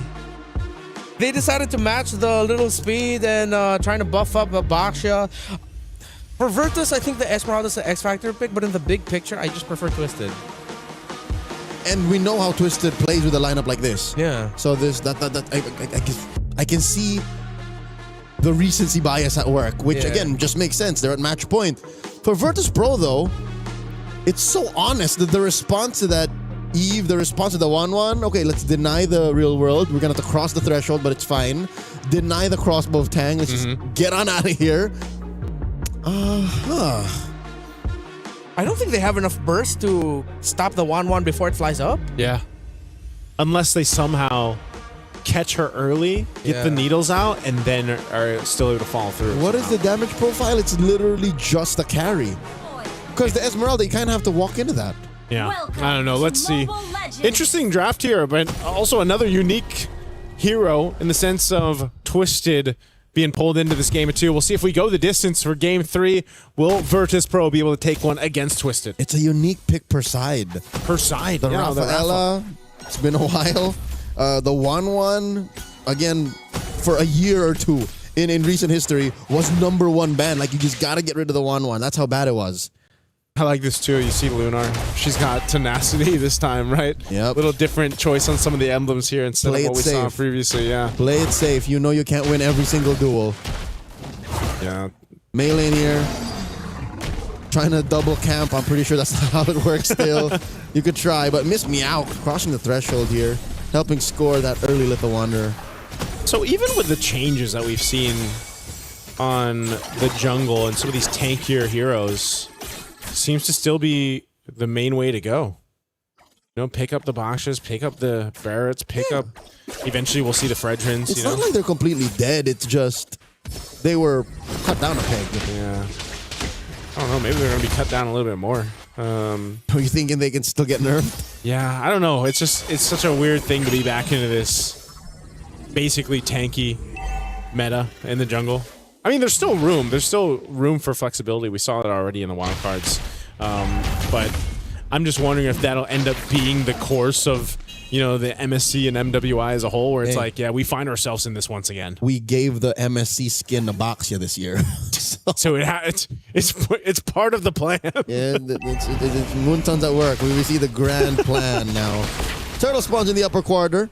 It's clear that for Virtus Pro, it's no problem for them to quickly rotate. Again, you have a Baxia, you have the Rafaela. They started up. It's Melee pulling it slightly over to their side. Sa holding onto that RWM. Rafa with the jump in. And the crash. Shifting skies. Look at the damage. RWM is Meow. Secures Living with the Crimson Bacon. Melee very low gets pulled out by the Guiding Winds. Ooh. And there is first blood. Double kill for Melee. Miss Meow falls. Rafa flickers back. Sa flicker 2. Void Crystal takes down Rafa. And down bottom, can Chincha win the duel? Chincha already took to the skies. Both gold laners have already used their ults. Yeah, they've both been used. Sa's there, though, and Chincha, they're going to go for Lunar. Sa drops it. He's a little bit more. Minu to the rescue. Lunar's fine. Yeah, she's got the heal. The timing was just off a bit. Whoa. Uh-oh. Did she get it? Cow got it. Cow got it. Okay, it went from worse to bad. Yeah. Cow gets the orange buff away from Miss Meow. Denied. And Twisted potentially almost got a kill on this bottom side Lunar, but good thing Minun's there to go ahead and heal her back up. She will go ahead and get this reset going. But yeah, you already saw that fight break out. You see how much damage potential too comes from a Barrett's early game. Like that's crazy. And there isn't even the War Axe built up. And I'm thinking, is she going to build War Axe first? Yeah. Is this going to be a different build path? No, like it. It's the same. It's the same build. First item war axe, and she gets it at 3.5 minutes. Yeah, and she comes. No, she did not steal it. It's Miss Meow who gets her own buff, but Detna's welcome, plus the RWM. Crimson Beacon won't save her. Miss Meow goes down. Minun falls as well, living backing off. But Chincha wants more. Chincha gets knocked up, cleanses, and she's finally backing off. You're seeing it, man. You're seeing this Leo in action in a lot of these early skirmishes where Virtus Pro just unfortunately cannot go face to face when there's a stacked up Barretts like this and the rest of the squad. There's too much even slowing them down to like get away, you know, whether that's with the real world manipulation from Saw or not, or trying to run away with having a Matilda chase you down and bring back one of the members of Twisted. Virtus Pro just doesn't have a plan to deal with that, and now they're gonna have to watch this second turtle go in the hands of Twisted. Yeah, they got the first one, but Twisted will easily get the second turtle of the game. My lord, are we seeing a Vietnamese Ube, Joseph? 3,000 gold up. Shifting Skies by Daisy flickers on out, forcing a puissance from Miss Meow. Minun doesn't know what to do. She popped her ult just to push back Twisted Minds. I'm wondering where, again, this Rafaela pick, it's great to see the unique heroes pop up. It's great to, you know, see some of the flexibility in the draft, but the Rafaela in this picture, you're kind of not able to do too much. And if you compare it to what a Matilda brings to the table, it's, you know, you almost just feel like a heal bot at this point. I don't want to call it this early, but with about 2,500 up, 5-0, a major objective taken down, it looks like that Rafaela is the glorified babysitter. Yeah. Nothing is quite like the love and care of the actual parents. So yeah, that's why I'm saying you know, this is one of those instances where you're just like, just heal me. That's because I mean, eventually, you know, you've got the rest of her kit too that can help, but it's a while until you get there, and not dying and winning are not the same thing. Yeah, exactly. So that's why Twisted is continuing to take down the space, take down the map. These turrets are easily for them to take down because Virtus Pro just can't fight this. Shifting Skies into the RWM. Minun gets taken down. Daisy, the alley-oop from Sa. Just like that.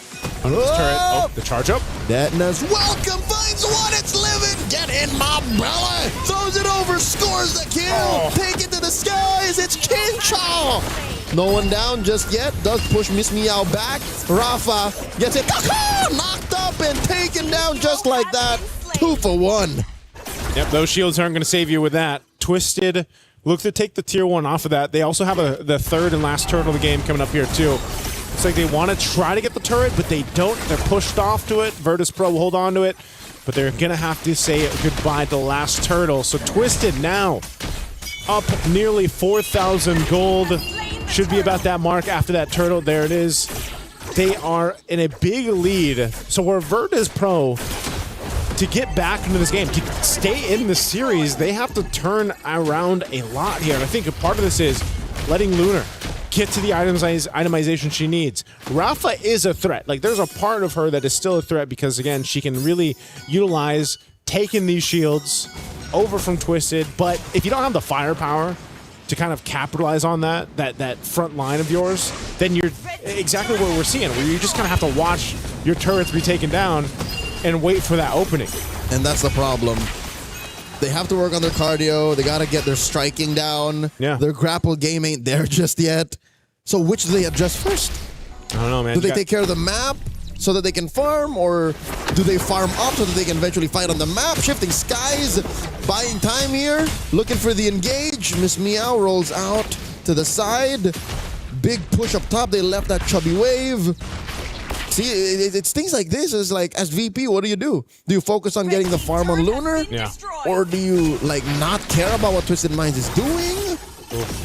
This is one of those things, it's like having a to-do list, but only having an hour left in the day, you know, and you still got like 5 check boxes to mark off here, so. Hey, 5 is generous. This looks like it's more than 5. It's probably 6. Maybe a little bit more. I think it's a dozen things. It's a dozen things that they gotta do. And like some of them are dependent on other folks. Yeah. Circling Eagle here. Chincha joins up, looking to take to the skies, unlock that crossbow of Tang. Cow flickers back. And there's a Detona's welcome, plus a shifting skies. Sa gets a kill on Minun. Miss Meow might be up next. Miss Meow pops the Puissance, but not enough damage reduction to save her there. And now they're gonna munch on her purple buff. Twisted Minds are taking Virtus Pro's lunch money. Yeah, they're looking to take the shield down too. They've got a wave up there pushing, and it's only a few members left of VP. Holy Defense, that shield's gonna pop now on the bottom side. And just, again, we're seeing this. This is the result of being up almost 7,000, well now 7,000 gold. You know, that's a good chunk of change to deal with in terms of fighting power or being able to survive what Twisted is throwing on them. And Twisted doesn't even have to do anything fancy. It's just kind of brute forcing their way to collapse down on Virtus Pro's lineup. So Lord is secured, big take there. Virtus Pro is going to find themselves with their backs against the wall here while Twisted continues to punch down these tier 2 turrets up top and mid in the next. Again, at this point, you're taking a look at the itemization from Virtus Pro and they just aren't there. Not the trinity we're looking for from Lunar to be effective yet. Ooh, on the carry. Look at this. A select build from Melee on that Barat. She actually builds the Pauldrons. Yeah. So she's saving herself from the damage on Lunar, maybe? Oh, another Dennis welcome! RWM underneath, Live-In won't survive! A pickoff underneath an inhibitor! Yeah, that's how you know it's a really dire situation to be in. Almost 10,000 now up to this point. Twisted has just kind of picked and chosen what they wanted to go ahead and take from VP. And now as the Holy Defense will pop in the mid, this slow push from the Lord down bottom. Again, that shield was already taken care of. A heal's going to be used here. VP trying to hold on. Shifting skies plus the guiding winds into the Eagle. And they are going to try to punish Live-In with the Crimson Beak, and they find Daisy and Cow. The damage is real. Ching-Chaw finds Lunar. Soft Flicker's back. The bloodshed underneath that inhibitor down bottom, distracting him from the Lord marching and crashing down bot. Okay, well, Virtus Pro showing some fight here. They're trying to hold on to this turret. RWM Minun will be able to cross. Here's a quick replay as Virtus Pro gets pushed in on. Twisted Minds are in the base in more ways than one. Down bottom already goes. Here's a quick replay. Yeah, that replay, again, giving us a look at how it kind of went wrong there for Twisted. Luna was able to go ahead and just kind of freely hit them, fire off on the backside, did a ton of damage, so she's getting to that point. But, you know, they do eventually lose a base turret, but what happened there is you're down 10,000 gold. That's a successful defense for Virtus Pro. And consider this, the extra firepower to make up for the difference between the 10,000 gold that Twisted Minds has on VP was made up for by turret. Yeah. So that could not happen again. That should not happen again. Yep, shouldn't. But Virtus Pro, with that bit of extra gold to go in their pockets, it's going to really help them go ahead and potentially, I don't know if they're actually in a fighting form just yet to go ahead and fight and contest against the Lord. It might be one of those cases where they just need to defend again and hope that they can maybe get a numbers advantage here. Rafa and Miss Meow kind of scouting things out. Whoa. Look at this. They're going to get collapsed down on. Yep. That could have gone so wrong in so many ways. It could have got sandwiched. Yeah. You don't want to get sandwiched there on that choke point of the jungle. Little look here at the animation before this Lord comes up in about 10. This is what I was saying. You're tanky. You're decently tanky on Rafa. Miss Meow too, trying to get to that point. Even for the Rafaela, man, the most interesting pick on this side for Virtus Pro. Blasted Oasis and Enchanted Talisman. They're going to force a fight. They find Ching-Chaw. She's in trouble. Gets taken down by Rafa. The RWM able to help him recover. And they do get on out of there. Lunar finds Daisy. 2 free kills. Make it 3 as Melee falls in the hands of Live-In. All Virtus Pro. There's the Virtus Pro we wanted to see in game 1. And now off of that fight from a base defense to this to punish Twisted. They've got themselves the Lord. Virtus Pro, they're going to go ahead and push it down mid a little bit further while Twisted tries to defend. They did not respect the damage output out of Virtus Pro. Ching-Chaw put herself literally in the middle of 3 members. All Virtus Pro. And as soon as that happened, that's a non-starter. Not the position you want to be in there. Ching-Chaw, she's going to have to make the adjustment for the next one. Oh, they're actually going to be quite aggressive towards Miss Meow. Good backup here from Live-In. Virtus Pro, man. Gotten themselves now pretty much 8,000-ish gold off of the deficit we saw them defend against towards the base. They have a Lord with them up top. Not evolved just yet. We're just nearing that 14-minute mark into this game. Whoa! They force Daisy onto the lightning form. Helps her dash on out. RWM, look at the positioning, the angle that it's at. And now the Dent is welcome. Get in my belly into the wall. Miss me out fall. Serving up a kill to Cow. All right, a pick off to recover from here would be great. A flicker coming through. Sign Cow right in your face. Circling Eagle knocks up Livin. In comes Miss Meow. The Rafaela revive is working wonders as Cow barely gets away. No clap back out of Twisted Minds just yet. They're not ready. Oh, man. Now, the healing for the Rafaela, I think, is really starting to play a part in some of these fights, man.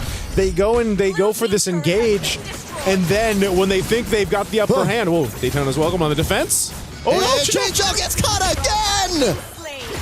The speed from Virtus Pro playing a huge point to this lineup here.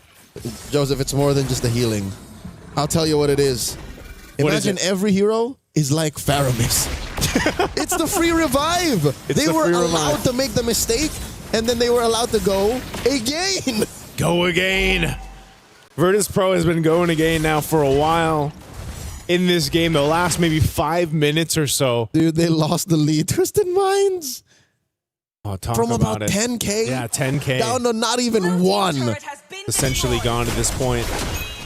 Mingwin picking up the wings too. Just more speed, more healing. How do you fight against this? Whoa, Daisy jumping in, gonna spot them out, just push them out of there, but they want to just take this tier 2 before that Lord's up in about 30. Okay. This is tough, man. Chinchaw get caught once, sure. A second time? Yeah. I don't know. Maybe it's, you know, this kind of this choice to pick up the Wan. I know you've got your own little kind of built-in cleanse of the needles, but I think once that's gone, you know, you just don't have as much versatility to get out there. You might have to be the one now utilizing your guiding wind from Cow. A lot of the times it's been melee, but you might have to shift things over here if you're Twisted, especially when it comes to this Lord fight. It's going to be a slow one that's built up.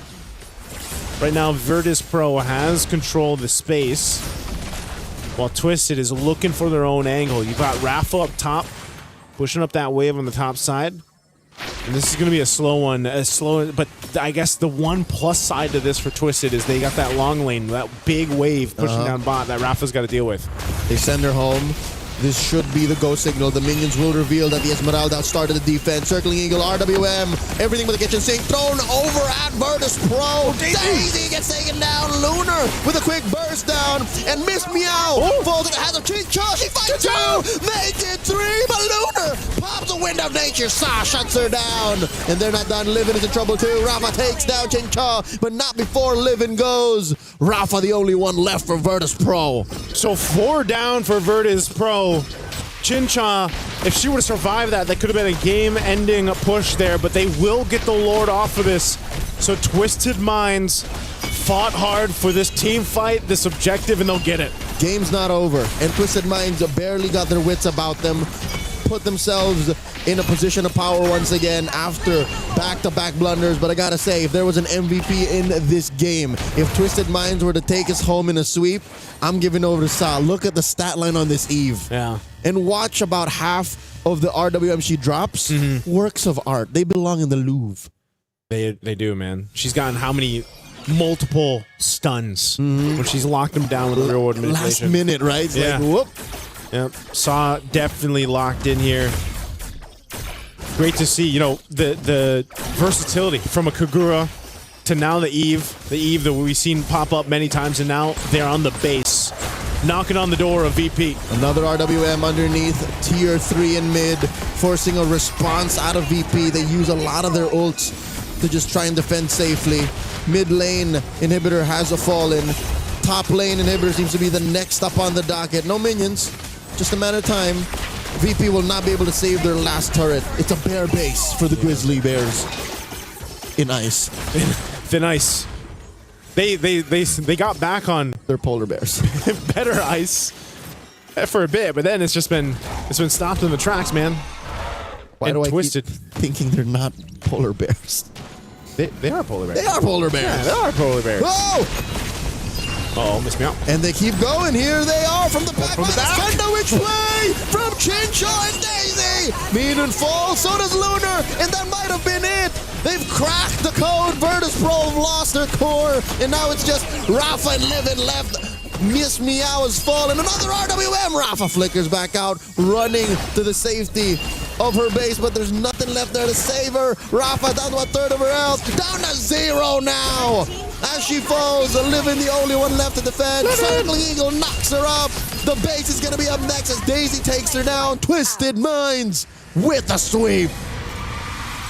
Took them a little bit longer in this game too, but Twisted Minds with a sandwich play at the end collapsed down on the hopes of Virtus Pro to make it to a game 3. It was close. It was getting there, man. The Rafaela was a whole lot to deal with, but Twisted Minds figured it out. They dealt with it exactly how they needed to.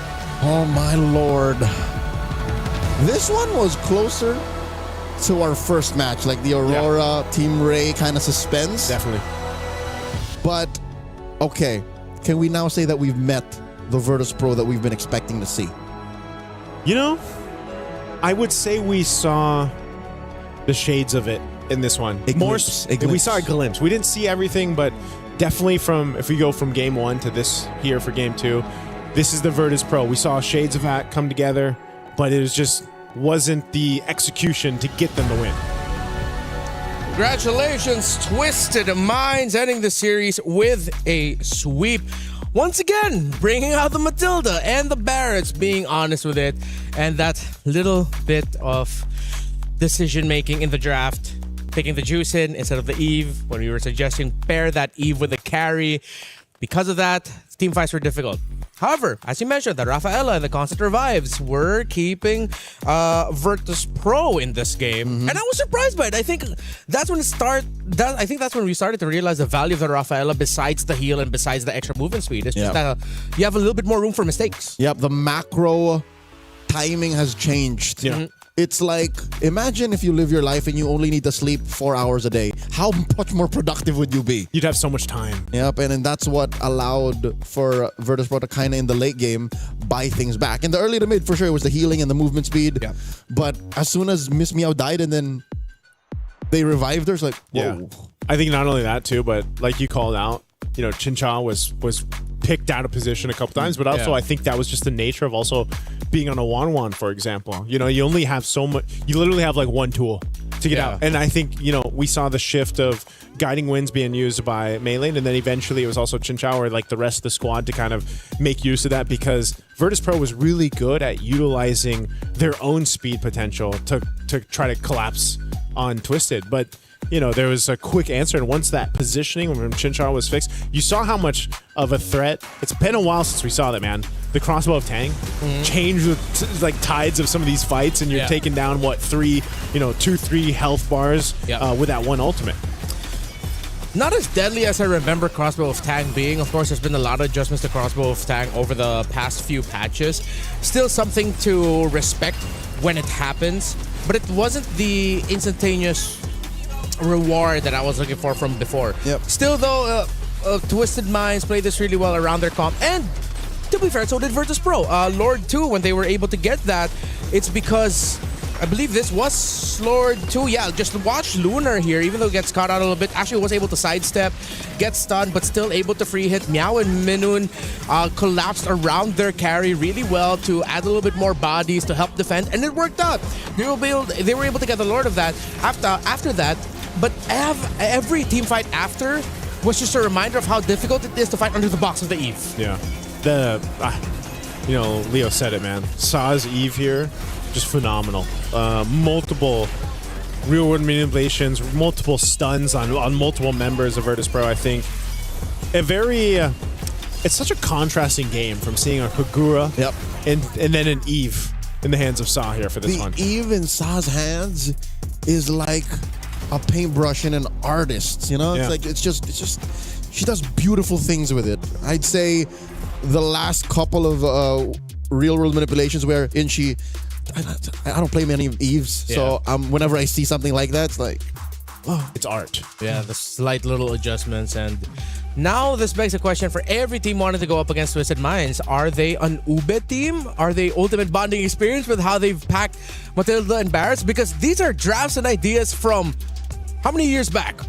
5 years. 4 or 5 years ago? If you're talking about like OG Ube, Yeah. it's been 5 years. Yeah, 5 years. And because of the shift of the meta that we've had recently, it's like, hey, we can bring back these old ideas. That's wild. We didn't even posit this possibility earlier. And this is perfect because the originators of the Ube, Blacklist International, the M3 World Champions, they didn't care when patches happened. They just always played the way that they played. They played their game. Yeah. And what I see from Twisted Minds are a team that are thinking the same idea.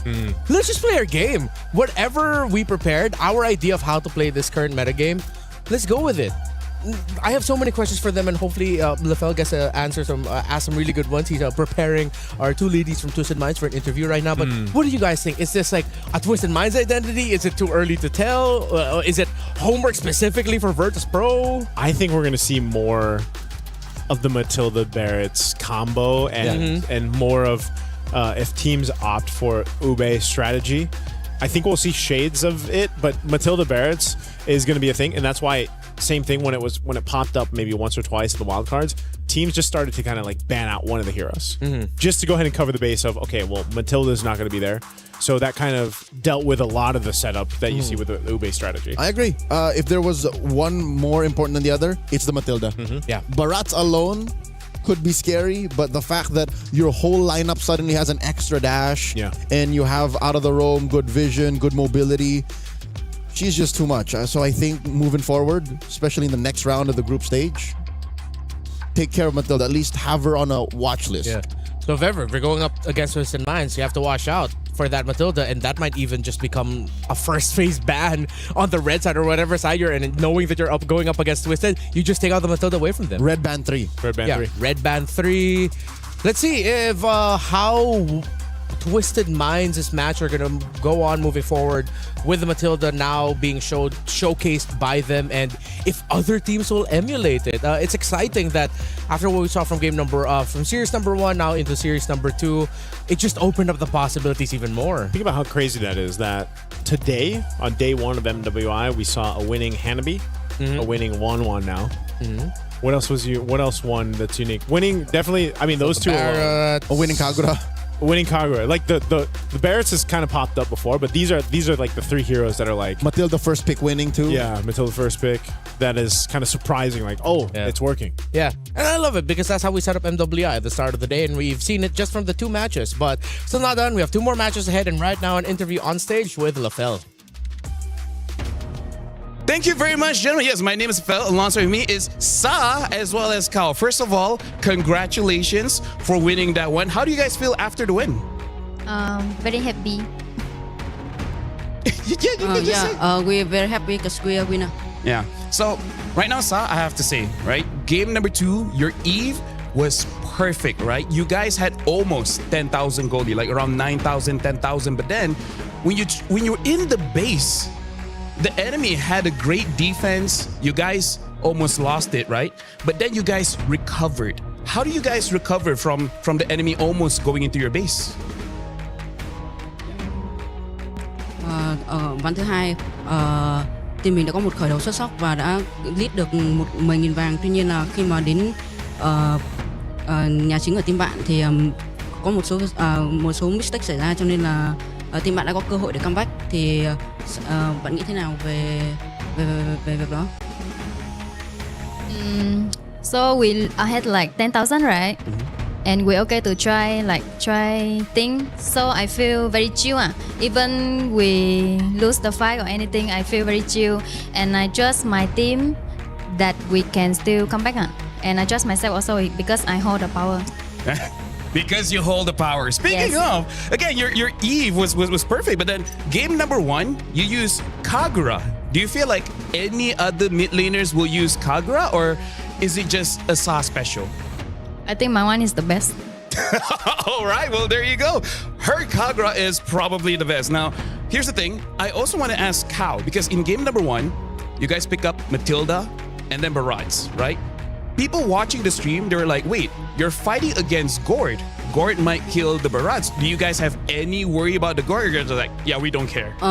Actually, we don't. We it's in our plan already. Cause like that's why we picked the Kagura for, and her Kagura performs very well, right? Then that's already in our plan. Yeah. Thank you. Yeah, lovely to hear, because here's the thing, like a lot of things are developing here in MWI and it looks like every team is super prepared. Now, here's the thing, very clean game just now, right? Next up, you're gonna fight either GK or GCT. Are you prepared for that? Is there any worry going up against either GK or GCT after this? That both team are a strong team, and we also already prepare for ourselves, and we're confident to fight against them. Is there any team that you're worried about going up against later on? Not our group. Anyone? Like, are you thinking that maybe Vitality might be a problem for you guys? Yeah, of course, Vitality and Navi Philippines, I think. So now, you know what? I didn't give Chiboy this chance, but is there anything that you guys want to say to all of your fans watching back at home? Hello guys, please support us in this tournament. We're very happy if you guys support us and always follow our journey. Mọi người ơi, nhớ ủng hộ team của mình nha. Sẽ rất là vui nếu như mà mọi người ủng hộ team của mình và đưa comment những lời cổ vũ gửi đến team của mình. Cảm ơn. Well, there you go. Thank you very much, Sa, as well as Kao. And you guys can follow their journey, follow their social media as well. You know, Instagram, Facebook, TikTok, whatever you guys use. So thank you very much. Good luck for the next match. And for now, I will be throwing it to the Des. Now I'll be throwing it to Break. So we'll see you guys for the third best of 3 right after this.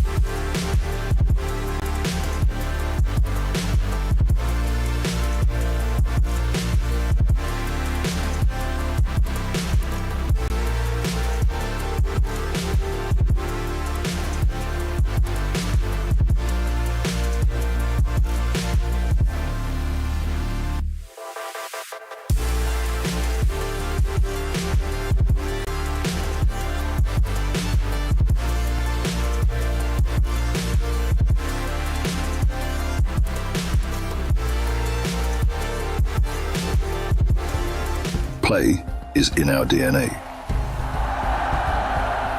Whenever we let it out, it becomes our superpower.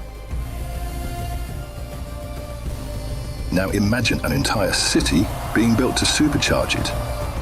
Kadir City, powered by play.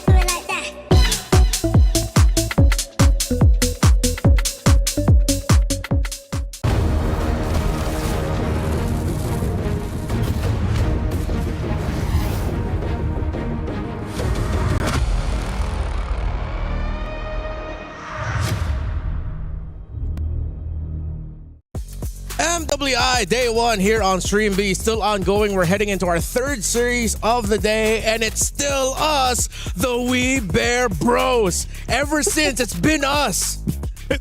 Us three. It's bear number 4. It's bear number 4. Let me just say, it's pretty nice being on this side of the table. Why are you talking about I rarely get a time here. Hey, that's true. Right? Of all the years we've worked together, this is the first time we get to share a desk together, and I'm panel hosting. Oh my goodness, that's true. Because I've always just been like, LaFell's always been my panel host, or we don't even get to work because we're just shifting. So, hey, thanks everyone. I forgot to introduce myself. I'm Renmar. LaFell, that's nice too. Hello, nice to meet you guys. Yeah, really, do they give me a chance to cast? They don't trust me because I usually say the wrong things. I usually say the wrong things, but it's funny though. I'd like to believe that you're a consequence of just timing. You say the right things at the wrong time. You know what? I'll take it away. By the way, can I just say it's fun interviewing the girls? They talk a lot. They do. And They're they very give a lot different. of good info. Sometimes too much, but that's good for me. They're very different from the male MLBB players. Yeah, the dudes are always so stoic. Yeah, you know stoicism. Stoicism. Yeah, big fan of stoicism. I mean, not me. I mean, like, someone else out there. Sorry, that's a wild card joke.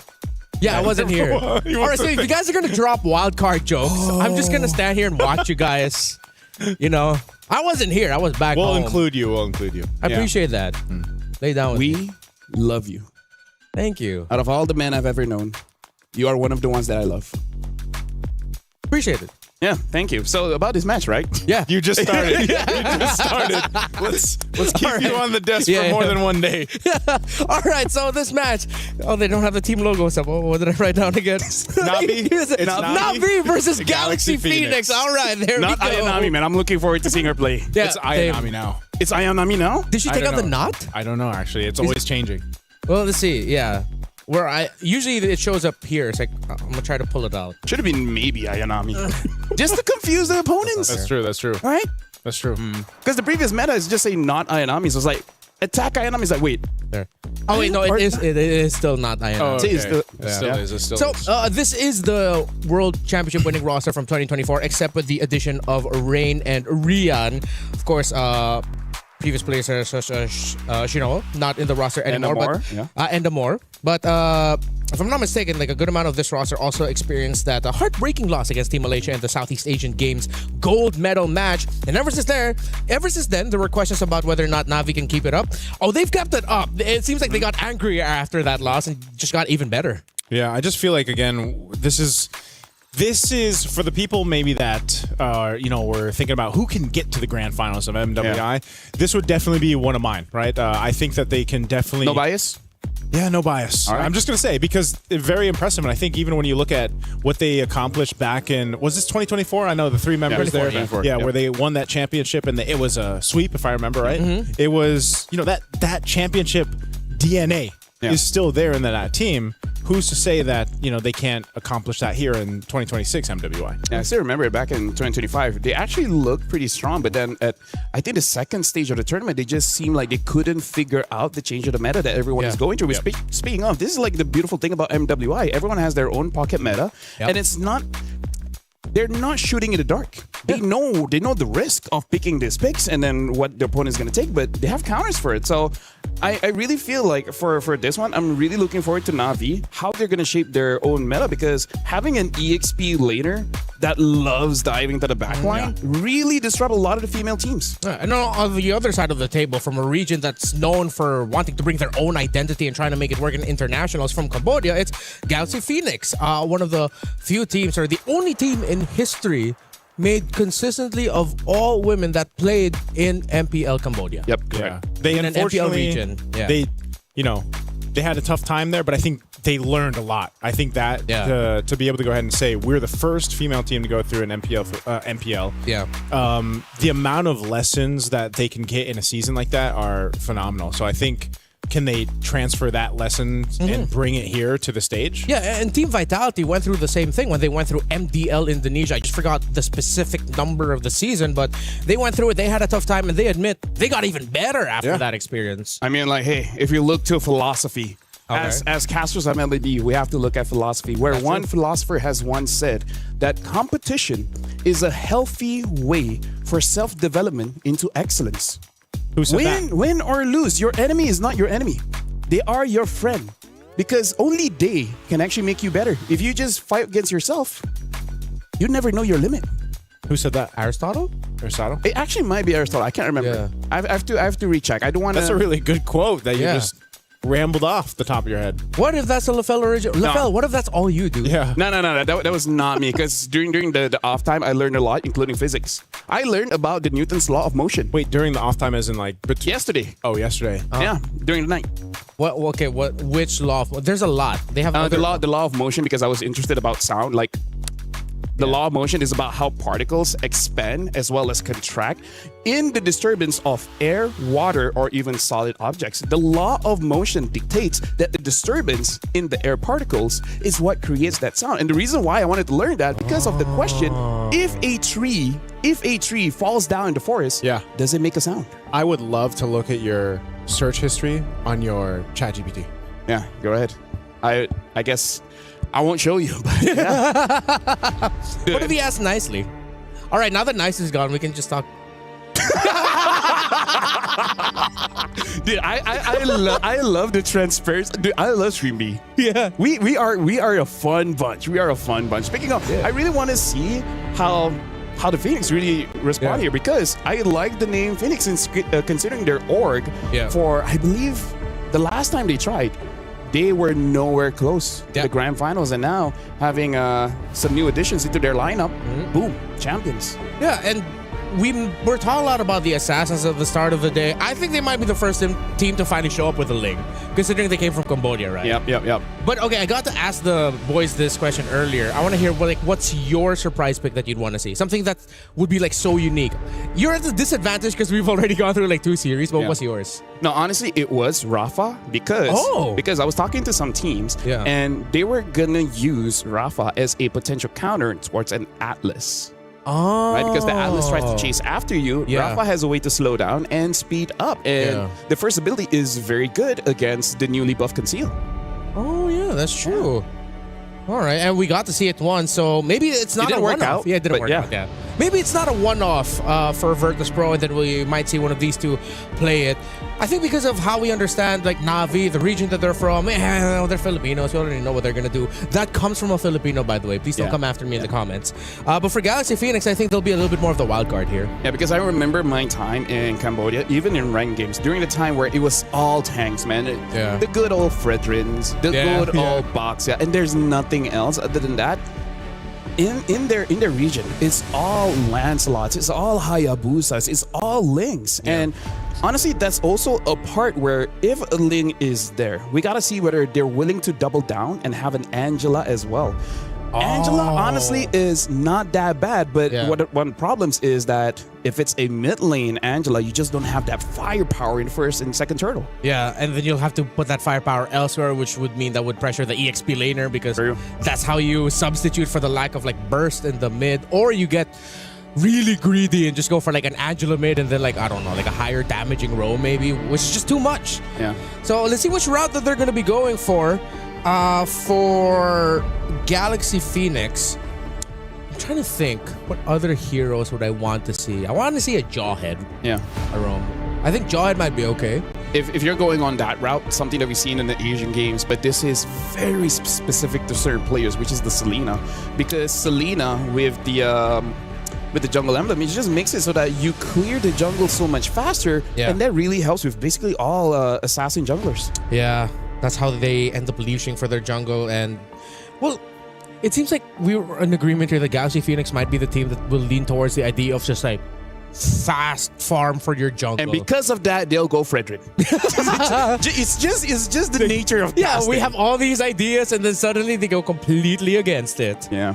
Speaking of, I love the previous game with the Matilda. Matilda is so obnoxious because so many teams, once Matilda has, let's say, 60% of the map, she just controls it like indefinitely because she keeps on going into your jungle and there's really nothing much that you can do. Yeah. And if you're a team that aren't ready to deal with it, it will show. Yeah. And unfortunately, hey, Nice is back. Earlier. Hey, Nice, what's up? All right, there you go. We actually said that you were gone, so you did. When I say we, when I would say we, I didn't mean me. Yeah. I just said like, all right, now that Nice is gone, just. And what'd you say? We just laughed for like 10 minutes or something. Yeah. No, because if I don't acknowledge that, people will wonder how come they're not letting Naisu speak, and it's just the two of us. I thought when I was going to come back, you guys were through the draft. Well, you came back and we started draft. Hey, we waited for you. Yeah, we were waiting for you. Thank you, because I had to, I've been here since match 1. I'm here till match 4. Hey, you had a good time relieving yourself, so that's good. So now, expanding rivers. Expanding rivers. Navi again. That's where you came from. That's where I came from. That's where you came from, yeah. Look at That's this. how I got here so fast. Dude, they ban out the tank, so they're really trying to make sure Galaxy Phoenix actually goes for the assassins. They want them to play assassins. I like that. I thought we were, in my head, I was thinking, okay, Navi might be a little bit more conservative with their approach, and then the Galaxy Phoenix, no, they're just like, no, okay, let's go assassin for assassin. I mean, Keishi, during the height of their championship win, was also a great assassin. I think her Hayabusa was iconic back in 24. I mean, like yesterday we had fireworks. Maybe like the ladies here want fireworks in this game as well. Just boom, boom, bang, bing. Which hero to you is fireworks? Who do you link boom, boom, bang, bing to? Technically, Hanabi, is Japanese, which literally translates to fireworks. So technically, does it? Yeah. Hanabi means fireworks. Oh, that's why. Yeah, Hanabi means fireworks. So why doesn't she have a fireworks skin? They didn't know that's what it meant. It's just a cool name. Japanese name generator. Yeah. Hanabi. What hero would I would say?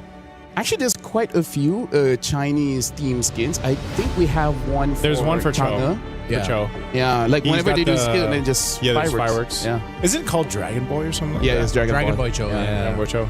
Speaking of, as you guys were talking about it, I just saw that Cho is getting another new skin. Another one? Another new skin. It looks futuristic. It looks heroish. So that's skin number 76. Yeah.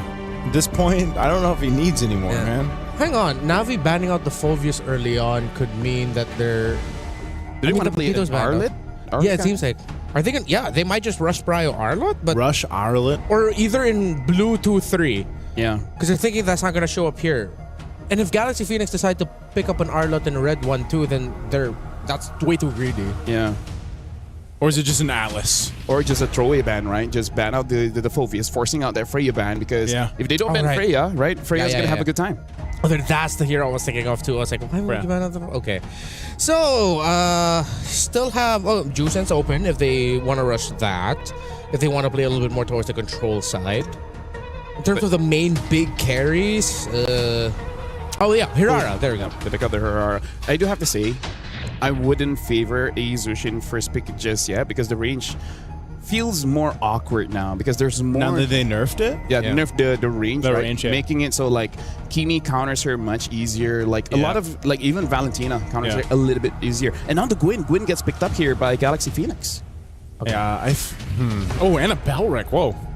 We saw this banned out, by the way. Was it match 1? Yep, it was match 1. Yep. Yeah, we saw the Belric banned out. So now you get the Belric plus the Guinevere over here. This is a whole lot of crowd control that you can go ahead and play around with. And that, honestly, even with the iframes, Harara, you might have a hard time now going and trying to weave into these fights. Yeah, because Belric is just like happy tree friends, right? Yep. Yeah.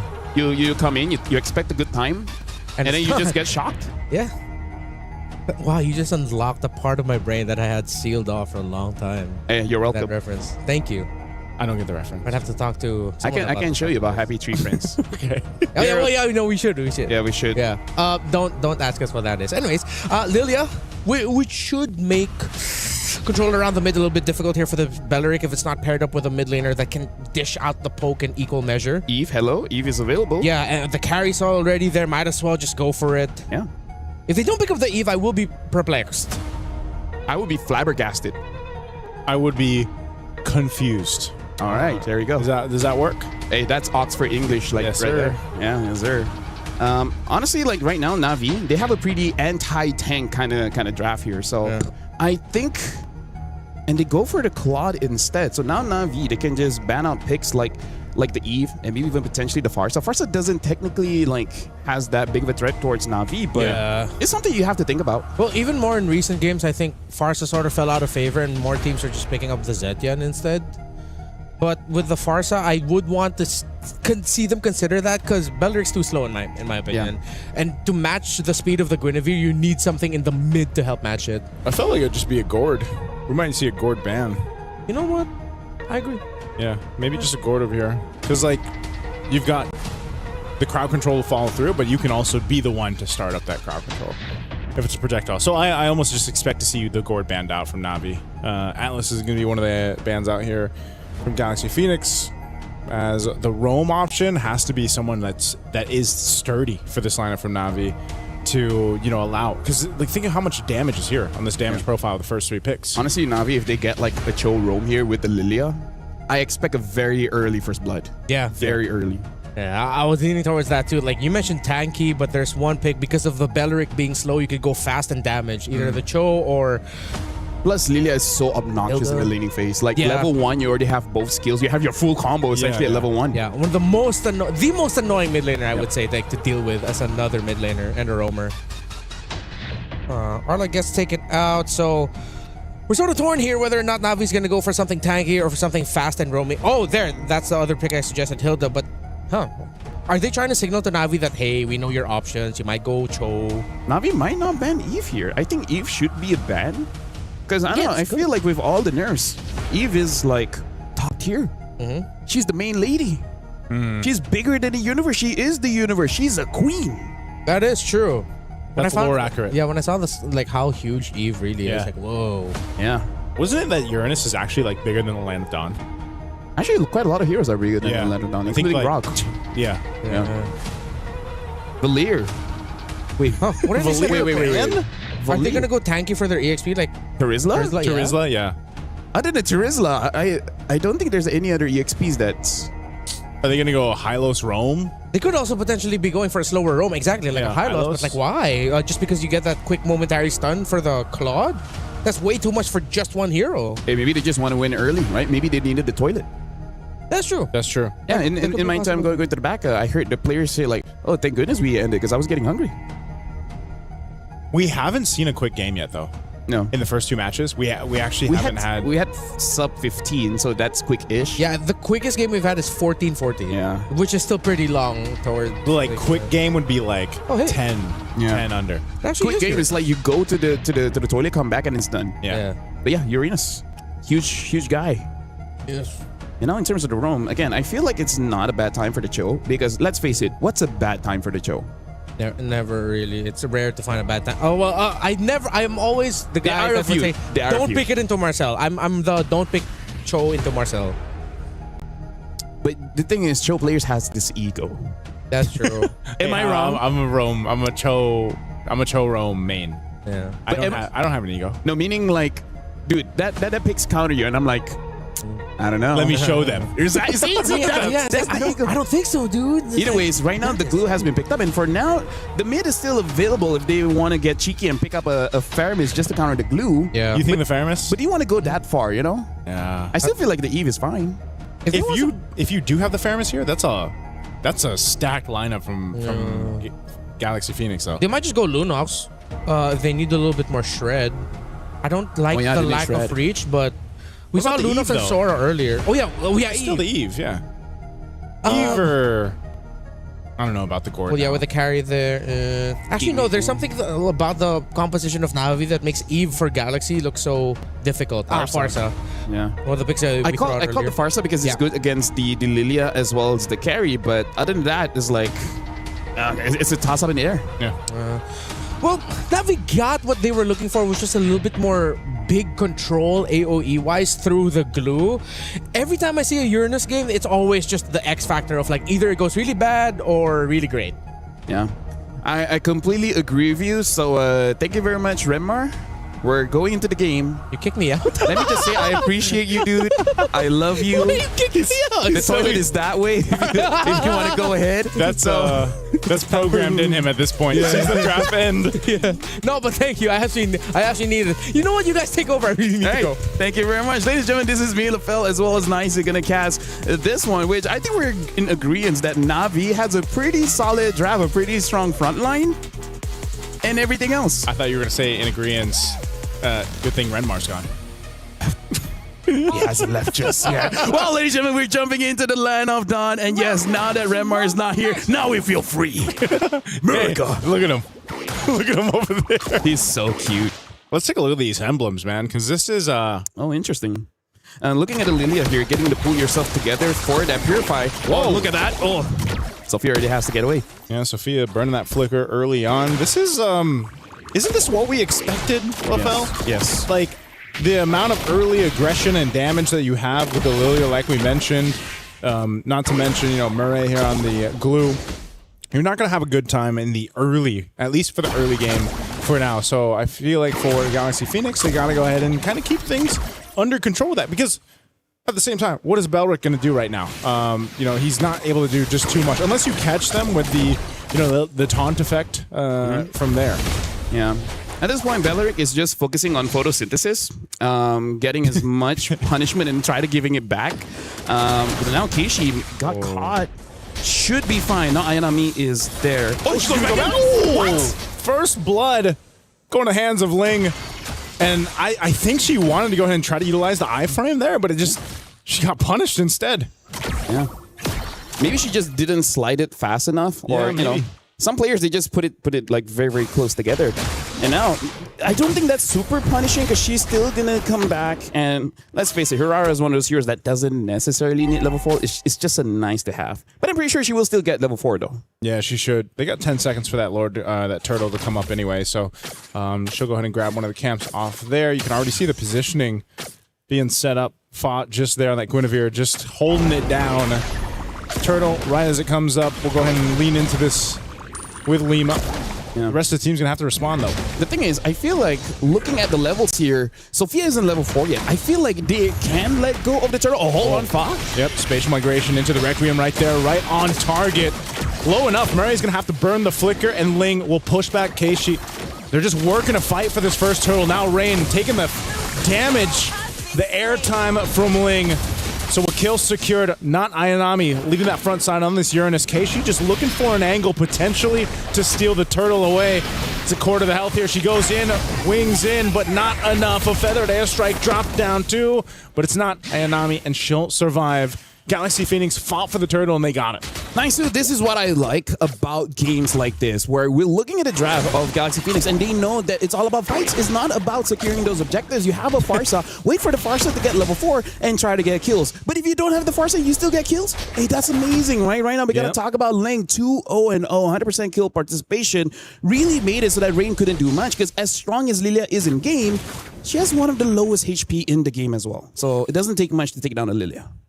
I feel like it's valid, though, because she's got black shoes, It's just like... She's a schoolgirl. You know how much health? Yeah. You're too busy giving your life to school.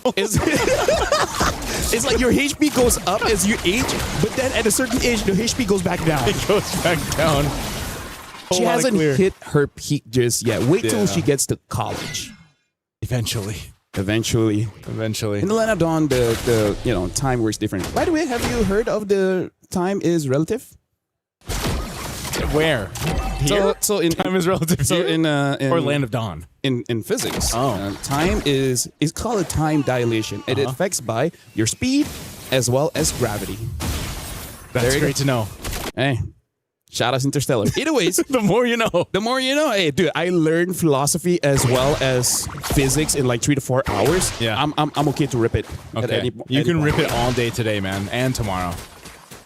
Right now for Galaxy Phoenix, what they're really waiting for is for Fa and Sophia, because they're going to be the combo, but Lima on this Bellic is the extender to the combo. You saw a jump in from the Gwen, wait for the opportunity to taunt, and then you can chain CC someone. Even Murray as a tank, she almost got taken out. If they got Keishi, in fact, maybe that's how they're planning to take down this Aurora, because you can't hold her down.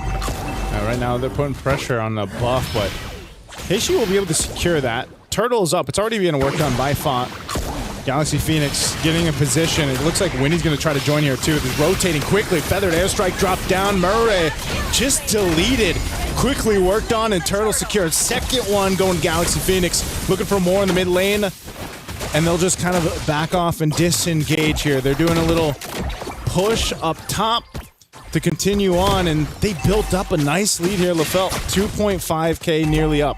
Intended or not, Galaxy Phoenix is using the strength of the draft and the weakness of Navi's draft, which is Navi. They don't have a lot of crowd control. Yeah. Right? It's all damage. No one can really stop Sophia from the back from using her feather airstrike. For Galaxy Phoenix, you have to use your timing to make sure that everyone has their skills available, and then you go all in. But it has been looking pretty well. We're looking at the items here. Concentrated energy from Fa on this Gwen to make it so that if there is eventually a 1v1 on the side lanes, maybe against Rian or Keishi, she has a way to fight. Yeah, right now. Oh, man. Look, I don't even know if they want to fight, though. They just, the way they're playing at LaFell is they're just pushing them off. Yeah. Hey, everyone's afraid of the Farsa. Right? You think you're not afraid of a bird, but the moment the bird drops something on your shoulder, you start to respect it. Yeah. That's how I would respect it, too. Right? You know, feathered airstrike, deadly enough from the skies. Not to mention Ling using the skies as well in the Sora. This is probably one of the better Sora games we've seen so far, too, today. Little attempt there from Fa, but Murray will be fine. They're really putting a lot of tension here on this bottom side of the map, that tier 1, but they got to deal with the push happening from Ling, and so for Galaxy Phoenix, LaFell, they got full control right now. You know what? Respect to them. Galaxy Phoenix picking out the parts on this kid. She had to burn the flicker, and now this is the thing. As we've seen previously, you can just replicate that time and time again if you're Galaxy Phoenix. Right now, Rian is kind of stuck between a hard spot here. Oh, they're going full force for this. They're going to get sandwiched in. A Wrath of the Dryad set up from Lima. And they'll unleash with a Blazing Duet 2. Taking down 2. Fa picks up a kill. And now they have a clear sign for this turtle here. Let me just say, Naisu, that play was kind of unnecessary, but it gave them a big dopamine spike. Yeah. So I feel like it's completely okay. Because, again, there was no minions there, so it's not super necessary. But, you know, either way, right now, it gave space for Keishi to get some farm. And we all know Keishi needs the farm. Keishi needs a farm. That was Lima utilizing that photosynthesis that she's had the entire game. She utilized the flicker and the Wrath of the Dryad right there. Instead of expanding the carbon dioxide, she just created some friends. Because I'm assuming Belleric's friends are just a few weeds. I'm sure he's got a whole family. He has a family? Yeah. Shout outs to the guy. Yep, shout outs to the guy. Or shout outs to it. I don't want to gender anyone. You know, I've had bad experiences. I think it's literally in his lore. It says he. Oh, yeah? I think so. Okay. Hey, shout outs to Belleric, the family man. Botanist. He's a botanist? Well, that's probably his owner. Feathered airstrike on Murray. I don't know. She's not going to have a good time, man. I feel like every single time her flicker's been up, she's had to burn it to be defensive, you know? Yeah. At this point, it kind of feels like a hate crime, right? So I feel like it's something that we have to ask, like, is it part of the plan just to make sure that Mireille doesn't get to play the game? Because I still remember during wildcards, we were talking about punchable faces, and Patrick is one of them. He's definitely on the top of the list. He's on that list. Yep. You got to watch out for that. And right now, it just seems like Na'Vi doesn't have an answer for anything right now. They're just kind of at the whims of, you know, Winnie pushing down this bottom side, Foz jumping in. There's the feathered airstrike paired up with it again, and Murray, because she doesn't have the ability to withstand that burst, she gets bursted down. Actually, now that I look at it more, if you take down Murray, where's the crowd control? Yeah.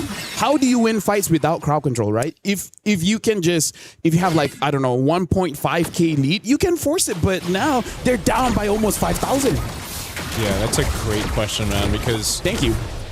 You know, every single time that Galaxy Phoenix has just... I think that's what they've been doing. They've just been picking on Murray. Take her out of the picture. You've got no crowd control. I gotta say, I play rank a lot. Yeah. A lot of people use that against me. Do you play roam?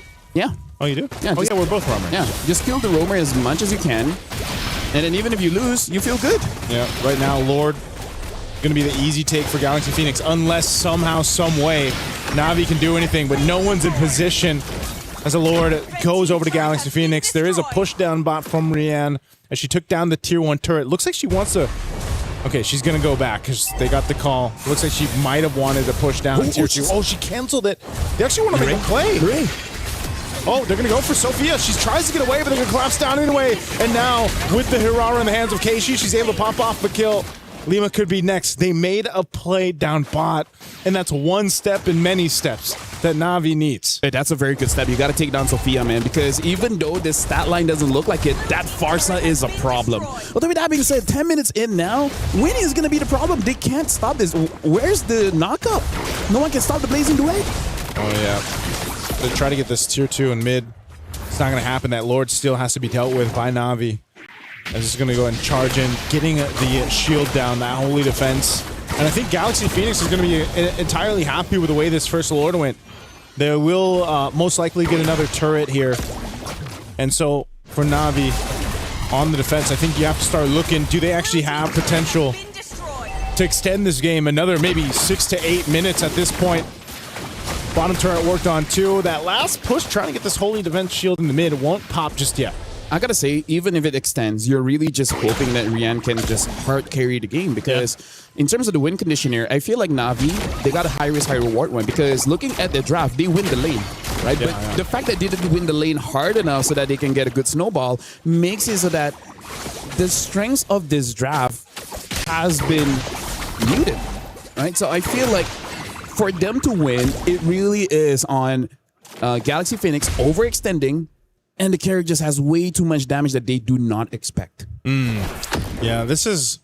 I think it kind of ends up being the case for a lot of the compositions that bring up the carry. You know, you almost go into this notion of, all right, let's just put it all on the shoulders of the carry, right? Let her get the itemization she needs, which, again, looking at it, she's got the Trinity. I would say it's good enough. Just, you know, just be careful of getting targeted first. I feel like if they're able to take down Sophia, that's a good enough opportunity for you to continue to fight. Like, get rid of the feathered airstrike. Exactly. You're at least in a fighting position. You know, maybe if this wasn't a 6,000 gold deficit that Na'Vi's trying to work from, that might be even more of the case there. Yeah, look at the gold difference here. No big difference in terms of the jungle, but everywhere else, almost 1,000 each. The worst is in the EXP. Ling is having an MVP performance, 3-0-2 on this Sora, really controlling the skies. This really looks like they just took something out of Sun Tzu and being like, hey, if you can't find them on land, fight them in the sky. Actually, they have a lot of sky power with this line. A lot of sky power. So that's... Sora literally means sky. Yes. And they also have that feathered airstrike in the sky. Right now, this Lord is up. Galaxy Phoenix took the last Lord just easily.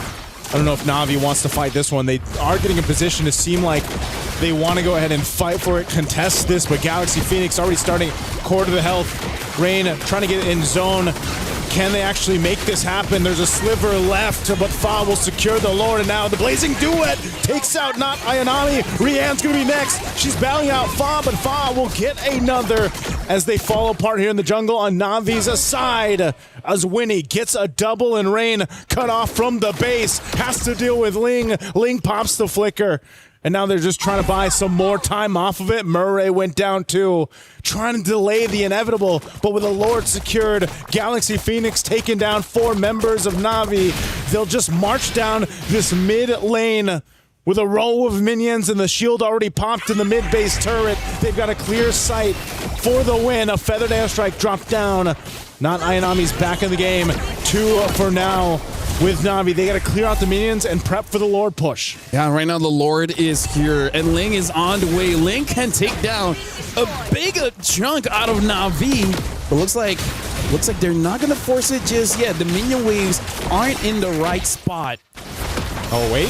Unless they try to make it the right spot. They're going to set it up here in the base anyway. A feathered airstrike comes down as well. The follow-through from Winnie. Not able to capitalize the kill, but they'll just lock on the base with the Lord up, and they've got enough firepower to do it as Galaxy Phoenix take game 1. Yeah, honestly, right now, Galaxy Phoenix, I would say they're winning based on the draft, but more about drafting for themselves. They like to fight, so just fight. I like it when they understand themselves the most, you know? Like, we like to play late, so let's just get a draft that can play late. We like to fight. We have a lot of suppressed aggression, and then this is the healthiest way for us to express ourselves. Remar, do you have a lot of suppressed aggression? Yes. All right, good to know. I have a number for anger management. Thank you. Actually, I don't. I have, all right. Sorry to bring your hopes up. Now it's about to be very visual aggression. But no, it's okay. That isn't a threat. Well, congratulations, by the way, Galaxy Phoenix. That was dominating. And we were saying that they were going to be the team that wants to fight, coming from Cambodia, which is why I said what I said about the Uranus, man. Yeah. It's either really bad or really great. Unfortunately, I think when you're up against a team that just wants to fight, you're going to need to match that aggression, and Uranus just isn't it. Can I just say, we don't play Claude, but that seems like a very good Claude game where it's like, who's going to stop the guy? Yeah. Right? There's there's virtually no crowd control. Like really hard crowd control to make it easy to stop It's been quite a while where we see a draft that's virtually no crowd control, no Naisu? Yeah, it was, and that's why they just bullied Murray, man. I mean, Murray had to either burn the flicker or she was dead, and it just wasn't a fun time for her. That's the most American pronunciation I've heard of Mirai's IGN. Murray, I do it all the time. We call it Tan. We can call Murray. Yeah, what was she saying? Tan? Yeah, like supposed to be like Tan? Yeah, usually it's like Tan because she's Indonesian. But it's Tan. Yeah, but we call it Tan. Tan. So now she's Murray. Murray. Murray. I think even when I saw Murray in the airport, I was like, "What's up, Murray?" Murray. How did she react? She just accepted smiled. it. Oh, okay. She said, "Hi, Sir Nice." But yeah, look at the highlights here. All the chain CC that goes on and the immediate burst damage from the Farsa. That's one of the best things when you have a Farsa on your team. You don't need a build up. Yeah. You just need someone to stop for a while. Yeah. And then that person's gone. Yeah, this is why we also saw that Na'Vi was just stuck with picking the glue there at the end because they needed some crowd control. Yeah, the glue is great, but then when you're up against a lineup that just layers everything so well, we saw there at the end the beautiful combo of the Sora and the Guinevere together. You get spun around, the Guinevere's there, nothing you can do. Yeah, this is... I'm also wondering, are we seeing that effect of spending a season in the MPL over there in Cambodia and like how they're playing here? Because I feel like this looks like when you're watching them play, man, the execution is on point here. Well, one of the greatest powers in the world is knowledge. Yes. And you will not be able to get knowledge without pushing yourself, without going to uncharted territories. That's true. Which was the MPL. Without going against rivals that you wouldn't have the access to anyways. Yeah, that's how we found out things about the world when we were kids. Yeah. Like, don't touch that, we touch it, and then we learned when we get hurt, ow, we'd never touch it That's again. knowledge. Yeah. That's knowledge. That's the storyline of AOT. That's growth. That's growth. Do you guys want to grow? Be uncomfortable. Hey, look at this guy. He was uncomfortable his entire life. Look how tall he is. Was I uncomfortable my whole life? What happened? Was I uncomfortable my So whole what does life? that say You about... had a pretty tough childhood, man. What does that say about me? As a kid, he was bullied because of his ears. Actually, we never see your ears because you're always wearing a headset. What's wrong with my ears, LaFell? I think it's an ear reveal time, Nacho. My ears are fine, man. Okay, so that one, I think is for your own personal comment. His ears are okay. Let's talk about this one. I really feel like for Na'Vi, they just put all their eggs in one basket of winning the lane. Yeah. Right? It's just like, we just win so much in mid and in EXP that it wouldn't matter. They put it in the carry, too. Yeah. Yeah. They need more crowd control. And we've always said this a lot. No matter how it looks like in the separate matchup, if you're lacking crowd control as a team, you're just not going to have a good time. Especially if you're up against a Gwyn. Yeah. Even if you take out the Sora, just the Guinevere alone. Yeah. Oh boy. Not a good time. That game start for Ling. It's so funny saying Ling for the Sora, but like for Ling to have that kind of start on the Sora was already not a great place to be in if you're Na'Vi, because you saw how many times Ling just was like, you know what, I'm gonna even when we didn't think they'd push at the end there. Yeah. It was Ling that's like, nope, I'll make my own space. Here we go. I'm gonna jump in, shifting skies, set things up for the team, and that's what she was able to do. It's kind of like one of the mindsets of the players. It's like, we're already far ahead. We can afford to try this out. If it doesn't work out, I trust my team. They can just back me up. This is why it's so weird that we're saying this about a Filipino team, wherein it seems like they forgot to look at the big picture of it all, of like, okay, how do you blend together as five? And on the other side, a team that's known for their aggression, they were able to build a beautiful picture together as a team. Let's see if they'll be able to keep that up and sweep Na'Vi for a surprising result, or will Na'Vi force a game number 3 after this break?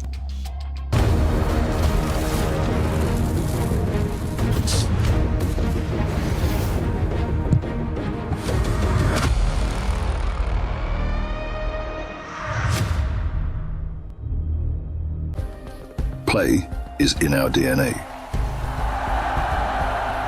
Whenever we let it out, it becomes our superpower. Now imagine an entire city being built to supercharge it. Kadir City, powered by play.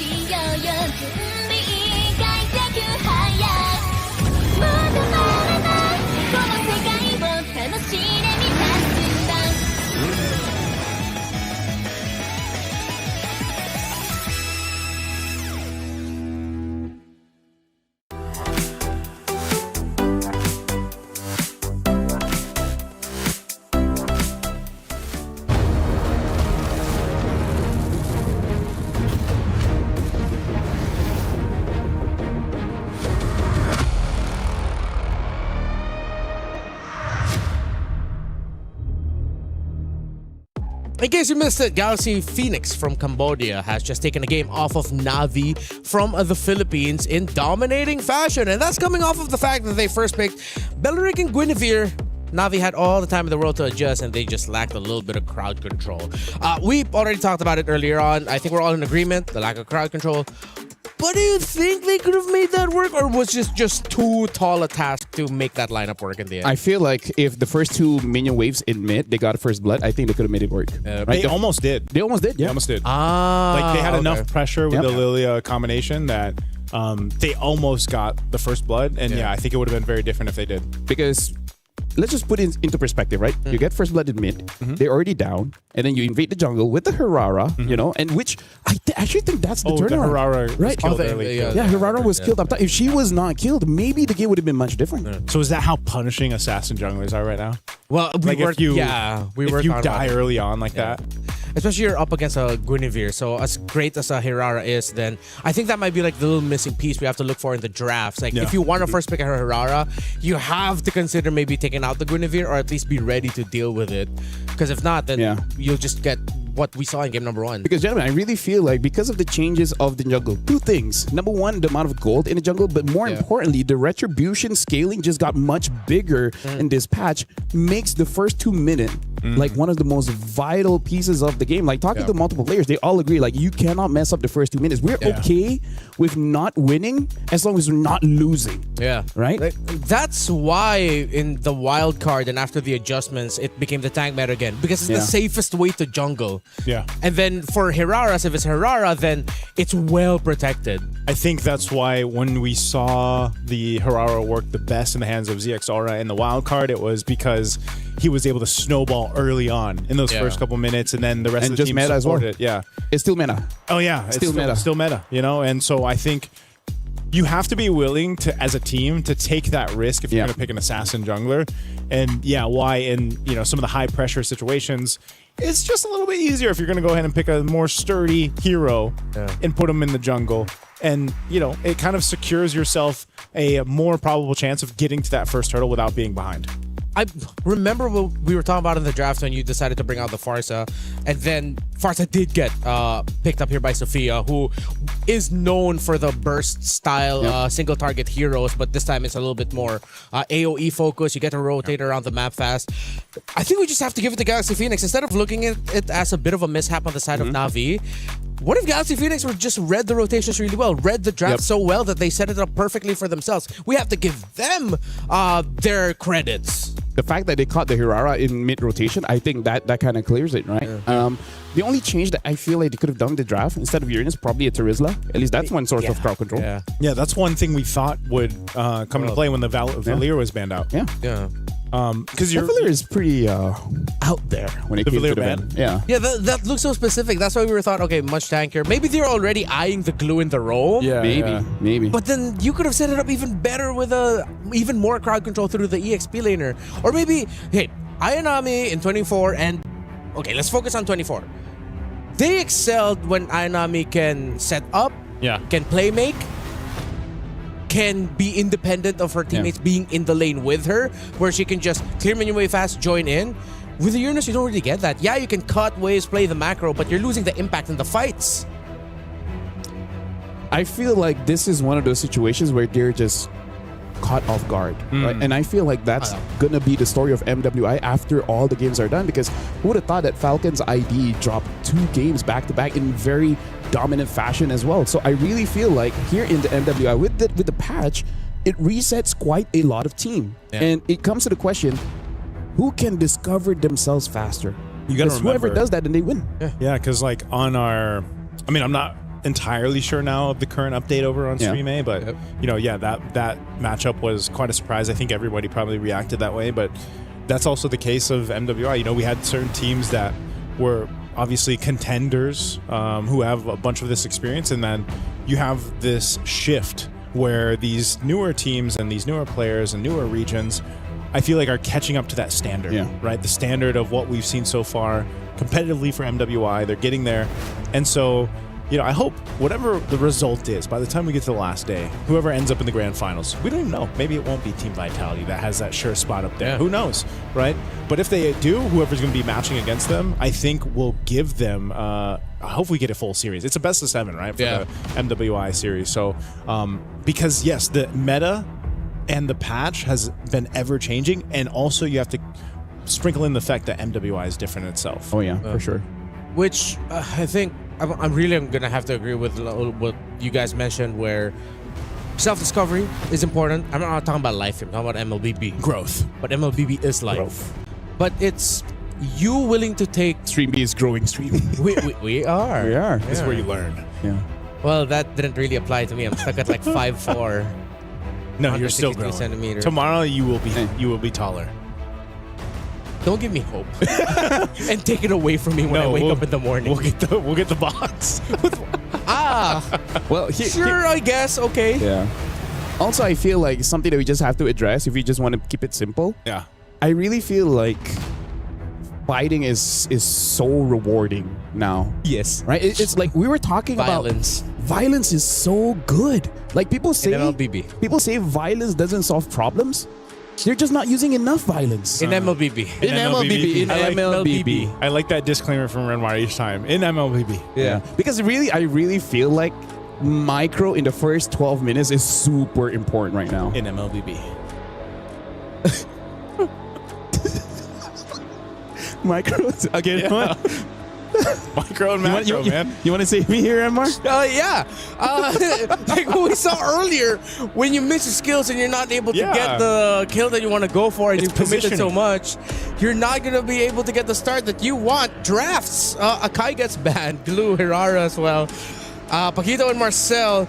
The Freya should be banned here because I think Freya is still dangerous. Yeah, Freya definitely. No, but with the Phoveus open, if ever Navi rushed the Freya, then the Phoveus may just get picked up. Oh, they opened both. It's interesting too that Navi is just like, yeah, we're gonna ban the Hirara. We're also not gonna play it. Let's just scrim for a few more games, and then we see how it goes. Okay, that's a good choice. It's them telling Keishi, no. Oh no, I mispressed it. Oh no, sorry, Casey. But yeah, I really feel like Hirara is just one of those heroes. Like in theory, like you can get the whole kit like understood in a few minutes, but in application, it takes a while. It's so contextual, like the way that you're going to use the combos, and kind of weave in and out. And I don't know, it requires an artistic mind. There's got to be some more time. Phoveus though, first pick blue side. It's going to be the first in a while. Yeah, I mean with the Freya still open. Super punishable by almost everything. Yeah. The Alice, the Valiers. Yeah. The Valier that they banned earlier might actually end up showing up here now. The Guinevere gets picked up. I think, just for Navi, just make sure you have crowd control and really good amounts of it. And I think they shouldn't. I want to see them have like another carry, not just put it all onto the hands of Rain. Since their names are so similar, I forget. Rian, like for the gold lane? Gold laner, yes, Rian. Thank you. Especially with them rushing Belleric. No one I'd want to see them consider something like a Granger, man. Something that's just like skill based and not basic attack based, and then just get your damage elsewhere. I think taking the Claude wouldn't be that bad as well. Yeah. Into Belleric? But into Belleric though, this might be a. Okay, it's not a sure thing that the Claude will struggle. We have seen games where the Claude will be fine against the Belleric. Oh, they still want to go for the carry. Wow. It's probably just because it's also supplemented differently now. Yeah. Like you've got the carry, but even the Phoveus, and let's see what ends up being in the roam. I think Navi wants to go ahead and just kind of give it another go on this one. But knowing that you're up against this Guinevere Belleric pick, okay, Jushin. Now you've got the amount of crowd control you wish you had in game one. But now Keishi definitely needs a hard carry that can deal with anything in the first, I would say, 9 minutes of the game. Yeah. Right, you got to give time for this carry. So a Suyo. Right? Something like a Suyo. Yeah. Damage, crowd control, can pretty much do a lot of everything. Not really the tankiest in the world, but difficult to take down. Yeah, Suyo would be great. But when you mentioned the Jushin earlier, you also brought up something like Kimmy being really good against it. I think Lilia would be good also here for Galaxy. Which would mean that is the Jushin too early? Could they have considered other options instead of picking it right away?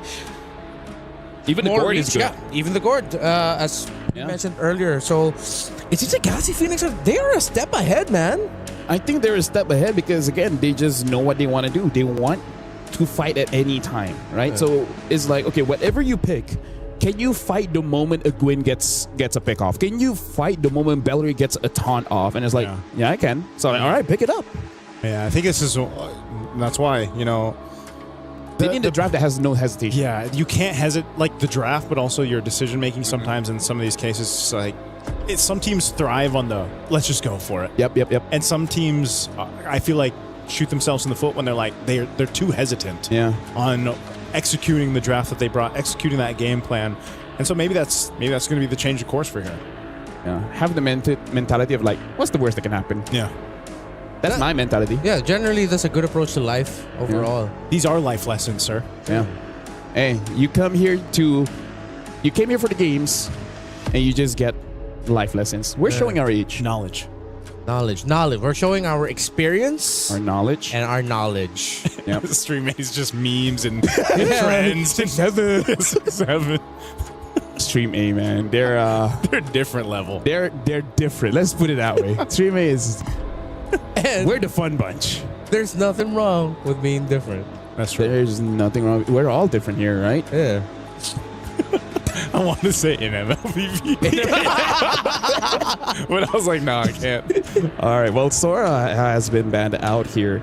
Other than that, I wonder if they want to respect an Alice, because Alice can make Phovia's womp womp sad. Yeah. And then also just keeps on dying. I mean, like, carry counters the Alice pretty hard, so maybe that's why they would just want to leave it open. Yeah. I think, though, it would be risky if they left it open, because then you're waiting for the carry.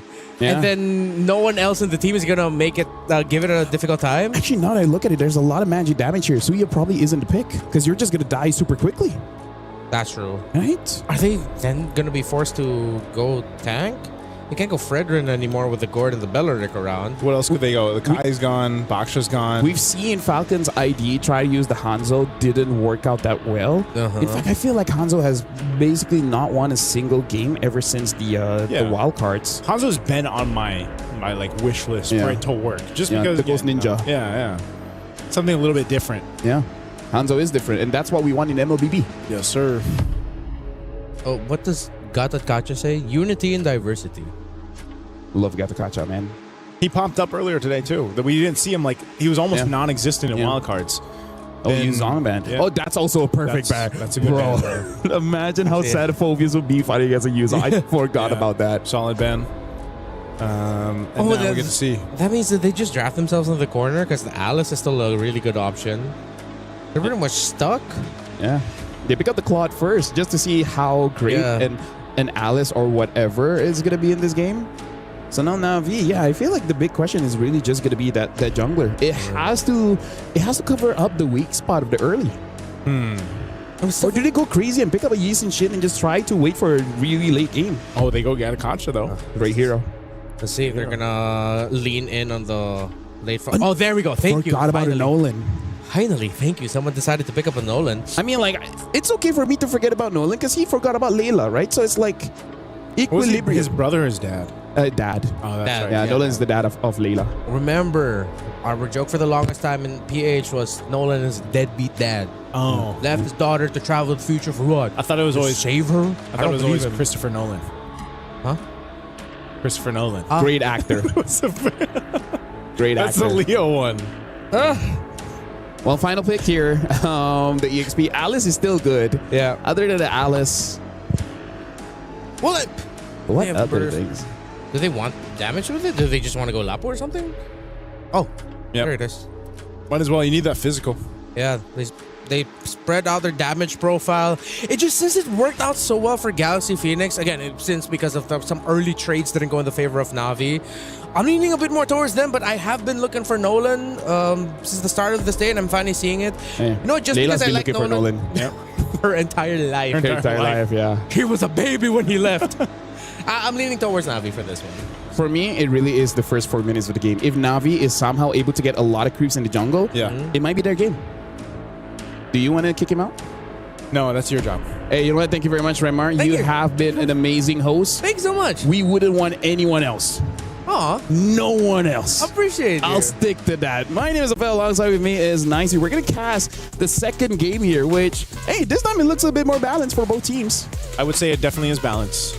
It's a 50-50 for me. I know you guys gave... Did you say Na'Vi? Is that who you went with? If Na'Vi wins the first 4 minutes... First 4 minutes. So you're on the first 4 minutes. Okay.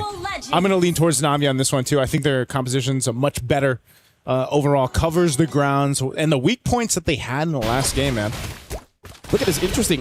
Looks like Rain is going for an Inspire in her emblem set, covering the shortage of the mana. Oh, hold on. Whoa, that mid-lane lockdown already happening. Sophia, this looks a lot like Game 1's initial fight off in the mid. So as long as Keishi doesn't die in the opposing jungle, then they should be good, right? Because I really feel like if you can't win, just don't lose. That's good enough, right? That's a simple way to look at it, man. Yeah. Oh, there's the setup once again. Utilizing that Guinevere Fa. They have a Revitalize, though, so they are going to be fine, but that was popped out already from Murray. This is the thing I want to see from Na'Vi adjust from Game 1, where, you know... Purify used too. The whole lot of battle spells being taken out. What I was going to say is playing around this kind of defensively against the Guinevere setup that seemed to be such a problem for Na'Vi in Game 1. I gotta say, like, Gwyn is such a Fa hero because the moment she jumps out the zone, it's like Fa. Yeah, that's great. You know, It's one of those things where you have to say it when you do it. Yeah, not having Purify in the first turtle is going to be devastating. Because again, with the Guinevere, you don't have to win the turtle. Yeah. You just kill 2 people, and then you're happy in MLBB. Yeah, this is one of those cases where if you get overloaded with the crowd control options that Galaxy Phoenix has, it's going to be really difficult to approach the objectives. Because right now, I feel like for Na'Vi, they just have to remember what happened in game number 1, where basically they get picked off. It's even the same bush. Look at that. They're just waiting in that left bush in the mid, trying to wait for someone to go through. Oh, but this time, Keishi on a different hero will be able to try to go for Ling. Not going to happen, though. Ling also, she's got her bravest fighter, so she's fine. A little projectile into the gush. They're going to look for this pick off here with the Requiem, not Ayanami. First to go down, first blood over to Galaxy Phoenix, and now Turtle for the taking here. A jump in from Ling just to zone out the rest of Na'Vi. Bravest fighter bringing Keishi low, but the Lantern under the turret as Ling gets punished. But Turtle secured for Galaxy Phoenix. Yeah, still a positive for Galaxy Phoenix because they're able to get a kill as well as the Turtle. I'm sure they would prefer if Ling doesn't die there, but I feel like it's still okay because you're going up against Phoveus. Phoveus isn't going to punish a Lapu that much. Yeah. So Ling should still be able to get a farm. She's got to be the brave one, right? So that's what she went for. You got to remember, too, there's a Jushin across from you for Rain right now from Na'Vi. But I think off of that, if you see a lot of those little minor exchanges in terms of what Galaxy Phoenix can get, they compound throughout the game. Speaking of, Ling, it's actually having an advantage in terms of the gold. So it looks like Ling was able to deny not Ayanami in some minions. So even though she did die, it really didn't punish her that much because it doesn't look like she really missed any minion waves. So now for Galaxy Phoenix, Na'Vi has to understand their whole idea is Fa is going to pick off someone. Yeah. And then Sophia is just going to follow up, right? It's rinse and repeat, rinse and repeat. At this point, they're like, who's going to be the sacrificial lamb? Someone has to die, and then the rest of the team has to get an advantage somewhere. That's why you pointed this out previously, though, Fa, that concentrated energy early item for Fa is just so valuable, man. For any of the Guineveres that are picked up here. Na'Vi, at least, in a sense, you know, Keishi got an early kill. She's able to go ahead and scale up on the Nolan. I'm just wondering, is the Nolan scale going to be enough to contest what Galaxy Phoenix has? I feel like the skill is going to be good if you can get Sophia, right? Because I really feel like it's not what you have, it's about how you use it. Yeah. You got the damage. Yep. But if you can't kill Sophia, if you can't kill Winnie, then there's really no point to your hero. Yeah. Sophia's the key for Na'Vi to get to game 3, man. At this point. But Sophia, playing like the way that she did on the far side, now you don't have as much mobility to kind of get out of those dangerous situations. You're really just relying on either getting that little minor stun in with a projectile or just flickering, right? The athletic flicker, as I call it. But right now, the second turtle's up. Galaxy Phoenix, very minor lead. Nothing too crazy. This is something that Na'Vi can still take and bring in their favor. Fighting for this turtle. This is going to be a full-on fight, too. 5v5 for this one as everyone's around this. No setup there with spatial migration. This might be not Ayanami going for this. Dark Wave is already used, too. Here's the engagement, though, and Revitalized used. He's trying to get away. Winnie, once again, with the Blazing Dude on the backside, will be able to take her out. They go for the trade right now, ignoring the turtle. Rihanna joining the fight on Winnie. She's going to be pushed back, but here in the mid lane, a Lantern will take out Lima, bringing her back to the turret. And now Murray could be the one in trouble as she's going to be the trade again. It's a 2-for-1 as Galaxy Phoenix can now take the turtle. I gotta say, Nancy, this is very unfortunate because Na'Vi, they're missing quite a lot of abilities. The most obvious one is the Avatar of the Guardian. Yeah. Because here's the thing, they gotta figure out how to take down Fa. And Fa has been perfect so far. Rian in trouble. Projectile already got stunned too. She's going to pop the ultimate. Tries to get away and she dodges and weaves, but Ling won't let it happen. Catches her under the turret. And Sophia there dropping down the ultimate. That Mystic Gush just to keep her safe. I gotta say, Na'Vi is trying to fight fire with fire, but the Phoenix just has too much fire at this point. Fire. And Fa, looking for more. Fa found another. Not Ayanami trying to survive with the Infernal Pursuit, but Galaxy Phoenix picks up another. I feel like Fa was talking to her coach and being like, oh no, Frederick got nerfed, Akai got nerfed, Boxia got nerfed. We still got Gwyn though. Still got Gwyn. Oh. Hey. I think we're going to see a whole lot of Guinevere, man. Oh, yeah. If not just in MWI, but or just a lot of bans. Because that's oppressive. Anytime Fa just sees a target, she goes for it. And again, never punish. Never punish. I think that's the big problem here, Naisu. Right? Navi hasn't punished anything from Galaxy Phoenix. From game 1 to game 2, now Navi trying to figure out how do we deal with this crowd control steamroll that Galaxy Phoenix's lineup has given them. And you're almost wondering, what is that? What is that going to be? Is it eventually just going to fall into that same position where it's like, all right, is Rian online? Does she have the Trinity? Are we ready to fight here? Once again up top, we're going to drop it down. Rian is gone out of the picture, and now Murray, after the Avatar of the Guardian, she's going to be going for more. Finally, Fa's going to go down too. Not Ayanami, pops the Sophia's flicker. They're still going to look for more. Sophia has a stun, gets her with a projectile. They lose Fa, but it's a trade though. You're gold laner for the jungler. Yeah, at this point, it's kind of like good news, bad news. Good news, we're able to take Fa. Bad news, Fa does not have a shutdown. She only had 1 kill. And now Ayanami's here finding Ling. Ling should be able to get out of here, but now with Rian. Oh, can they get Ling? Okay, Bravest Fighter. Flying Clouds, though. Again, that is going to be something to consider. How fast they can bring themselves back to a base defense or into a defense of the fight if they have to with the Flying Clouds. This last turtle is going to be up. 2 already went over to Galaxy Phoenix, and now they're in position here with nearly a 3,000 gold lead to take 3 for 3. A Mystic Gush would drop down from Sophia. There's an Avatar of the Guardian. They're going to try to cut Sophia off as she's trying to get away. She's still alive. Good Wrath of the Dryad to cover the fire, plus the Blazing Duet on the backside under the turret. Winnie will get back with the BMI and 2 down for Navi. We understand the idea, but again, the execution just wasn't clean enough, and this is one of the reasons why Beleric is so prio, because it's a very good anti-dive comp, right? It's just like, whoever comes in, I alone can basically disperse everyone. He's enough of a deterrent to stop things from happening. Half the time you see her just use the flicker, Wrath of the Dryad combo, and it stops things from even pursuing any further. It's just one of those things that just prevents any kind of action, because damn if you do, damn if you don't. If you don't attack me at all, we're just gonna take things for free. Yeah. But then if you come and attack us, you have a toll to pay, right? You're not gonna get out scot-free. Yep. And this is interesting too. Looking at the items, you see Sophia has the Genius Wand herself on the gourd. Yeah. And then that's actually what allows them, whether it's her, whether it's, utilizing this Guinevere from Fa, they work in conjunction with each other. Look at this. Rain also looks like is going to go for the Sky Piercer. I think even she understands that they need some kind of miracle here. Yeah, they need something to happen. Again, Navi, they've got to find themselves in this kind of space of surviving. Again, a spatial migration, even with the Revitalize, just gone in an instant.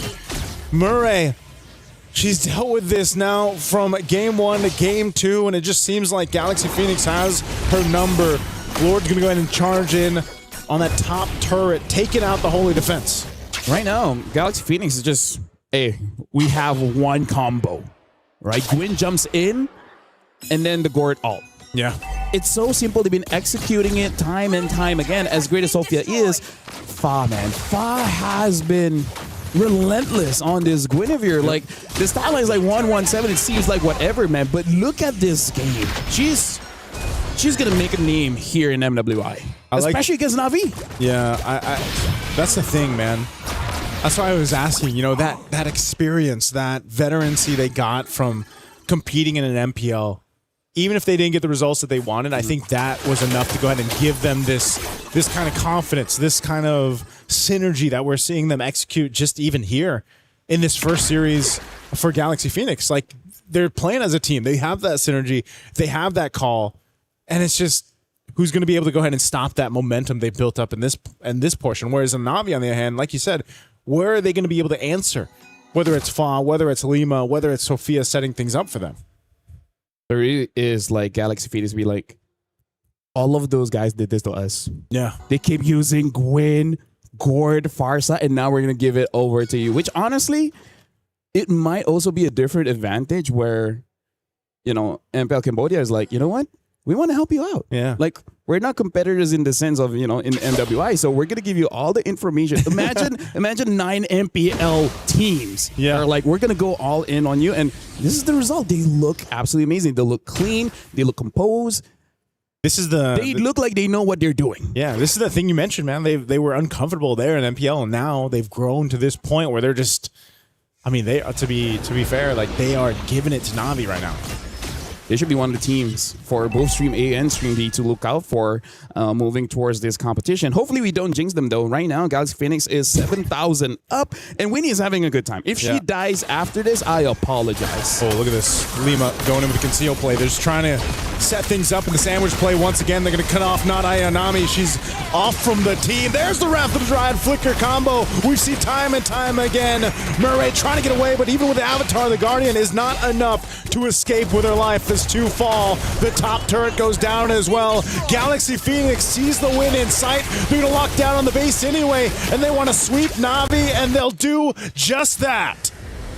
We already have 2 upsets in day 1 of MWI. But I gotta say, that's a very happy win for Galaxy Phoenix. And they deserve it because, again, it's all about just fight, and everything went well. I gotta say, I would be so surprised, Naisu, if somehow, some way, Fa gets that good again. I think it should be a perma ban at this point. You remember, since we shared the desk in the wild card and Renmar did it before he puts his headphones on, we saw this in day 1 of the wild cards where teams were surprising, what we were seeing. And it was, again, this kind of adjustment period for the other competitors to be like, oh, they are using these heroes. These are some of their go-to heroes that are making them work. And I think, yes, 100% Faz Guinevere is going to be one of them. Hell, even the Belric.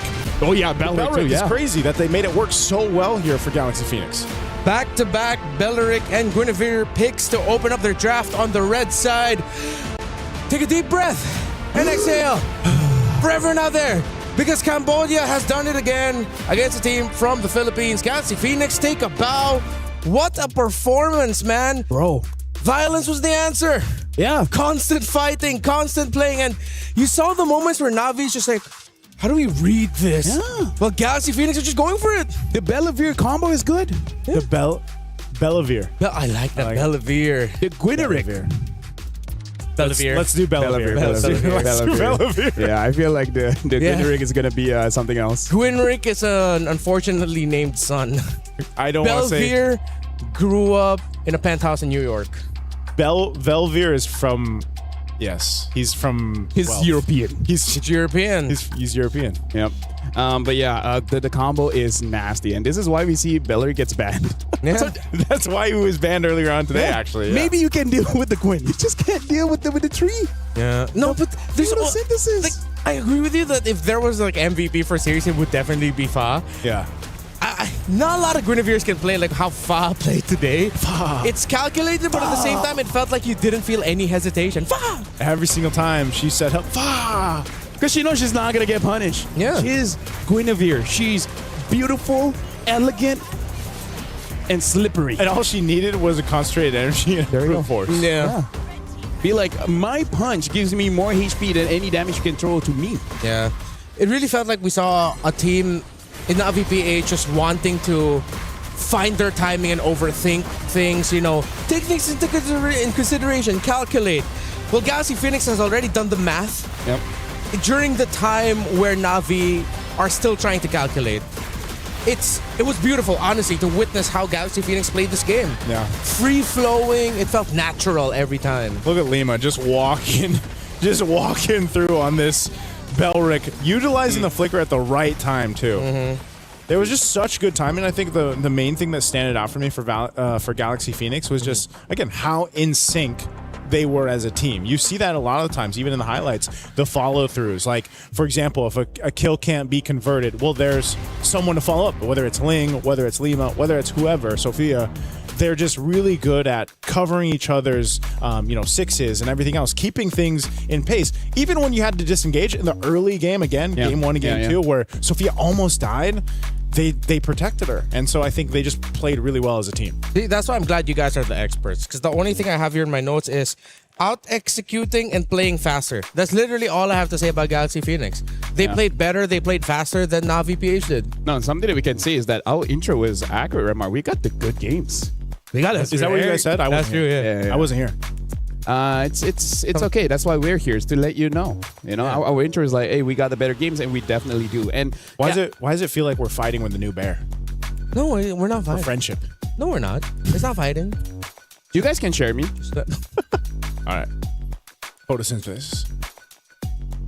Yeah. Stoicism. Stoicism. Yeah. Okay. No, yeah, I'm just trying to be stoic right now. Yeah, I really, if this is the meta that Moontown really wanted, which is just, is this what they all wanted? brawl, all fight? To be fair, I think they've been trying it for 2 years. I was gonna say, is this what they wanted? To an extent. Are you not entertained? Is that what they wanted? No, I mean, like, MLBB has always been like the most fun to like cast and watch if it's like fast paced. Like if there's not like a lot of slow moments. And I think the way that they were able to do it here was just really good overall. It was fast. It was a lot of fights, but you could see that they weren't just like throwing stuff into the whiteboard to see if like what will stick. No, it's like you could see the thought process. Yeah, but now I really feel like Navi, after suffering this loss, they gotta lock in, because we gotta talk about the format as well. This is double elimination. You lose one, it's fine. It's okay. Yeah. Losing twice. Look at that. The key crusher is just there. Yeah. Yeah, and a few feet away. And they are big feet is. In a difficult group. So right now, waiting for them is, I don't know, who won the previous ones? We'll just name out the teams in the group of Navi. Gen G, Foot, Vitality, Made in Brazil Lost, Falcon Daisies, and Falcons Mena. Bro, that is tough competition. Just Vitality is, I mean, like, it's almost like we have a huge thingy in front of us that reminds us of Vitality. Yeah. That's actually that's true. I was like, the Vitality booth is right beside right in front of us. I may or may not have instantly bought a Vitality jacket earlier. Before we were even live today, this is how big of a fan he is. I think you could just show it and it's fine. No. Oh, no. Okay. I'm not allowed to yet. All right. But one day you'll see him wearing it. One day? Yeah. All right. Before we went live. Hey, it goes from one day to day one, am I right? Day one or one day? Day one or one day? or day one? There you go. Yeah. You One just day or switch. day one. You just switch things around. You just switch things Depends around. on the context. In my years of casting MLBB, it's surprisingly enough, it's through LaFell that I have learned the most life lessons. Yeah? You drop a lot of wisdom, man. I think a lot of our viewers too for MLBB have learned a lot of life lessons from you. I know they've shared their sentiments online. Yeah. Right? What is one life lesson you could share now to us? What is one life lesson that... Okay, you know what? Yeah. Since things are going to happen anyways, embrace mistake. Yeah. So, in the context of this last game, embrace it. You're like, yeah, you lost, but Navi why? needs to embrace some mistakes. It's like, yeah, we lost, but why? And what can we do to make this someone else's problem? Whose mistake? Whose mistake? I feel like the mistake is really just not being prepared against that Belleric as well as the Gwyn combo. Oh, mistake. Okay, yeah, okay. I was thinking mistake. So I'm asking you, like, who is mistake? Oh, like that's not me. That's not me. That was my mistake. But no, I agree. Have you eaten yet? I have. I haven't. No, but yeah, I'm agree. Although the thing is, it feels like it was just like the Matilda and Barretts from the Twisted Minds game. Yeah. Where it's like, try to react to it as much as you want. If there's a team that like has a very clear idea of what they want to do, it's like there's not much you can do to adjust to it in a best of 3. Oh yeah. Right? I guess it's all about the roam jungle combo now.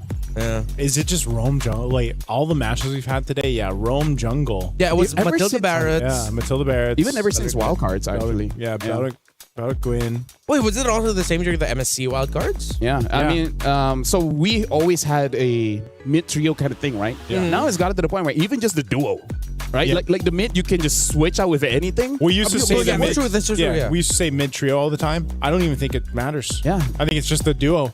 I think the mid's been cut out.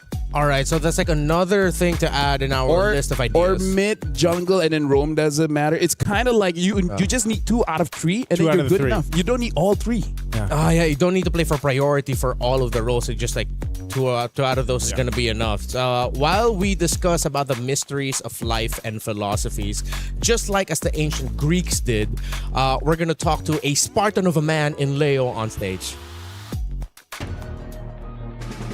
Thank you, gentlemen. We are here at the stage with, of course, the roamer of Galaxy Phoenix. Congratulations, Lema. How do you feel about beating the 2024 MWI champions in Navi PH?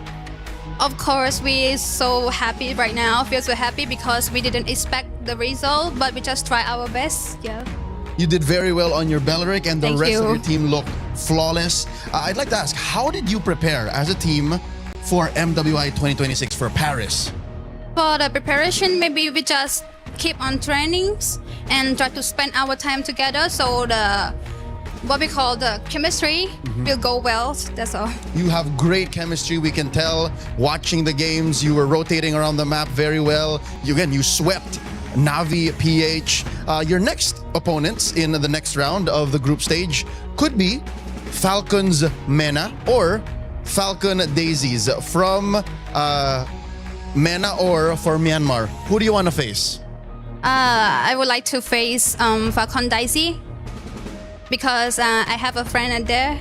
Yes. Who's your friend? Starsoy, Starsoy. jungler. Yes, the jungler one. Okay, if you have a message for Starsoy, if ever, for her next match, what do you want to say to Starsoy? Good luck, my friend. See you tomorrow. That's all.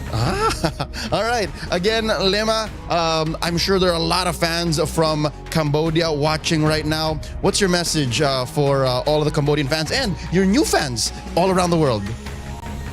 First of all, I'd like to say my language, okay? Yes. អរគុណអ្នកទាំងអស់គ្នាដែលក្រុមតពួកខ្ញុំពីចម្ងាយពួកខ្ញុំនឹងខំប្រឹងធ្វើបានល្អជាងហ្នឹងហើយសង្ឃឹមថាអ្នកទាំងអស់គ្នានឹងបន្តការគាំទ្រ Yes. Akun Lema, once again, the roamer of Galaxy Phoenix. Lema, amazing Belleric. Congratulations on your sweep. You guys are watching MWI 2026. We're just opening up on the first day of the group stage. My name is Leo. When we come back, we'll have the boys back on decks to take care of the final match of the day on broadcast here on Stream B. We're going on a quick break. Don't go anywhere. We'll be right back. You're watching Esports World Cup here live from Paris, France.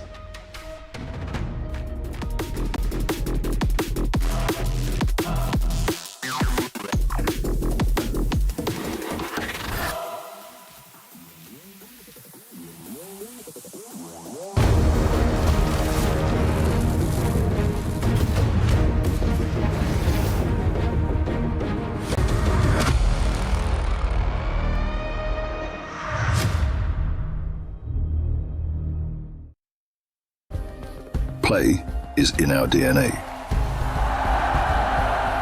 Whenever we let it out, it becomes our superpower. Now imagine an entire city being built to supercharge it. Kadir City, powered by play.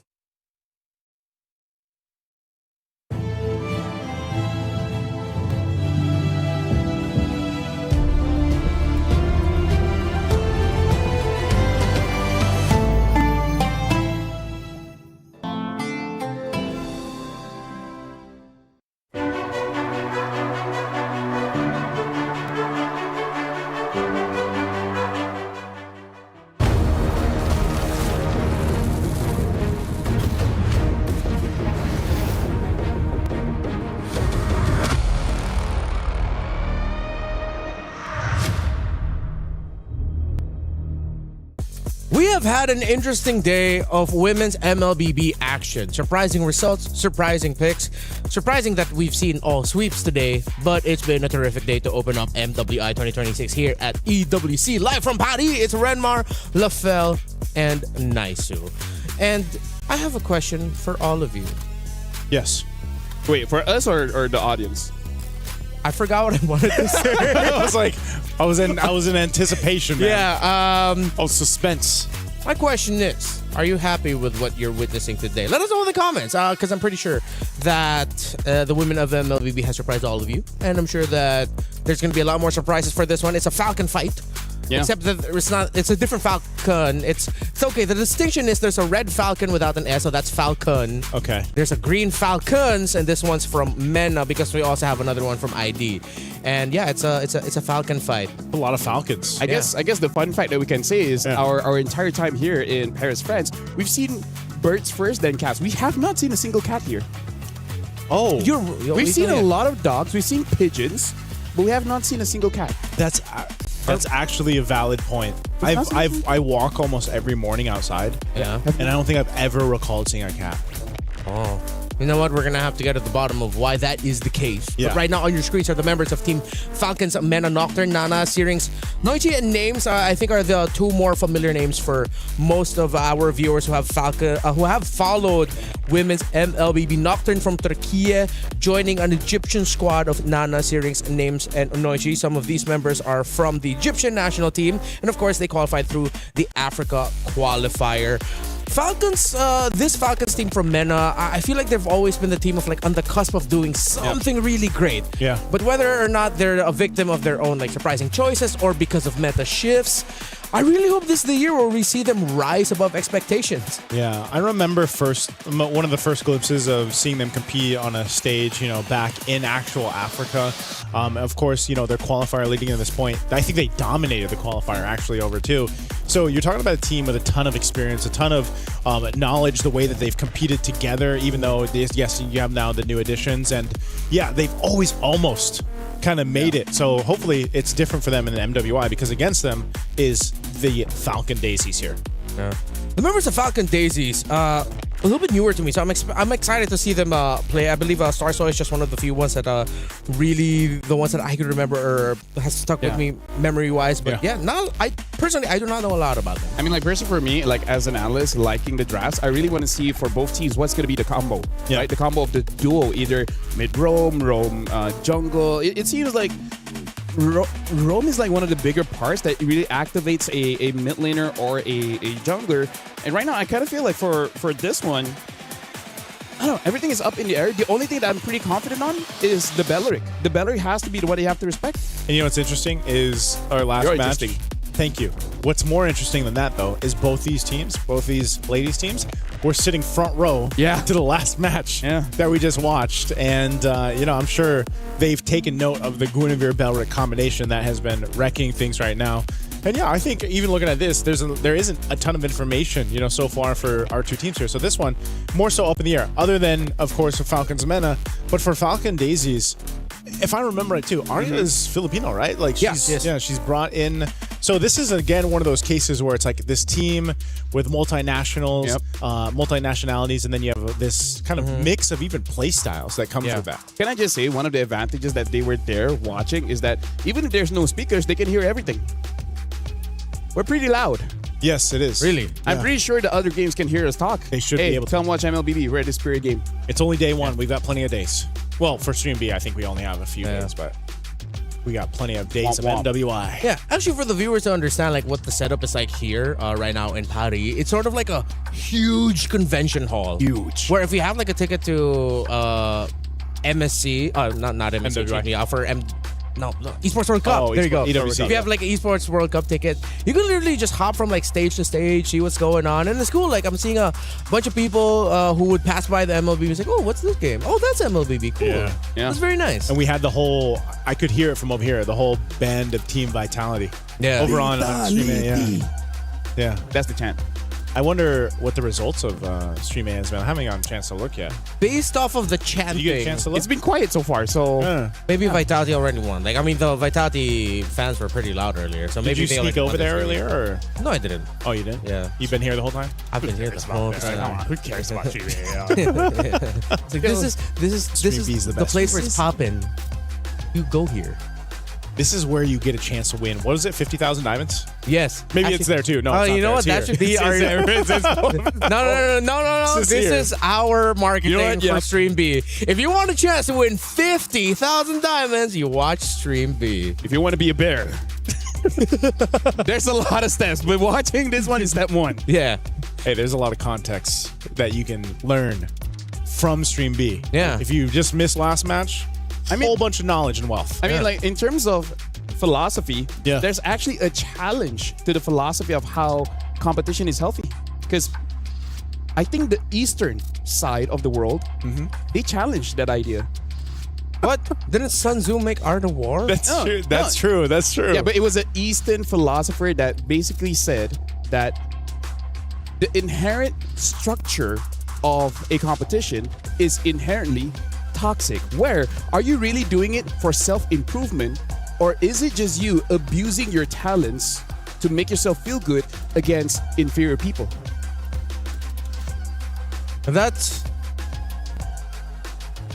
it's the reality of the world, you know, like philosophers. It's been such a long time since the 1200s where. So I want you to wrap that and tie it to this matchup that we're about to watch. So between two Falcons, right? Why are you fighting? Are you fighting? Yeah. So that you will eventually become a champion. Yeah. By going through all your different rivals Yeah. to make yourself the strongest that you can ever be, the best version of yourself, or are you doing it here simply for selfish reasons to show that you are the best? You don't care about the results. Here's my philosophy. If you want to be your best, $150,000 is pretty good way of being able to do that. That's true. Yeah. That $500,000 prize pool. Yeah, and that it's like it is not toxic to be of one. Speaking of, we even see that philosophy in football or in soccer. Blue Lock. You mean football? Football, yes, but you know, for the NA fans, a couple of heads just turned towards your way. Have you guys watched Blue Lock? No, I haven't yet. Okay, so it's basically a football anime where it's all about bunch of ego. Brunos. It's all about not passing to your team, but you yourself get the goal. Shout out to Norway. Something just happened. Shout out to Norway. Yeah, Norway. Yeah. Yeah, and I think So you should. see, it applies even in 2026. Yeah, and for this matchup specifically, you shouldn't pass on your chance to win by making sure that you don't hesitate. Just go for it. I feel like Galaxy Phoenix taught a lot of the teams here in MWI who get to watch their game something very important. Something that LaFell has been saying for a long time. What's that? Violence is good in MLBB. In MLBB. You don't hesitate. Half a second is such a long time. Yeah. It's weird because that's the nature of the meta right now. Yeah. Just fight. Yeah, as long as you don't. Well, okay, it can't just be like you're fighting for nothing. You have to be at least fighting for something. Yeah. Because everything the Galaxy Phoenix did in the last one, they were fighting for something. Fighting for advantage, fighting for an objective, stealing away. Even just stealing away a camp meant it was a fight for them. Actually, it's just getting Marie. Actually, that's what they were fighting for. Yeah. It's like, why do we fight to Fighting get for Mirai? Mirai. I was like, okay, that's good enough. Right. That's So, good enough. if we're going to be following that line of thought from the previous series, then Nana from the side of Falcons Mena and Falcon Daisies, Star Soy, who is a veteran already from the MWI field, I think they're going to be the ones that are going to be eyed out by the two teams. Yeah. You're going to have to protect your jungle. That I would not be so mad if both of them just decided to like hunker down and pick some tankle. Those tankle heroes. Hey, it's been a long day. You know, it's been a long day. It's been a long It's been day. a long day. The difference between being 4 series in to he's 1 series in. Yeah. Tankle heroes. So tankle, the tank jungles. I wouldn't mind it. I wouldn't mind if they decided to just lean in on that idea, just so that they're safe. You know. I can't wait for tomorrow. I'm the best host, and then by game 3, I make no sense. Yeah. To prepare, I'm gonna learn all the theories about light. Just watch what I did today, so you know what not to do. So what should be the prio bans now, right? I feel like that's part of the equation. I feel like Zushin is safe now. You can leave it open. I think after what I saw earlier, even if it's not Galaxy Phoenix, just ban the Gwyn. Or be ready be ready to deal with it, because it was the one that wasn't affected by the nerfs to Fredrin, Baksha, Akai. Gwyn is actually in a really good spot. Yeah, very good spot, yeah. It seems weird that it just happened to be the case, especially when those new skins came out. So is someone gonna pick up a Deeroth? Actually, he's the only one that's like hasn't existed. Yeah, Cho, Paquito, Guinevere. Yeah. So I'm like, where's the Dyroth, man? Wait, no.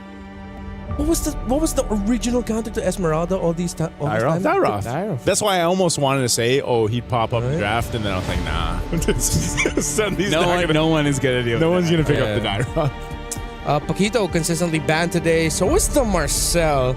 I think a lot of the initial trays have been playing around making sure teams don't get like the tank jungles. Yeah. Freya, Hirara, Phovius are being fought for, but Guinevere, I think, needs some respect in her name. I wonder also if we're just gonna see another version of blue side pick up Harara. Like just rush all it. the teams just want to give it that one game, you know?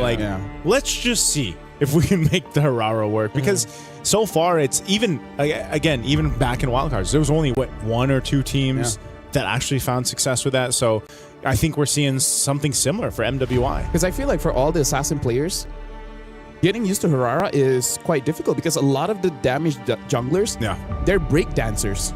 They That's go true. in and then they pop off. Hirara, she tangos, right? That's true. That's true. She takes time and she needs a good partner. Oh. So who's her partner? The Roam? Well, I mean, yeah, that's why we were talking about how important Roam in jungle is. Yeah. The only question is what is really the perfect one? Because honestly, I feel like no one has really figured that out just yet. The Or perfect partner for Harara. Exactly. Okay. Yeah. Belric. Belric is just everyone's friend. Because He's everyone's friend. Yeah. I miss the days when he was just a little crawling tree boy. I remember that. He was so cute back then. I remember that. He was a crawling tree. I'm trying to remember. The one where he The kind of old looked like a Belric? beetle. Yeah, like a beetle. Oh, yeah, that yeah, was yeah, so. Yeah, that's We're a showing our throwback. age. And his Yeah, for ultimate was sure. different, right? Yes. Or- That I actually can't remember his original ultimate anymore. I can't remember the original ultimate. Was it a heal? I think it's something like Uranus' current ult. I think it was like Seed of Life or something. Yeah, because I think actually now that I think about it, I think he healed himself and someone close to him, something like that. I could be wrong. Yeah, I could. Speaking of, I remember Uranus having a suppression ult. Did he? Oh, Yeah, he that's did. way back. That's way back. That's way back. That's a throwback right there. That's a throwback. I remember a time back in my day. Wait, I already said this to you. Lolita can stop turret shots with her shield. Yeah, that I remember. Yeah, when she first came on. So for this one, yeah, I don't know what is gonna be the perfect counter. All right, okay. Oh, look at that. Maybe controversial question. Is Hirara overrated? Is Harara overrated? I think she's misunderstood. Oh, wow, that is a good way to put it. I you very would much. agree. I would agree with Thank that. you very much. Harara Is misunderstood. Wait, okay, for you, why is she misunderstood? I feel like everyone is at the door of understanding Hirara, where they have you have a split crowd where one says Hirara needs to be aggressive by level 3. And then you have another crowd that says Hirara only becomes active when like those neutral fights where your focus is on somewhere else, and then she just goes in and dances and kind of be like a EXP. You're just a disruptor. Yeah. Right? yeah. So we have two different schools of thoughts, yeah. Ooh, let's see if any of these two would want to pick up the Hirara, and we'll see what school of thought they subscribe to. So we head into the draft. Paquito is still taking out Phovius too. Freya is up in the air right now for Falcon Daisies if they want to pick it up, and it doesn't get banned out by Falcon's men. Okay, there's the Matilda. I actually almost expected Falcons Mena to pick up the Matilda. Yeah. Like to be one of those teams that go through that because they have, just like we saw from the wild cards, the men's team over there, they made that the Matilda Barretts work really well. No Atlas today, by the way. So that's pretty interesting. We've seen bans for sure. But we haven't really seen picks so far. I think Atlas picked up one and it just did not work. Yeah. Which, by the way, I talked about with Remar, something that teams are trying out in scrims is actually fight the Atlas with the Rafaela, where your speed up can run away from the engage, and then you have your first ability to slow him down. And if he conceals, you got the first ability to cancel that. Because then once he's like caught, then it's like he's like pretty much dead. Like he's like you're just standing there waiting for your perfect match while you're taking free hits. And after you use that second skill, it's not like you can get away unless you burn the flicker. Yeah. Right? So as we expected, it's the Freya rushed. The Phovius and Akai really just felt like it was an obvious pick that they were just gonna go for the Freya to make sure it's safe. Most likely still going to go into the EXP, or is it going to be just an Esmeralda? Yeah, Esmeralda tree. And then, do they want to go for Tank's jungle here? Because we still have the Baxia. I'm not so sure how worth the Fredrin is right now. I'm actually quite surprised we don't see too much Eves. We see Eves, but not super prio. Yeah. Maybe just because they have the idea that Eve is perfect against tank jungle, so don't show it up too early, and there goes the Hirara. Okay, so my theory of teams wanting to go ahead and give it a test, give it a whirl, is staying true, at least from series to series so far. This time we'll see it in the hands of Team Falcons Mena, trying to make it work, and also the Esmeralda over here. So I'm wondering, again, what do you pair up with it so that you have the best chance of success for the Hirara to work? Because, right there, it's open. Belric and the Kimmy goes to Falcon Daisies. I'm kind of glad that we are at a point where we're kind of scared of Belric. Yeah. Right? Yeah. Because he's never truly been a part of the meta. Yeah, he's never been a threat. At most, a niche counter. Yeah. niche counter or just very select teams who's like, okay, we're willing to play. And the last time I remembered that was the day when he was still a little beetle boy. Yeah. Before he grew up into the tree. So it's good to see. Oh, the high loss pickup. This is very interesting. Interesting in the sense that I think there are other picks that you can prio, but you pick up the high loss. Very interesting, no? It is. What are they trying to supplement? It seems like it's more they're trying to set up for something. Because if you're thinking that the stun is just to delay the Freya just a little bit, it's too much for one hero. You're gonna be taking a lot of damage in the mid from the Kimmy and the Belleric being there. So I think Falcon should not overlook a Lilia potentially getting picked up by Falcon's Mana. Can we entertain the idea that maybe this is a pairing for Hirara where you need a front line that consistently slows the enemy so that Hirara can go in and out pretty safe? Yeah. Considering the Esmus. Maybe. We'll see, right? Maybe it doesn't work. Maybe it does work. At this point, I'm here as a fan. Yeah, but I think that's why it's so correct when you said, I feel like she's just kind of misunderstood because even teams, they're trying to get the reps in and trying to see what is the best way to make Hirara. Because I think once teams figure that out, and maybe we even see this more so once we get to also to MSC here at EWC, once that's figured out, it's going to be kind of crazy what you're actually the potential for Hirara is. Or maybe teams just kind of eventually just say, you know what, no more. We don't want to deal with it anymore. But there it is, Red 4, Lilia comes through. Yeah, and now adding your thought to the slows. Even the Lilia, once that picks up Ice Queen, that's good setup for the Hirara. There's a lot of slows here. Yeah. Even for Esme, right? Because Esme, she just really wants to stick onto someone, but some people are just too fast. Yeah. So does that mean that you want to... finally get to see a Link today. Okay. Oh, we can't even hear the cheers.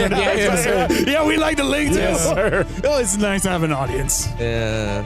Oh, wait. And our audience are all experts.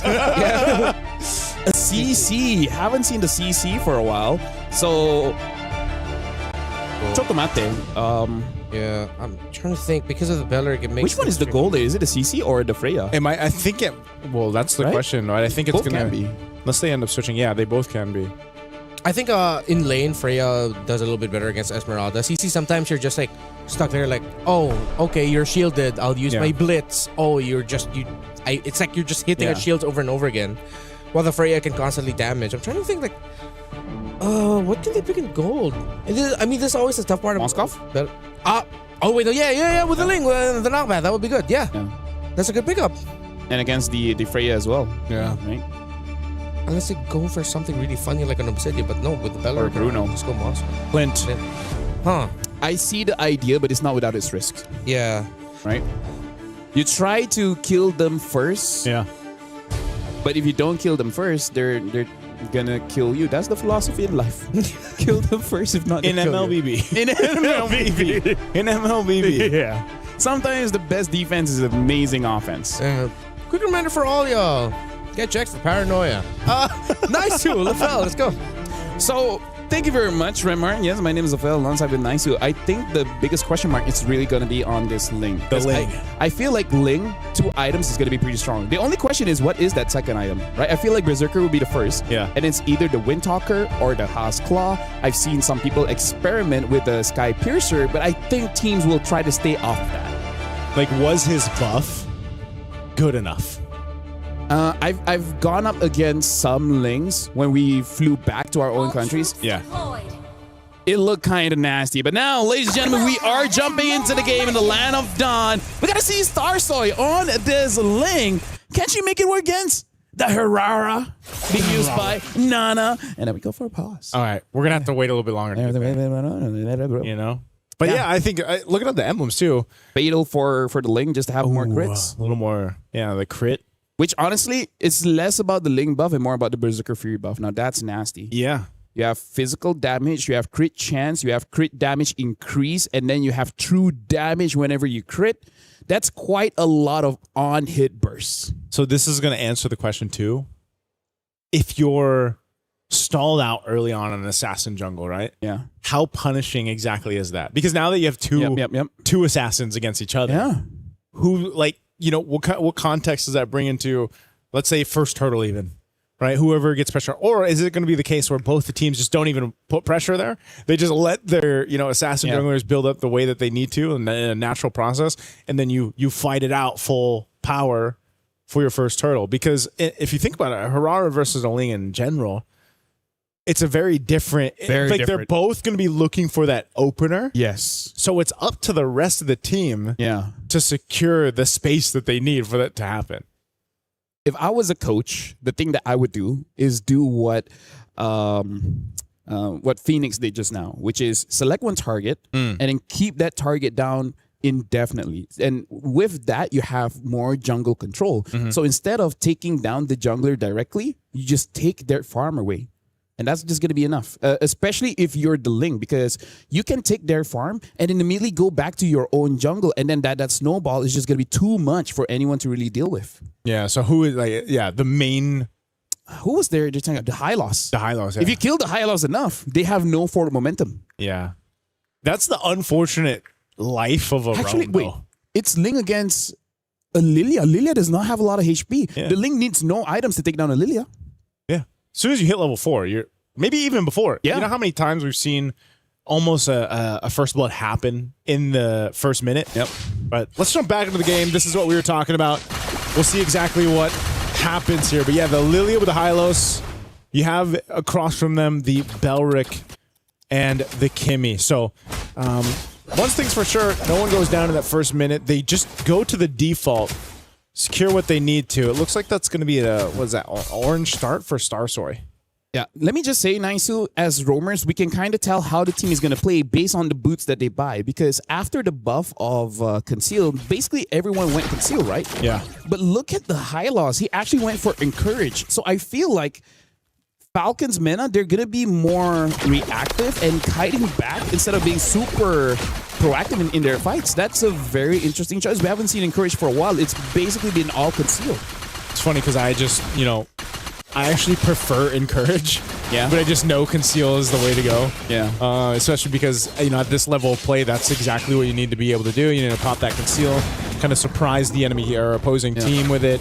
But yeah, this could be a change of pace anyway to go ahead and start into this game one. You can see exactly what we were talking about too, where both junglers are pretty much unbothered in the early minutes of the game. So this leads into that first turtle, right? First objective. They both got the level 4s that they needed. This is pretty much as easy as it gets for jungler pathing into your first objective take. Looks like it's a ladies' tree where they're just like, you don't bother me, I don't bother you. We'll just get whatever's free. Ladies' agreement. So, gentlemen's agreement, ladies' treaty. Ladies' treaty. I like that. First turtle, fight for the space here. Nucci holding up that front side. She's still got the Revitalize, so they've got plenty of time to go ahead and deal with this. Half health on the turtle right now. Kiko joining the fight too. I think they just want to fight it out. Valkyrie's set going to be used. She jumps on in. They're crashing down. Nucci going to be first. Double for Kiko. Name's now joining the fight. She's going to go for it too, but she gets catered down on here right under the turtle. And Names goes down. 3 kills for Falcon Daisies here, plus the turtle. It's unfortunate because Names had her flicker. Yeah. And I really don't think Names should have been there in the first place. Maybe just stayed in the gold lane. Exactly. You're a Clint. And it's against a Freya. So I really feel like Falcon's Mena, they dropped the ball there. Like they try to fight fire with fire. But your fire is like a... It's not there yet. It's an ember at this point. It's from a lighter. Yeah, it's an ember. It's just this. Exactly. It's not a flame yet. Not a full force flame. It's a Charmander against a Charizard. Oh, that's what it feels like. At this point too, in this kind of composition that Team Falcons Mena has, it's one of those ones, like I said, if you are to delay this Harara, you might be in a bad position, and you can see them. They're staying bunched up together. I think they just want to try to get a kill and convert. Wrath of the Dragon to be used. Oh, Attraction Pulse too in there. Starsoy joining the fight. Tempest Blaze already going to be used. Looking to pick up a kill on Nucci, but they will be able to escape. But you're already seeing the potential here. Yep, you can see how Ling just, I think 2 hits almost took down Syrinx, but yeah, it's a good thing that she was able to get out of there with the black shoes. And now looking at the goal difference here, it's not much just yet, but look at Freya. being almost like 800 gold ahead of names, that's trouble for everyone from Falcons Mena. Yeah, this is one of those things again where, right now it doesn't look like too much, a bit of a lead for Falcon Daisies, but this has started the momentum that they need. With this kind of lineup that's built to snowball, especially with Ling. Remember, when Ling was a menace, before he completely fell off the face of the world. I remember MSC 24. Yeah, like he's the snowball potential for him is what's so scary. Now after the bit of a buff that he's had, we're gonna see if it actually works out. There's Berserker Fury, like you mentioned, the go-to item, especially rushing it in for Star Soy. Yeah, if you really want to be fast, you pick up a Wind Talker. If you want to be able to sustain, you pick up a Haskell. At this point, I feel like Wind Talker, man. Oh, they're gonna find it again. Wrath of the Dryad going to be able to lock down Syrinx. She can't even get away. Nucci could potentially be next. A jump in from Nocturne. They're going to go for it. Afu gone. They're fighting back here. Team Falcons in the mid lane. Nucci falls. Forget the turtle. They want the kills. And now after 2, Falcons Daisies will go for the turtle. And look at how nasty that was between Era as well as Jay. Multiple ways to lock down the opponents. The moment the curtain call hits onto anyone from Falcons Mena, you can see that they have no idea how to respond to that. It's been a while since we've seen CC, and you just can't get used to it. Oh, Kiko just threaded the needle so close. Burns the flicker. Names goes in with a shield. Will keep Kiko alive. What a play to stay alive in that one. Turtle still for the taking here. Neither team wants to commit just yet. You hear cheers, you hear groaning, so you know which side favors which. But yeah, I feel like Names, if she reacted just a little bit earlier, that just was a little bit earlier. 100% a kill. Man, that shielding coming in clutch there too. Kiko would have been a great kill to take down. Now that she's got a couple kills for her, but they're going to fight for it anyway. A lockdown coming through, and now Nocturne jumping on forward. They're going to fight for it anyway. Traction Pulse going to bring Nucci back, and now Kiko once again. Tempest Blaze going to be used, and he'll chase down Nana. Starsoy picking up a kill, looking for another as she finds Nucci. And now Syrinx cut off from the team. Kiko just unleashing hit after hit with nowhere to go. Kiko's on a killing spree. Whoever gets the early game nice, it becomes so unfair so fast. Like, even though it's a 2,000 gold lead, the fact that Starsoy got her Berserker Fury super fast, she don't care if you're tanky. I have 2 damage. That's not something you can say before. The Berserker Fury buff, it's life-changing for all the crit heroes. And Starsoy just having a hell of a game. She's on fire right now alongside Kiko. And this is just so much that you can utilize. I mean, even the traction pulses, man, have done a great job at either counter-engaging or engaging. Look at how crazy this is. Sky Piercer and Haskell. It's kind of like, how much do we want to extend our lead? Yeah. It's like, Yes. Yes. There you go. I like that Starsoy, like, going for the Wind Talker is going to be cheaper, but at this point she's like, I don't care. Yeah. I just need to stay alive. This is such an impressive game 1 from Falcon Daisies, especially considering what they brought in the draft. I mean, this is why we open the day with highlighting MWI's meta.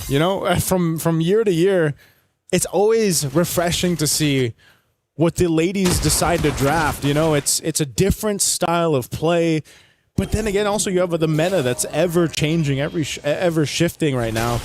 And hopefully this is just shades of what we get to see for the weeks ahead. Right now, Jay, she's going to take a couple shots. She's going to be fine though. Still has a Revitalize too. And now Kiko could be the next target. Nocturne jumping in. A couple members, Team Falcons Mena, waiting patiently.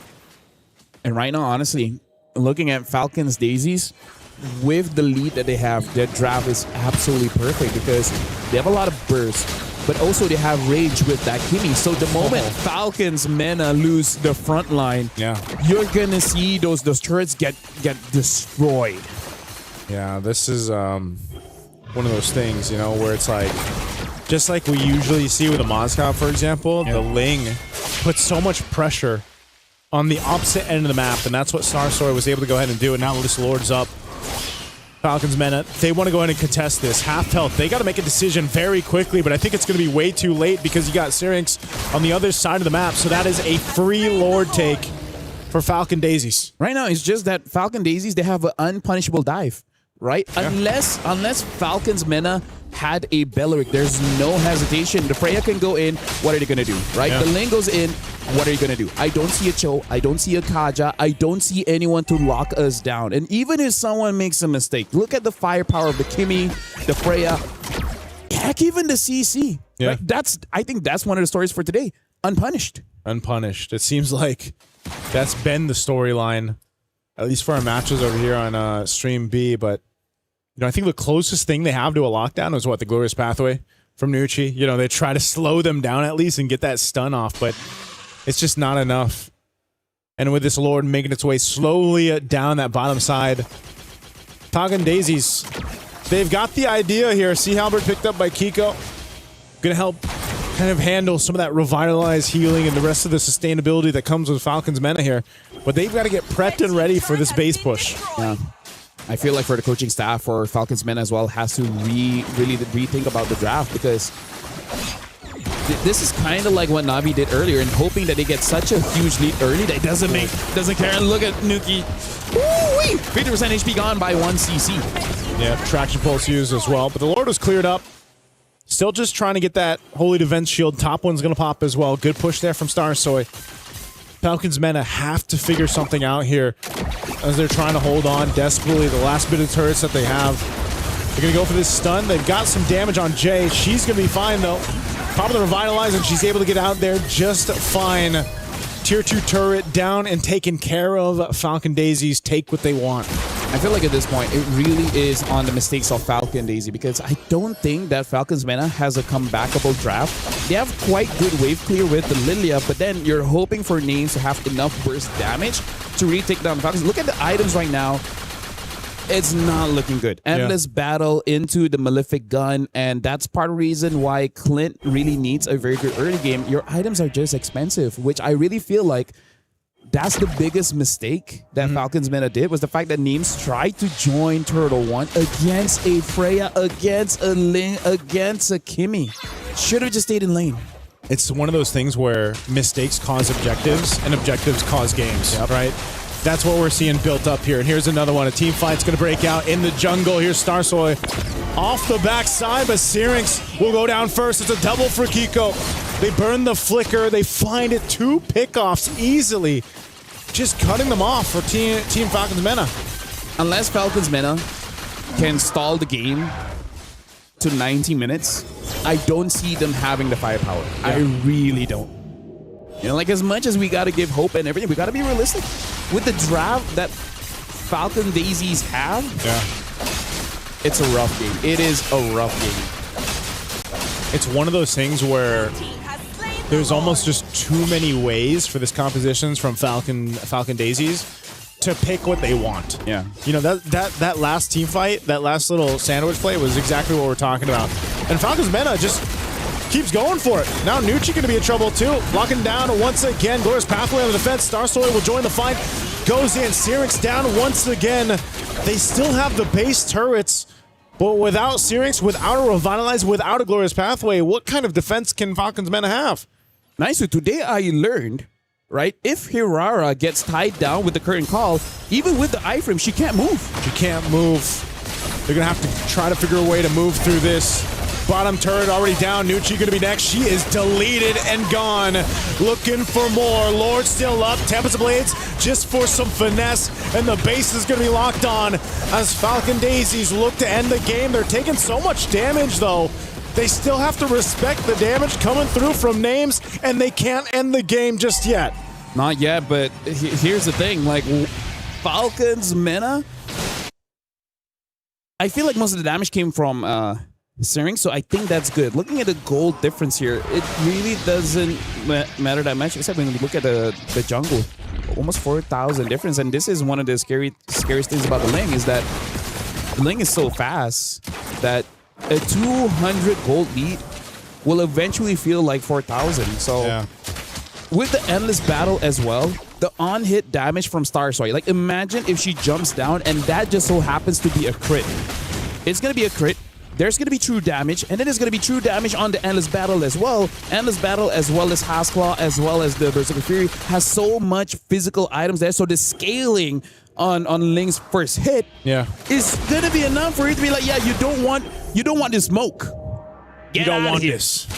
You don't want anything to do with this, and that's kind of been the nature. That's why I'm so surprised that we continue to see Falcons Meta just be like, yeah, we do want something to do with this. Like, they've been showing up in the jungle every time, like, hey, you know, and imagine like they go in and say, that's all you got? That's all you got? That's how it's felt. But some of us are still up. LaFell, I think at this point too, they might be just looking for that kind of Hail Mary, just trying to make something where they either get a massive shutdown, a ton of gold in the right target here. But at this point, it's almost a wish up into the air. You got 20 seconds for this Lord to come up. You already lost one of your base turrets. The shields are down. This is where that decision making comes into play for Falcons Meta as well. Do we contest? Do we fight? Do we just hold on in our base? What do they do here? I'm gonna bring a counter argument to say Falcons Daisies. Yeah. If you don't close out the game soon, every minute that you give Falcons Meta is an opportunity for a mistake to happen. Right? So as much as you are so comfortable in the lead, 13-1, 10k gold lead, the moment you're like, we don't have to end this now. We need more airtime. And eventually, Falcons, you just need to get lucky once. Right? That's also the thing that you guys have to understand. You just need to get lucky once, and then after that, everything's in your favor. Oh, man. We'll see if this is going to be in their favor. It was about 4 minutes ago when he said they need 9 minutes.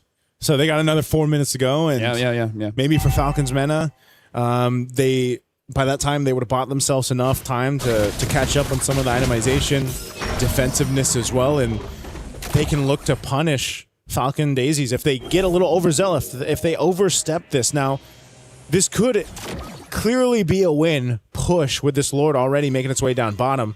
Just depends on how they play this. And it's very sick. This is very nice coming in from Falcons Daisy. So clean. Yeah. It's going to be a tough one for Falcons Meta to defend. Yeah, Names is going to clear out that top wave at least. Going to work on this mid too. They have to deal with the Lord. Trying to buy some time here, Kiko. But still, this is a great defense so far from Falcons Meta. Lord's got to be worked on unless they push this a little bit further. Gore's pathway to slow things down. But so far, so good for Falcons Meta. Clearing out the waves. They've bought themselves more time. Let's talk about what will happen if this game goes long enough. Nana on this Herrera will have very low cooldowns, making it so that she can fight. Oh, hold on, someone got caught. They're going to go for Nucci, Wrath of Dry, and everything else. The team has to show up for her, and they will be enough, but Starsoy will take out Syrinx. So Nucci will survive, but the trade for the mid lane for Falcons Meta. That's the advantage when you have a crit hero. Yeah. Syrinx didn't have time for the black shoes or the flicker. Like, the burst is just too much. She couldn't expect it. Oh, traction pulse again. Starsoy waiting on the wings here. They just want to clear out the waves. That's all they have to do. But I'll tell you what, man, Falcons Meta doing a phenomenal job at defending. Again, they're down thousands and thousands of gold, but they've essentially brought them up to this point in about 7 minutes from the last time that Falcon Daisies were knocking on the base turrets. Eventually, Nana will be so good in a long team fight, and Names will be so good in a short team fight. Look at it, even with the BOD, right? Look at Names. Names is just one item away. Either you go for a win of nature just to make sure you don't die instantly to Starsoy, or actually, I think that is going to be the item. The other item I would consider is perhaps a rose gold. Yeah. But it looks like it's going to be the win of nature route. Looking at Herrera as well. Cooldown reduction. I think at this point, there's going to be enough cooldown for Herrera to actually have a good tango in a fight around the Lord. So even though the goal lead for Falcons Daisies is 12,000, it's becoming less and less important. Yeah.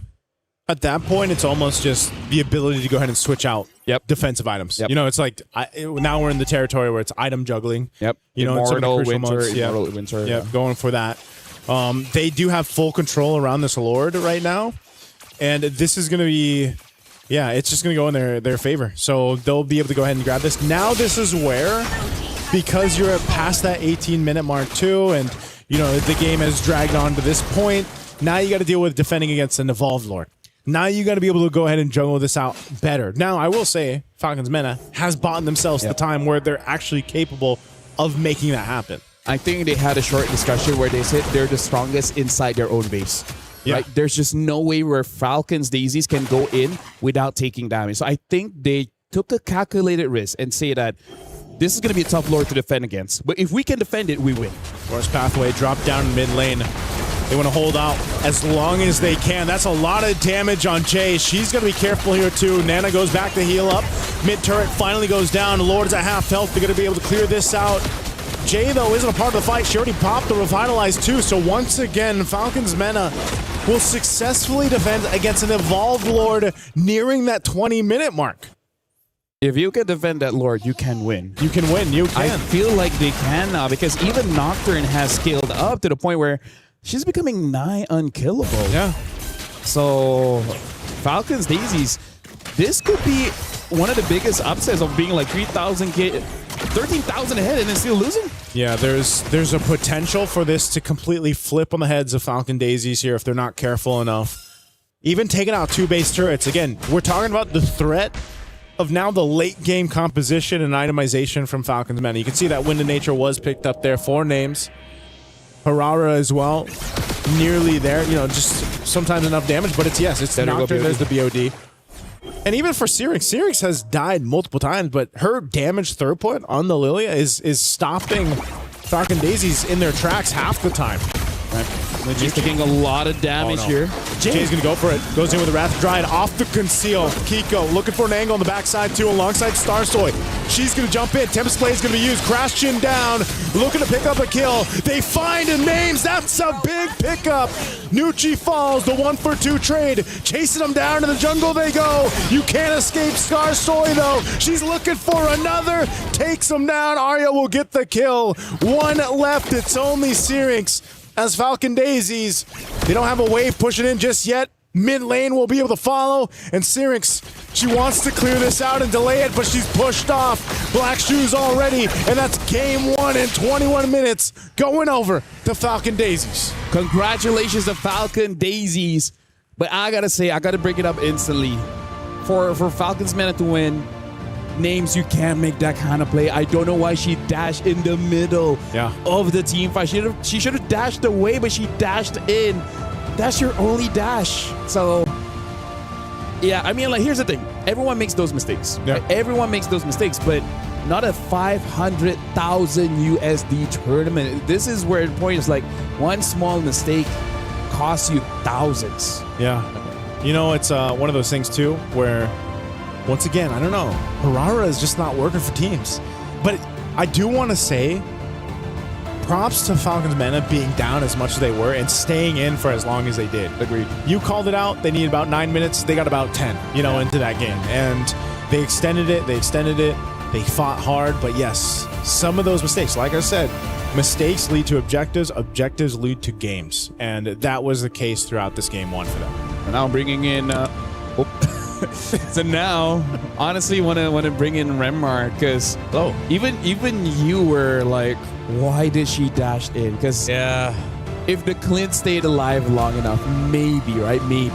Yeah, I was already quite miffed about it since, well, you pointed it out as well, Turtle number 1. What was the Clint doing there? You're up against a Freya.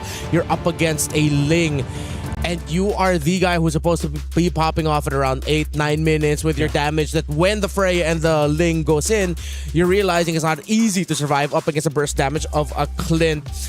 It seems like for a moment, just for the very first Turtle, Falcons Mena forgot what kind of composition they were up against, what heroes they were up against. They fought into it, then they were harshly reminded the heroes that you're up against early game, they love that. Oh yeah.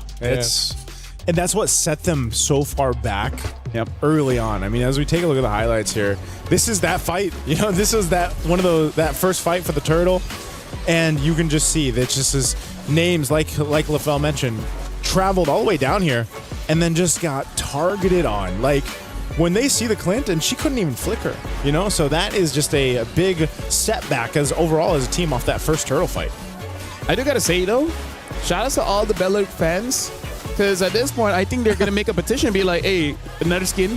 We need a Beleric skin, Some kind of a MWI skin exclusive. Because Beleric has been popping as much as Urara hasn't been able to work. Beleric is having the time of his life today. But yeah, Yeah, I just feel like we don't want to target any of the players, but Names really got to make sure that she plays Clint perfectly because the team needed that. Honestly, it's times like these where I'm really starting to miss Joe, man. Are you? I'm really starting to miss Joe. You know, those fast rotating, has the damage, the constant vision. Should open things up a little bit more. I think it was warranted that we hyped up the potential combo that they had to help set up for the Hirara. Yep. But at the end, it was like when you're up against an actual wrecking ball of a composition. It's like, what can a poor lowly high loss do against a Freya and the Ling, which is gonna tear through everything? And even not just those two, CC did their job. We mentioned the Ling, Kimmy. It seems like it was just perfect out the route for Falcon Daisies. Yeah. You know what I would call this draft? What would you call this draft? The debt collector. The debt? Debt collector, yeah. Debt collector? They're relentless. They keep on chasing it, and it's like, what are you going to do about it, right? Yeah. The Freya and the Ling, that's it. And it's just like, there's no way for it to run. It's nice to see the Ling work. Yeah, in a way that Star Soy was able to make it work because she just did a great job. But yeah, Kiko, I mean, all of them. I think, again, as a team, Falcon Daisies made this work, and it was great to see in game one. And I'm very happy, of course, for the members of Falcon Daisies. Specifically, well, Ira, Afo, Jay, and Kiko, specifically the members from Myanmar, because they have been grinding out, trying to make it into MWI for the past two installments, but they always just fell short. They were either stuck at 5th to 8th or 3rd to 4th.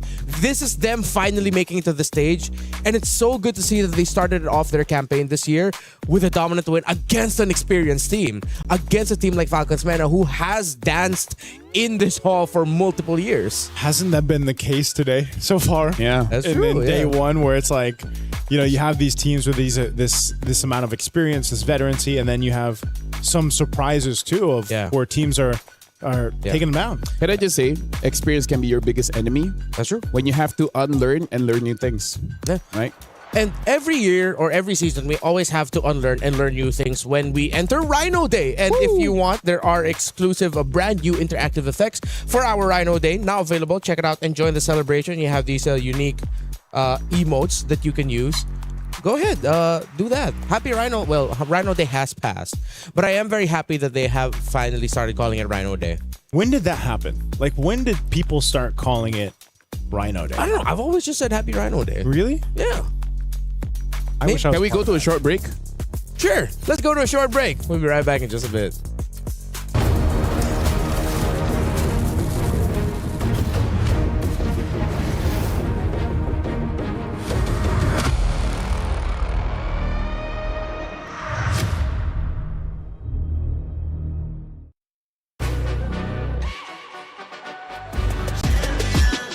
This ain't no regular thing. I came for the ring, you know what I mean. You see my name in the lights, better get right, I'm champion.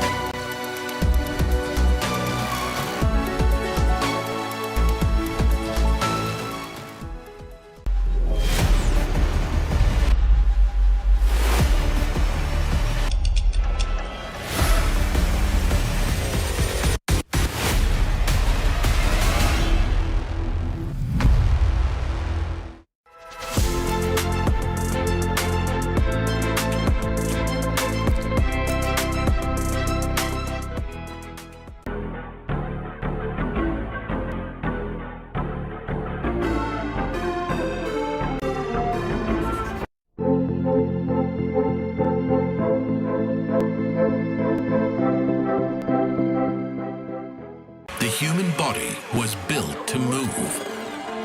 Not trapped at a desk in one singular posture for 12 hours a day. It's time your chair evolved. This is Secret Lab Titan Evo. Ergonomically engineered for you, gamers, hybrid workers, artists, backing your every move.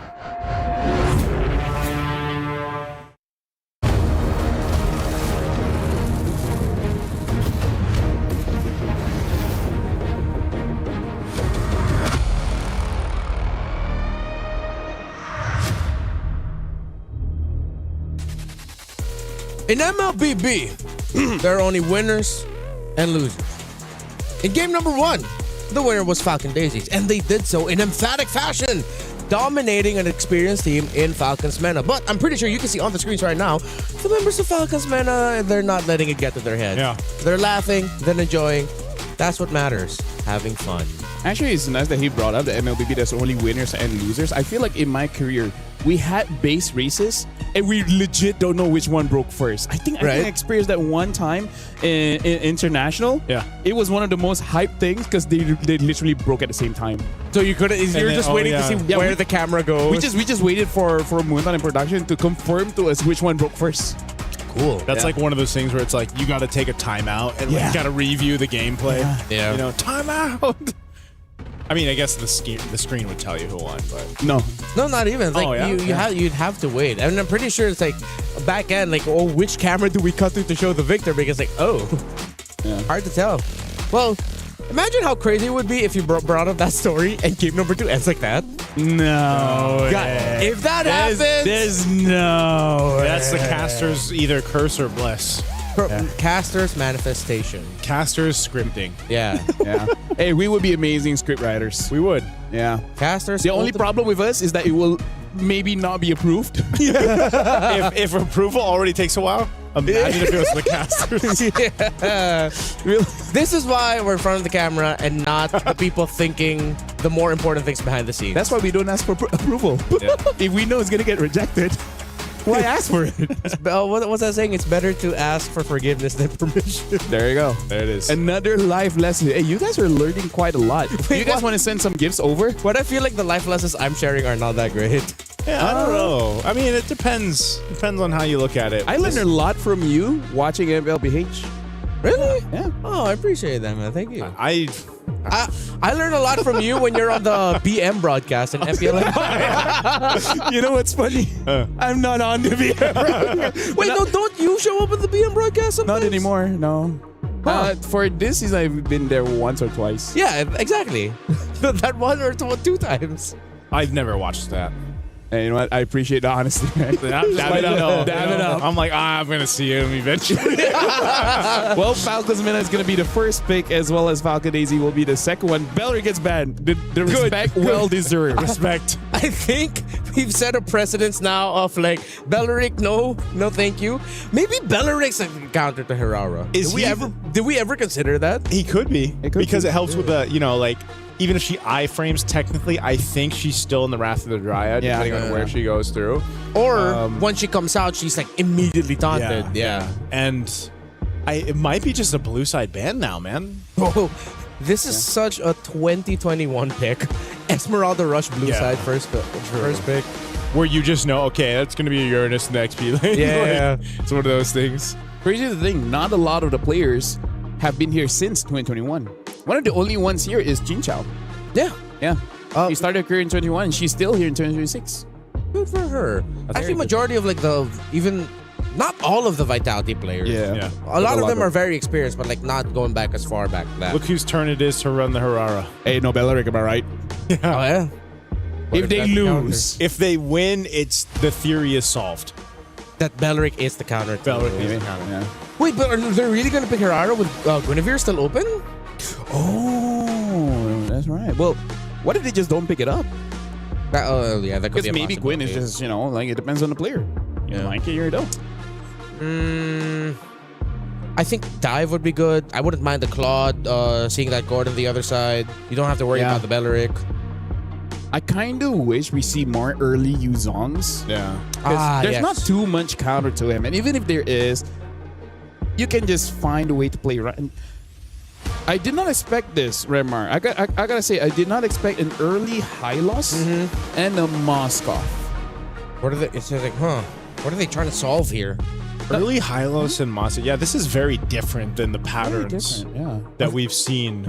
Are they going to open up the map, or what are they fighting for? This could be the Hylos could be a supplement to. Well, maybe. They can't pick up the Claude anymore. Is it a supplement to whatever they're picking in the jungle? Ban. I haven't seen that in a while. Yeah, Fanny Ban.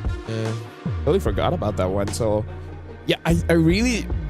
We were talking about how there was a team, was it Twisted Mind, that draft very honestly? Yeah. So now we have the opposite of that. Yeah. This is a very deceiving draft. For Falcons meta? Yeah. It's funny that it's a very deceptive draft with very honest picks. Yep. Actually, yeah. It's like, it's like now you're overthinking, and I can't help but overthink. For me, like if I was a coach, I'm like, you're setting something up, aren't you? Like there's something here. There must be something I'm not seeing here. Like what? Somehow I lost EXP and then it's me jungle? This is like a trust issues thing, like a trust issues draft, where you're not 100% sure. That's another theme for today. Trust issues. Trust issues. That Suyo ban, so really honing in on the jungle options here, yeah. Why? What's up? Are they just going to front to back? Is it just then going to be a Fred Kimmy here for mana?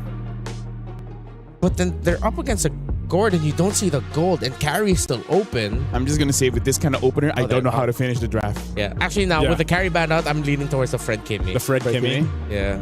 Yeah, I can see the Fred Kimmy working.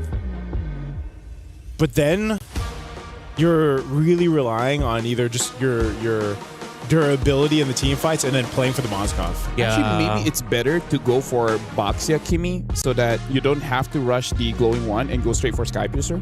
Or what about the Juice? Actually, yeah. I think the Boxia's utility is still something that we should respect. The clear is still very slow, but the anti-heal is very nice to have. Yeah. To be fair to Falcon Daisies, they're reading into the potential of a utility jungle with a CC pick. Yeah. What about Juice and Fred? I'm worried not enough damage. Yeah. Unless they somehow miraculously rush Sky Piercer on that Juice after you get the gem. Yeah. But that's like that's a demanding. Yeah, that's very demanding. Yeah, I'm with you on that one. You're just telling Cyrix, hey Cyrix, can you get like 3-4 kills early on? Yeah. Could you like do everything? You could do everything for us. Crowd control, damage, and looking good while doing it. Yeah.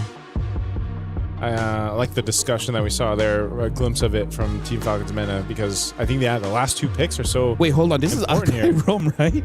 Yeah. It registered in my head. It does a Harara. Okay, Yisushing is picked up as well. Kadena. Dude, that's a flavor, Naisu. I thought they'd go like. And Hanabi. Then the Hanabi? So we saw Hanabi 1 earlier today. Yeah. I've never thought I would ever hear someone say Hanabi 1 with a split push. Yeah. Yep. With the back door. Quinn with the moves. Yeah. That is only something that would happen to us in our ranked games. But hey, I'm glad that we got to see something as crazy as that. Okay, one thing last thing I'll say here, Karita, funnily enough, when she has items, can completely negate all of the shields of the Hanabi, leaving her wide open. Even if you don't land your combo to crowd control her, you can just burn through her shields. That's it. I'm gonna pass it back to you guys. Thank you very much, Remar. This is Lafel as well as Naisu. He just dropped his pen. I'm pretty sure you guys can hear that. He's been dropping a lot of things today, by the way, man. I mean, not just today. Remember the ride here? The moment we all decide to go bear. Hope you have that insurance. Well, going into this game. Sorry, it's called care. Hope you have the care. Going into this game, ladies and gentlemen, we're jumping into the land of Dawn. We gotta see whether Falcons Meta with this very interesting draft, will it really work? I love Kadena, but I love Kadena too, but I think this is a revenge game for Syrinx too. I think she really wants to burst down Falcon Daisies here because she had a heck of a time.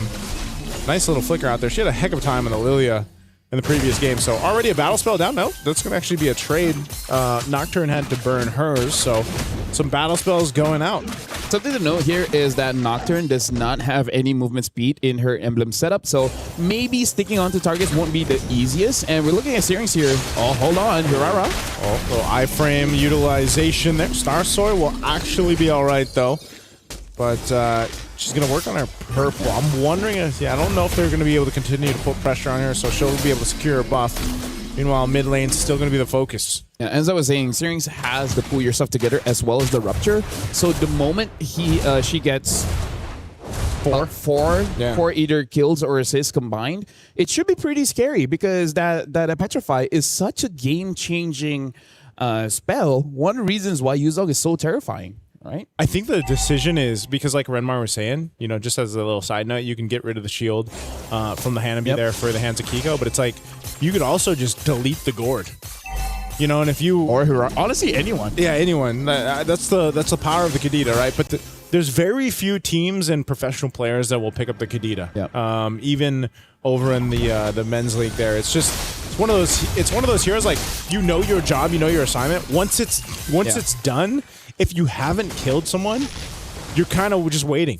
Because the window is quite small. Yeah. Right? If you're able to do it, perfect. Then you're all good. But the moment you keep missing your opportunities, you're kind of a sitting duck, especially because her wave clear isn't really the best. Yeah. So once you lose, you're kind of not helping a team out that much. Let's see what happens here.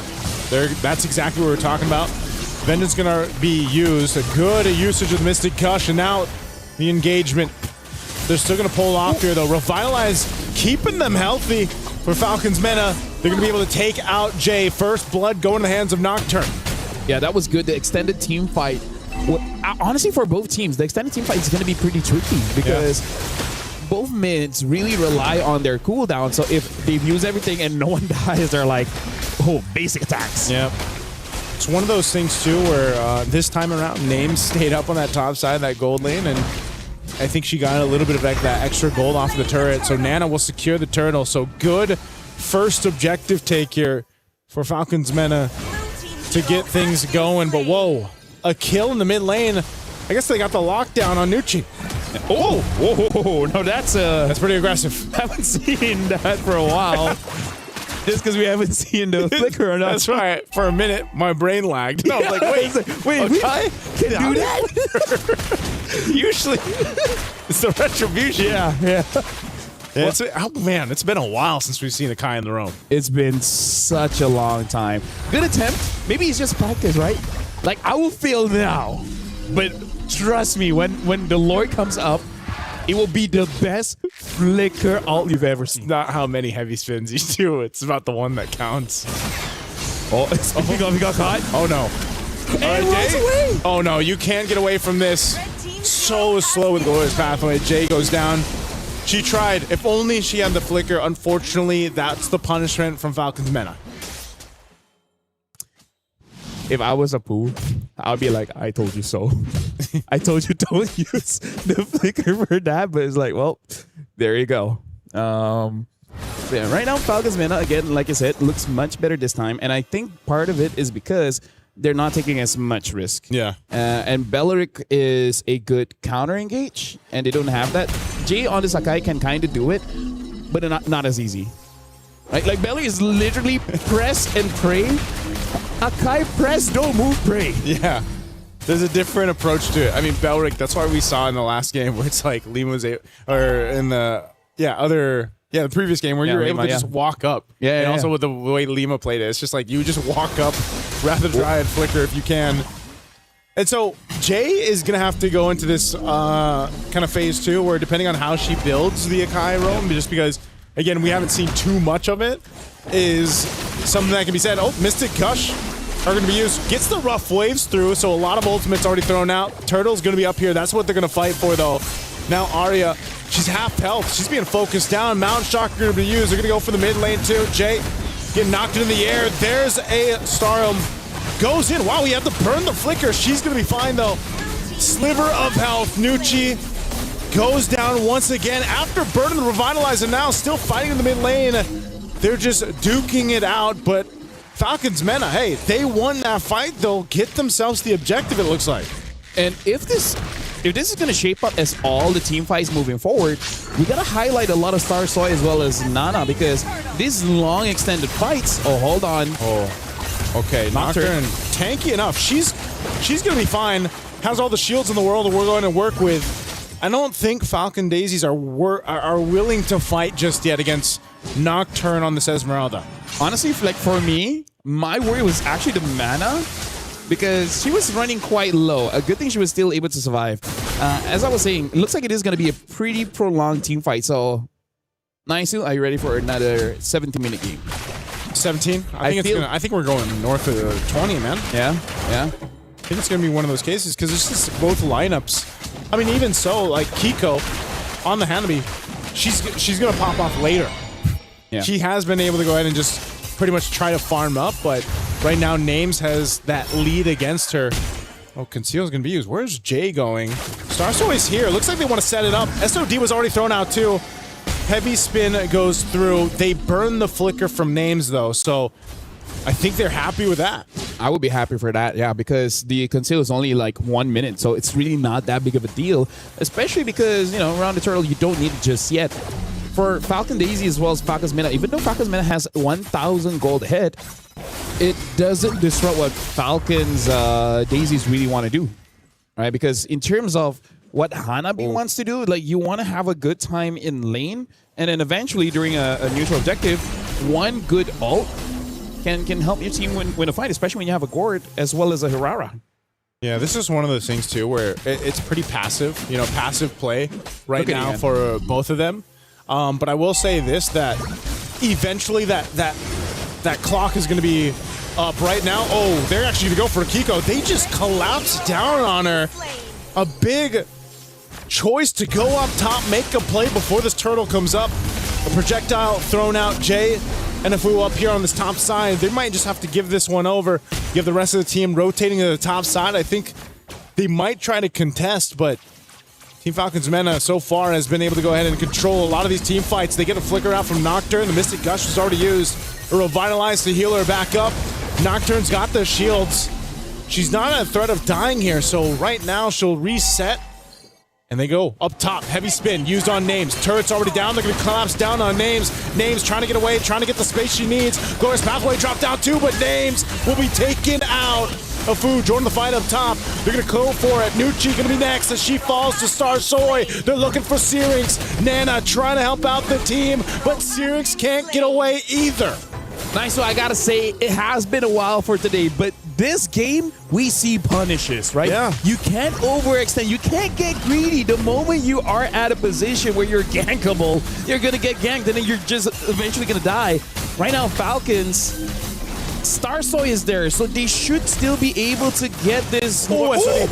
Oh, the SOD comes goes through. in. Names is joining the fight. Mystic Gush already going to be used. She flickers forward, and Afu also tries to survive, but with a falling Star Moon coming through from Nocturne. A big setup. Falcon Daisies. I didn't know if they wanted to commit to the Lord, and they just made a mistake. And now a Lord will go over to Falcon's Mena off of a great play in the in and out. Star Soy pushed off the turret. I gotta tell you, Naisu, that looked like it was planned, because a 4-woman falling Star Moon looked amazing, but at the same time, I think that's the best case of like a bunch of friends and just like, we'll wing it. Yeah. You throw the SODs like, do I go in? Just do it, and then we'll figure it out on the go. Oh man, look at this replay. Yeah, because Names push away. I think even she was like, wait, I didn't notice that the Gord was there. But then again, they just position in a way where Nocturne just jumps on a 4. Oh, man. Oh, conceal from Jay. I don't know. Jay spotted out. She's not going to be able to follow through with that. Going to get stunned here by Nucci. Star Soy is there. Bit of poking, but man, you can just see the damage currently isn't where it needs to be. I mean, even there's a lot left to see from Kiko here on the Hanabi, man. I think that's a bit of a mistake, because looking at Afu on the Gord, went for the Ice Queen wand. Ice Queen. It's not a bad item, but not what you need right now. I actually feel like getting a damage item would be much better. Even the Lightning Intention would be able to deal more damage than Ice Queen. Yeah. Oh, that is a burst right there on Starsoy. This could already be the push into the base. Kiko trying to hold down that Lord pushing through. Mystic Gush going to be used. The Holy Defense Shield will pop. Nucci goes down, and they will disengage. It was a 1-for-1 trade. Shield goes down, but they maintain the base turrets for Falcon Daisies. Yeah, right now they really need another item on Afu because they just don't really have a draft that has a lot of damage, honestly. Like, I understand Ice Queen 1 is great, but Nana, Syrinx, as well as Names, they have a lot of dash. Yeah. Right? Slow doesn't really affect the dash. It can affect high loss. It can kinda affect Nocturne, but only kinda. So, yeah, we'll see how the game progresses. It goes long enough, it wouldn't matter. I think they're really going for these fights here. Falcon Daisies now, Afu's going to be in trouble. Iron already taken care of, and they're trying to disengage once again. SOD's not going to land, but Nocturne has all the moves in the world to work for. And now Kiko in trouble. Double kill. 4 names. You can see the excitement there from Falcons Mena. They are feeling it in game 2. Nearing the 12-minute mark, they're looking to push down a base turret here in the mid. Yeah, and now Names has more confidence. Look at Starsoy trying to clear the waves. Could not. Couldn't clear it in time. They're going to lose that mid turret, but they will be able to clear this out. So it's not over just yet, but an 8,000 gold lead nearly for Falcons Mena. This is such a contrast from what we saw in game 1. Yeah, look at the gold lead now. 3,000 gold difference. Nana on this Yi Sin Shin against Starsoy again with the Hirara. I think I will make this joke again, but I'm just going to say it now, Naisu. If Hirara has social media, maybe deactivate it for a day. A day or 2. It's not going good. Mystic Gush. They'll find Nucci. Oh, they might even be able to get another here. Lord already secured, though. Starsoy, half health, has to be careful on the engage. And SOD thrown out. Oh, Names is going to follow it through. Just keep them on their toes, is what she said. You sound. I'm just keeping them on the toes, guys. Like, yeah, relax. Just relax. I mean, like, what are you gonna do? Punish me, please? She doesn't even have flicker. She doesn't even have flicker. You know what? That's the best showing of self-trust I've ever seen. And how much of a lead you have. Yeah. Because that's what they have. This Lord is going to be worked on really quickly, though. Nocturne charging up. Falling Star Moon. She's going to go for Arya. Arya's going to be fine, though. She'll work on the Lord. Lord's going to be cleared out. Minions still pushing down to the bottom side, but so far, so good. Falcon Daisies on a successful defense. Now Falcons Mena, they might have just had to go ahead and reset. What this is ultimately doing, though, is buying some of that time that they needed to get the items over here to Falcon Daisies. Divine Glaive, though, for Syrinx is going to be great. If she can find the right target, burst someone down, that's a big advantage. Mount Chakra going to be used. They're going for Jay. She's trying to hold up on that front side. Falling Star Moon on the back. Kiko is gone. Jay as well. 2 down. And now Falcon Daisies looking at a full force of Falcons Mena. They don't have a wave just yet lined up. They'll wait for the mid wave. And it's going to be 5 versus 3. Falcon Daisies, they got to clear this out. They still have a Mystic Gush. They could throw it down in that mid to clear the wave. And Arya popping the Vengeance. There's the Mystic Gush. They're going to focus on the base anyway. Starsoy trying to help them out. Here's another wave. This should be it as Falcons Mena take us to our first game 3 of the day. Isn't that crazy? The final game to close out Stream B. Stream B goes to 3 games. Like, this is an amazing day. The only way, nice, I gotta say, for this day to be not so great is if you have like a media day after this, like some kind of interview or something. Like, imagine, right? Like, imagine if you do 4 best of 3s and then after that you just have to like do some kind of content. Yeah, that's gonna be rough for whoever goes through that. They're really rough. But hey, who's that? I don't know, man. I don't know. At least we're getting some quality. Very quality MLBB action today. You know who's not getting quality? Hirara. Yeah, I think at this point I feel vindicated and very heard. Yeah. Hirara, I'm done with you. I don't want to blame you anymore. But it hasn't looked too good, Hirara. Yeah, again, if she has social media, she'd be like, you know what, guys? Yeah, I'm going through a rough patch. Yeah, please support me. I'll see you all next week. The typical what if I deactivate? Yeah. I'll see you guys later deactivating. I am seeing all your comments and I just want you all to know that you are being heard. I am understanding of all of your sentiments. But what if I deactivate? Or there's trick number 2. What? You don't deactivate. You just have a black DP. That true? Especially on WhatsApp. Yeah, that's true. All right. But you know what's sad about No, that? isn't it the default one though? Like Yeah, but you know what's sad? When you do that and no one still texts you. so it's just hey guys, I'm back from my media break. You just get a haha react. Yeah. You come back a day later, you're like, I'm not actually. I'm back. If anyone cared. Oh, you were gone? Latest MLBB hero, by the way. First one won.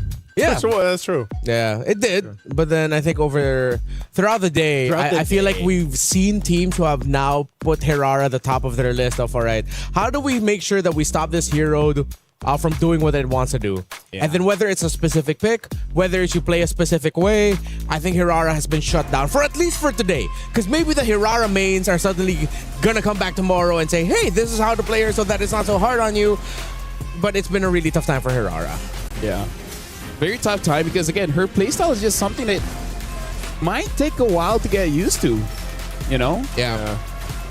I feel like it's just one of those things where it's like, if you can't get that entry that you're looking for and then you're slowed down too much, it's almost like you can't do what you need to do as an assassin jungler.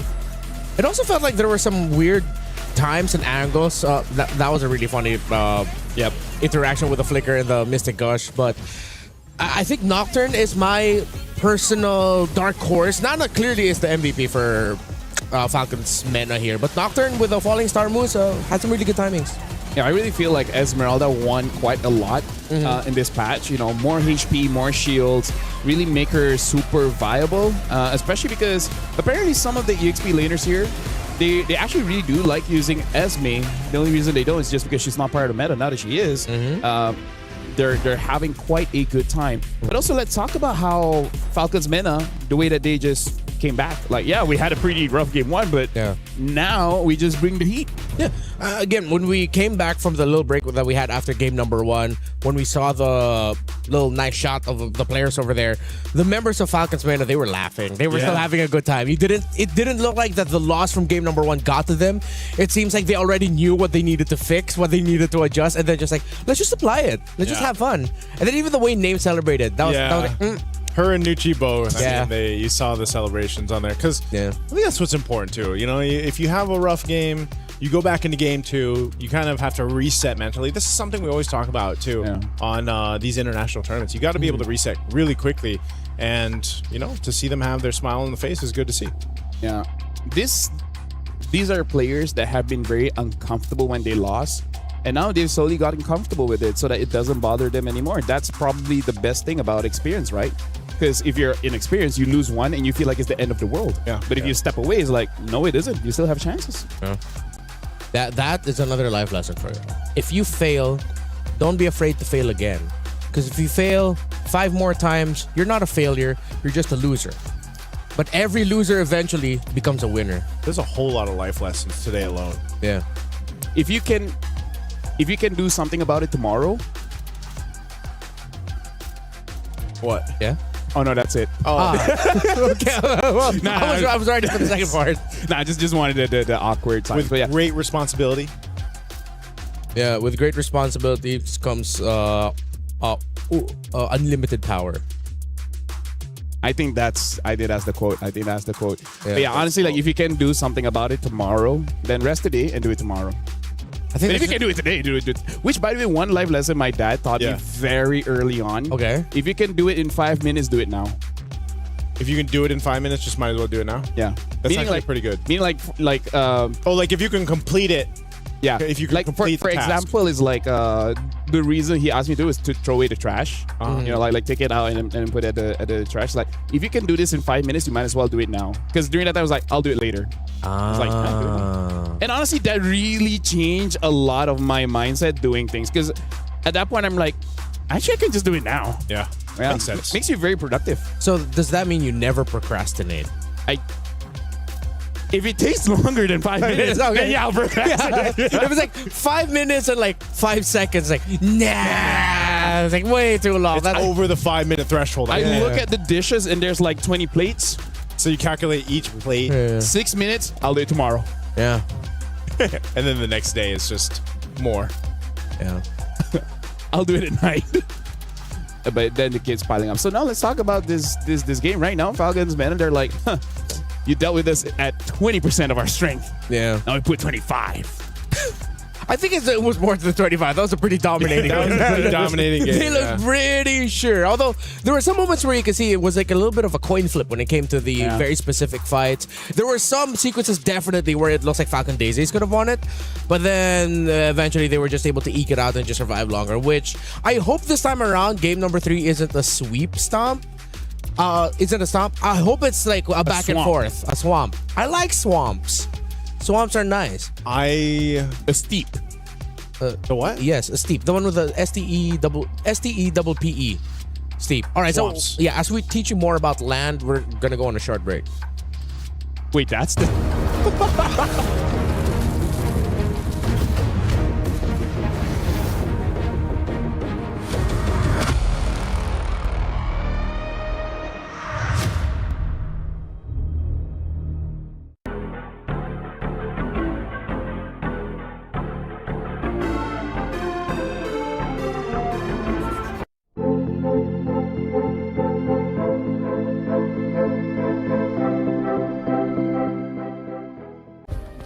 Play is in our DNA.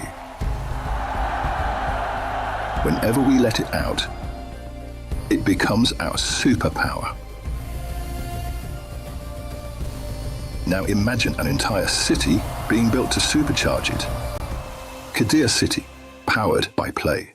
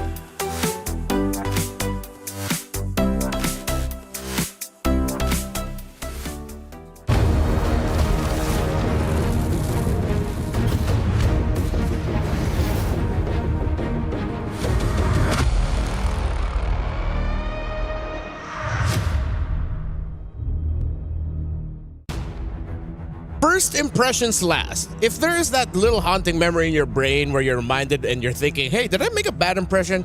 You probably did.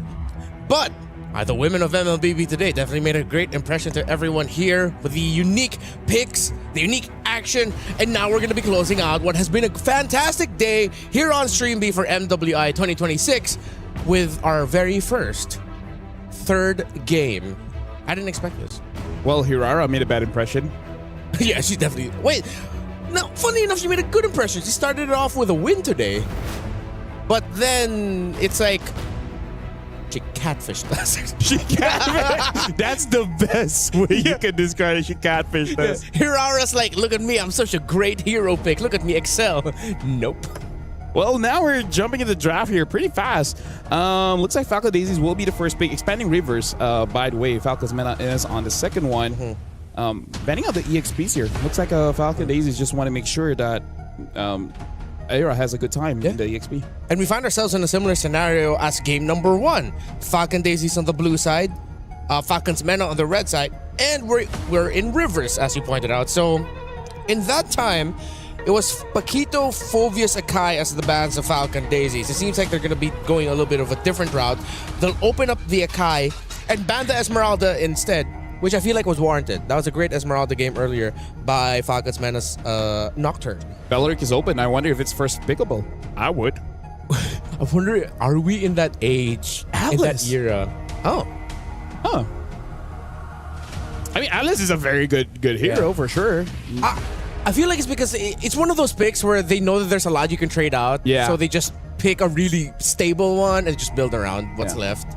So I wonder if eventually Falcons Meta will still go for the Belleric just to make sure that if Falcon Daisies wants a dive heavy hero, well, dive heavy comp, then it could use Song early pick. This is what I've been asking for. Finally, like you just said it earlier. Yeah. Like, yeah, okay, good. They rewatched the series like, oh yeah. There's not a lot of heroes, honestly, that could match it. Although Alice did go back as an old classic counter to the Yu Zhong. Some Lapu-Lapu players can play it, but it's a little bit up in the air. Because for me, really, like, Yuzong doesn't have... Like, he has winning matchups, but he doesn't really have losing matchups. Everything else is kind of like skill-based. If you're good enough, you're definitely going to win. And if you're not good enough, then you just lose the trades. Hanabi this early, though, is it? Be honest. It's... I don't know how to feel about this. I mean, like, I'm not super against Hanabi, which, by the way, who made the joke in Moonton to be like, you know what would be funny? We create a ninja hero that can't dash. Yeah. Somehow she makes shields for herself. Oh, or is it the wrong headset? No, it's that one? All right. Belleric's here. Belleric Yu Zhong Gord.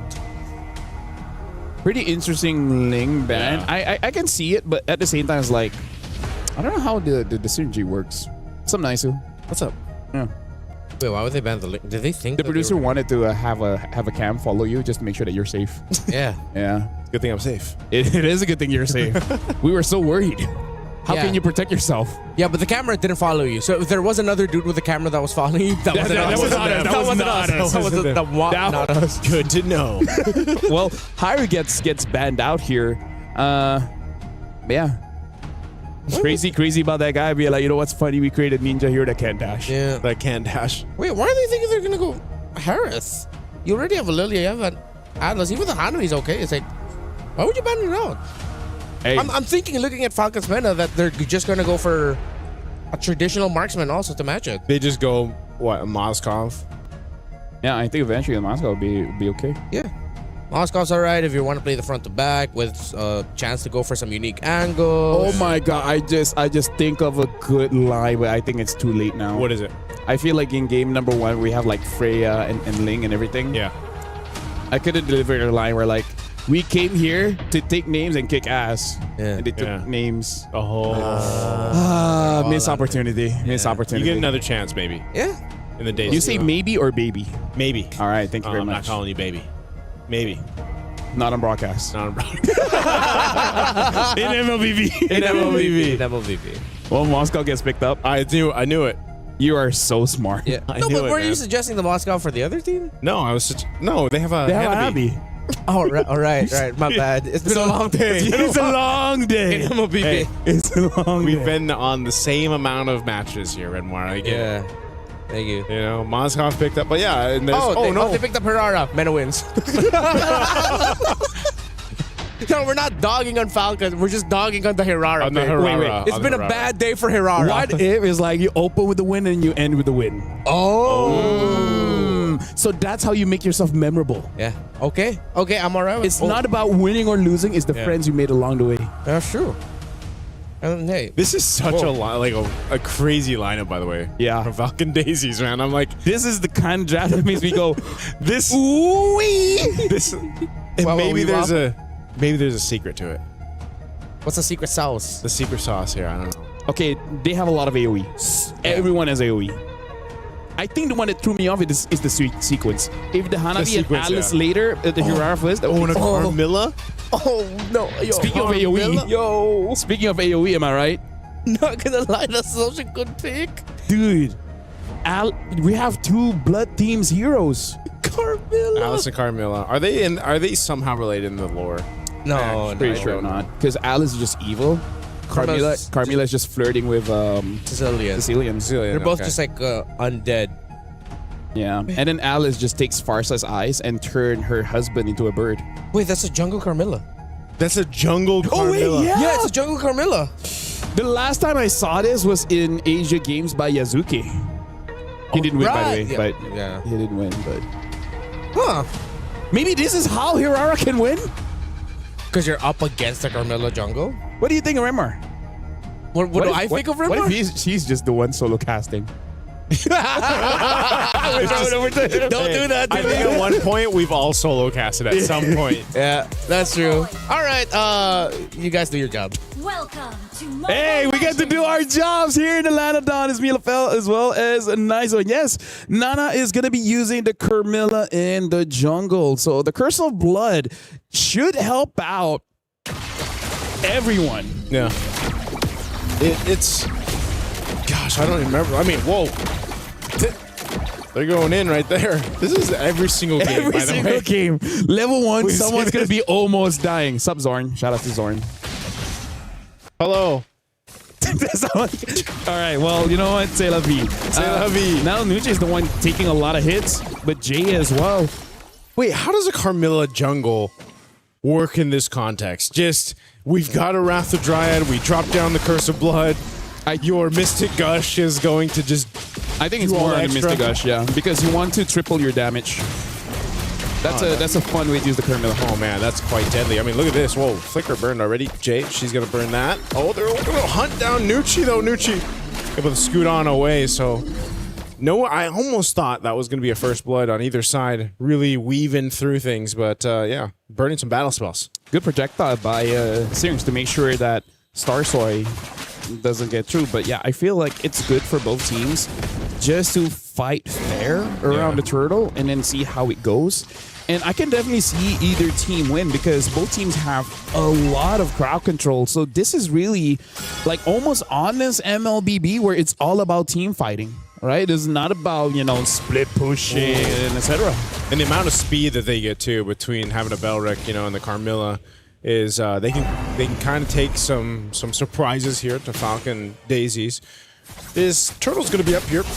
See how the position favors right now. Jay, she's up there. Fighting for control. Looks like they want to make a move down here in the mid lane. Anyway, Syrinx, she's going to hold on. Doesn't have a flicker, so she's going to rely on the projectile. There it is. First blood going over to Nucci. They get the knock up too. Jay goes down. That's 2 kills for Falcon's Mena, and this is going to be a turtle going over to them as well. Falcon Daisy still staying around it, though. They might want to just go ahead and get out of here. They don't have a jungler to contest this, but they want to go for Syrinx. The Throne of Ruin, at least for Arya. She'll pick up one. They're trying to delay it as much as they can, but Turtle secured for Falcon's Mena. There's a SOD. Names, I don't think, follows that one. There's no one to pick up.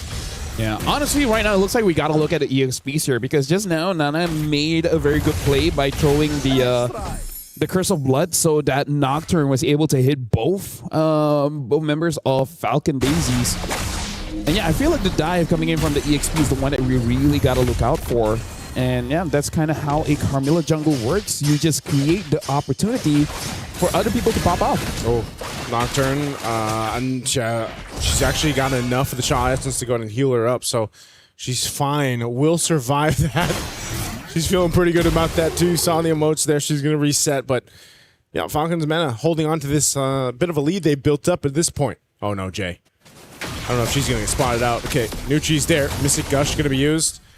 We're going for a foo here. Not even Black Shoes. There's the Fatal Links, though, in the response. Flicker going to be burned by Syrinx. They're going for Jay. They're locking it down in the mid lane.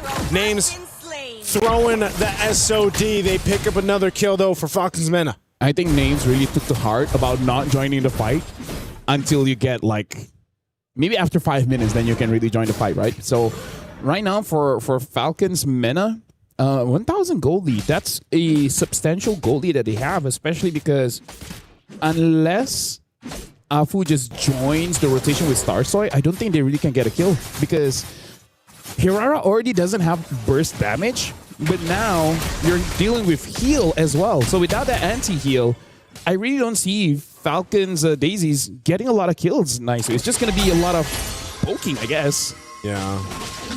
I don't know, man. It's one of those things again around that. Actually, both teams. Yeah, both teams But I think the threat is there. It's scarier for if you're Falcons Mena to be able to utilize the setup that they have, especially around the Mystic Gush combo that we're talking about with the Carmilla, the Wrath of the Dryad. It's scarier for Falcon Daisies to deal with, at least for now, until they're able to go ahead and compete in some of these team fights. And like we've seen from the Hanabi from the previous game, it might take a while for Kiko to hit that point, hit that point of contention.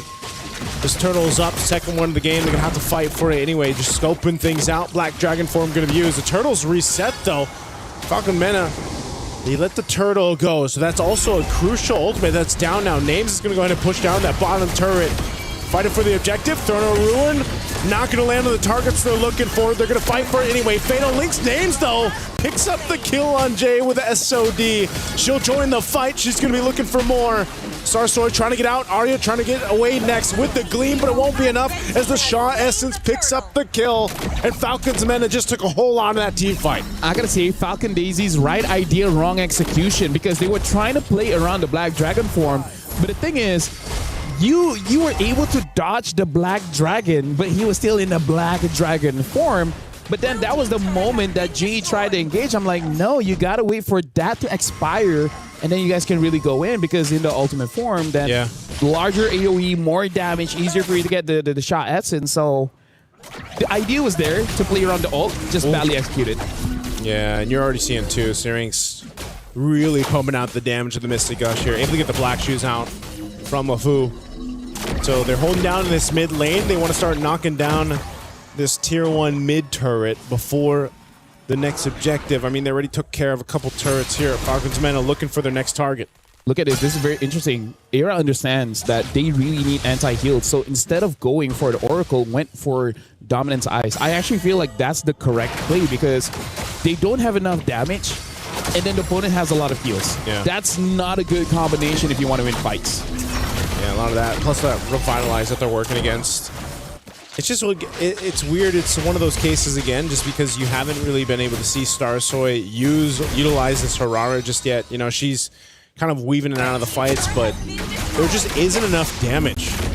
And at some point, as you can see, even Kiko, when she attacks Nucci, it's just like a sliver of HP that goes away. So it's one of those things where it's a lineup, a composition that needs some time to build up. Well, nicely, let's talk about this, right? All right, let's talk about it. Hirara, what she wants to do is she wants to get maybe Syrinx, maybe Names, correct? Yeah. How you going to do that going up against a Yuzong, Carmilla, and a Belleric? You're just going to be locked down. Right? So I kind of feel like she wants to do something, but there's just so many ways to deny it. They want to go for Names right now. She's got the Fatal Link. She's popping the Purify. She's going to be fine. They wanted this turret, and they got it. Falcon Daisies will get an objective now. In the mid, Arya goes down. Nocturne will pick up that one. She's having a hell of a game on this Yuzhong, and also a Turtle going. Starsoy trying to take it down, and she won't make it happen. So 3 for 3 on the Turtles here for Falcons Mena. Yeah, it's just unfortunate. I just feel like the synergy of the draft of Falcon Daisies really isn't there in ISU. Yeah, we talked about it in the draft, and you can see it. It's so apparent here. Now in the mid lane, the taunt for the Wrath of the Dryad, bringing Jay back. She's gone. Kiko's gone as well. Falcons Mena picks up 2 in the mid lane. They can't get the turret just yet, though. There's a sliver of health left. Right now, Falcons Mena, they're in such a dominating position because Nocturne is having the time of her life right now. Starsoy trying to get a kill. Oh, Starsoy. Oh, Nocturne. No. Oh, and she knows it too, man. 4-0 and 2. Oh. Confident as hell on this Yuzhong. With the Mena emote as well. The what do you call it? Like exclusive? Region exclusive emotes. Yeah, so I do gotta say I would do the same thing too. Like, I'm almost dead and you still didn't have enough damage to take me down. Like, that's a bro. Yeah, she is massive right now in the Yuzhong. There's just, whether it's Black Dragon form or not, she's able to provide so much value. Mystic Gush dropped down. They get the flicker out from Jay early on. That's not available now, so that's a big battle spell out of the picture. They're going to continue to stay on this side of the jungle. Look at that. That's very interesting. Nocturne went for first item Queen's Wings. So not even going for the War Axe, and then she's still such a menace, non-damage, just surviving. She wanted those wings, man. Dragon wings weren't enough. Against Alice, like, I will take your wings. I need my own. Technically, that's her. That is her That item. is her item. That is her item. Those are her wings. It's like the war axe to the Alice. Yeah, that's true. Yeah. You know, look at that. Look at the build, too, from Nocturne. Yeah, like, again, just focusing on the defense because Queen's Wings is still a very good first item just because it has a lot of stats and it makes it so that, say, the first 8 minutes of the game, you're very difficult to take down because during that time, there's not a lot of ways to reduce your heal. Yeah, right now, too. They're looking for another pick in the mid lane. A Mystic Gush dropped down. That's actually a big ultimate, not available for Syrinx. But still, the Fatal Links are there. There's no flicker for Jay. Falcon Daisies, how do they want to approach this? Do they actually want to fight? Jay might have to be the one to look for a potential pick, but you have a Purify on names. They're relatively safe. Half health from the Lord. It's going to go for a reset. I got to say, Aira and Starsoy, they need to team up. Be like, let's dive and kill someone. There to use the Black Dragon form, too. Now they're going to be sticking on Starsoy. Nocturne's cut off from the team. They're going to try to blitz this Lord, and Nocturne holding on. 1v3! Fatal Link's going to be used, but not before she takes someone out with her. Lord's still going to be worked on. Jay's gone. The trade is 2 for 1. Nocturne knew the assignment, and she got the team the Lord. So I'm going to be looking at Naisu as well as Remar. You guys just give a thumbs up or thumbs down. If we had an MVP, Nocturne. Yep, there you go. Thought so. So now, Aira does have the Oracle, but at this point, you kind of need a Chastise Pauldron. Yeah. Right? So losing by 6,000 gold at this point, looking at the items that, oh my god, that's even a Sky Piercer from Starsoy. She's really trying to create some kind of miracle, hoping that she gets one. And then another, maybe like 3 stacks with Hirara should be enough. It's just, you're seeing it in the team fights, man. I think this composition from Team Falcon's Mena just doesn't even give them the opportunity. You know, the opportunity to get in range. Even if they see Starsoy get in range or someone from Falcon Daisy's get in range, you have so many tools to deal with it. Wrath of the Dryad alone has been devastating. Nucci is pretty much just been able to post up, drop it down, revitalize as well. Lord's gonna go ahead and get this charge up on the top side. Pop in this last shield up. There it is, top turret. They still have that bottom one. It goes down as well as it's pushed down by Names. She's gonna work on this turret too. She has no fear right now. Names trying to get some distance, pushing back Jay. There's the projectile. They want to fight under the turret anyway. A Mystic Gush used as well. They'll clear out the turret. Nocturne will get away with 1 HP. And right now, Falcon's Mena will go ahead and take down 1 base turret. Yeah, Falcons right now, they're struggling to make their heroes work together, right? Yeah. Because again, that's what it means when there's no synergy. It's not that the heroes are bad, it's just that as friends, they don't cover any of the downfalls of the other heroes, or they don't even complement the advantages that other heroes really have. Like, for example, Jay can get a big setup, but then the follow-up isn't going to be that great. And then for Starsoy, you want to go in and you want to assassinate someone, but then I don't know, there's no one there to help you, right? So the draft just not that synergistic. Yeah. That's why. Yeah. Oh, Arya's going to get dragged back. Tries to get away here. Black Dragon form 2. They're just going to force it under the turret. I mean, they don't have minion waves here to push through with. So I think they just want to go and potentially force a fight. So Falcon the Mena won't be able to get anything off of that. 30 seconds for this Lord to come up. What I was going to say is, you know, it just feels like at this point for Falcon Daisies, if they want to turn this game over, they need a whole lot to happen. A lot of that has to be Kiko too. She has the trinity of items. Yep. She needs a bit of defense, but maybe.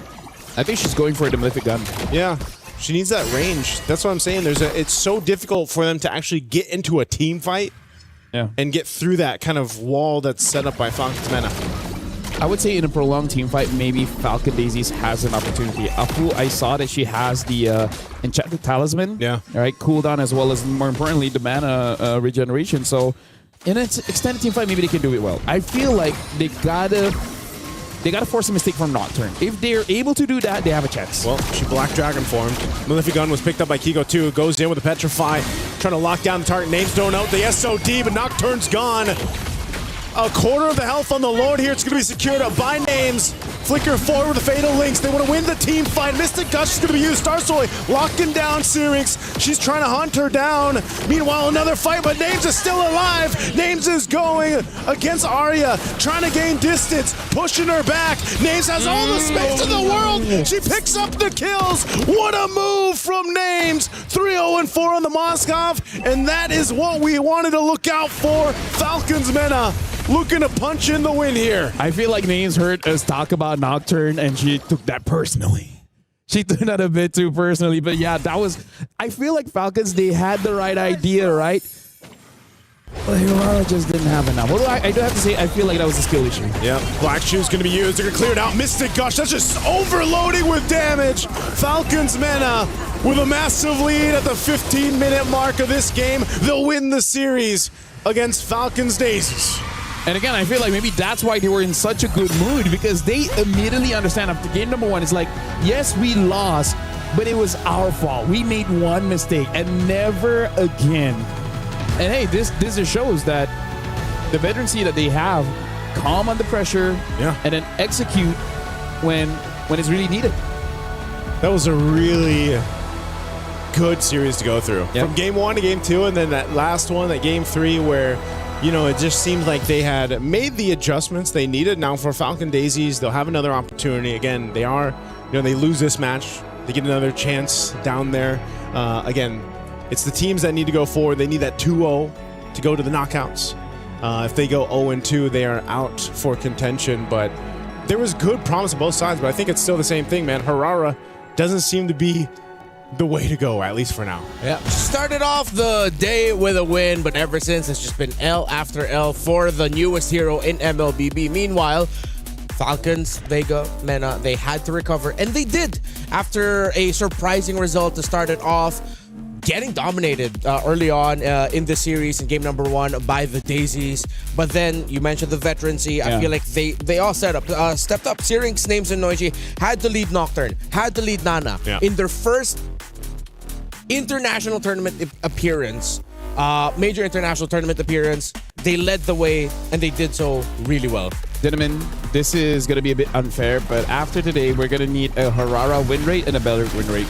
Just to see the contrast, right? I mean, like, we're a professional tournament. Doesn't the fans deserve this kind of knowledge? We can request memes, right? I would want to see a meme of Belleric's head on Hirara's body. Yes. What? The real Hirara is Belleric. I have a wild imagination, but I can't see that. I cannot. All right, what about...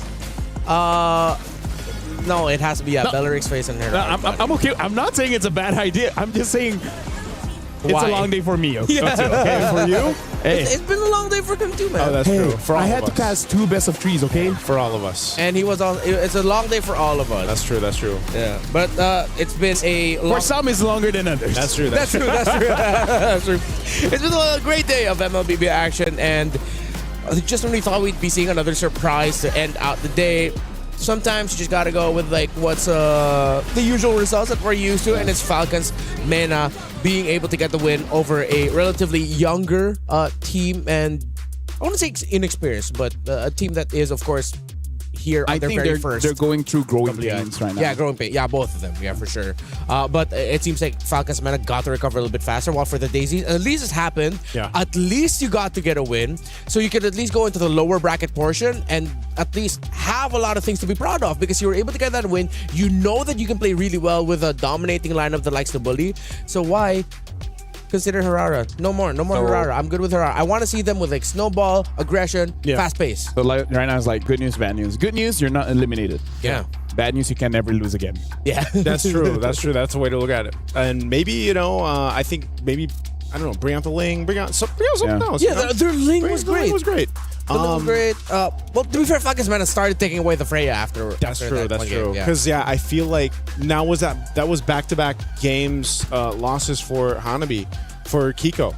Yes, it was. Yes, it was. And I just feel like Hanabi, even when it was played by Quinn earlier today, it's like it was doing okay, but they won because it was a split put, right? And it was a decision for a team fight that happened before that. But Hanabi just hasn't been working in terms of like how long it takes for the Hanami to build up to that power spike to actually be utilized in some of the team fights. And also, yes, Belric just seems to be the little thorn in the side of a lot of these heroes right now that have been tested in MWI so far. Because I feel like Hanabi wins, but they didn't win because of Hanabi. Yeah, right. That's It just so happened to be there. Yeah, it just so happened to be there, and I really feel like Hanabi's strength isn't actually the late game. Her strength is really just the laning phase because you just get good trades. Yeah. And then maybe in pushing, but again, that's the kind of gimmick that will eventually phase out. And the thing is, other heroes can do the same, but sometimes better. Yeah, you really have to build around the Hanabi, and then you make sure that it has a strong front line, which is what Team Rayong was able to do earlier. They paired it up with the glue in the roam, and they were able to hold down a strong front for it so that the Hanabi can just freely hit, which is why Quinn ended up with a really good KDA. I think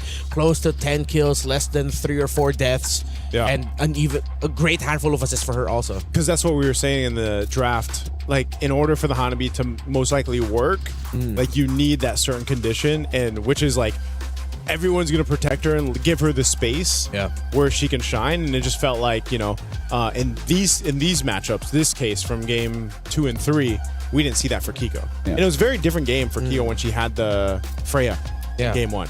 Well, we didn't. It's because I think I'm sorry to really keep pinning it on the Hirara.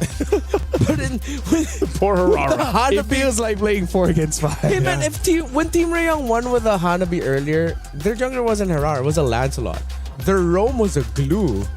So that's a lot of space creation. And then Lancelot can be independent. While Hirara, sometimes again, you mentioned about the 2 different schools of thought of like when to play Hirara. I feel like that's like sometimes that can be a little bit of a decision overload. Yeah, like, I agree. Do I wait? Do I go now? While Lancelot can just go. Yeah, he gets the dash resets anyway.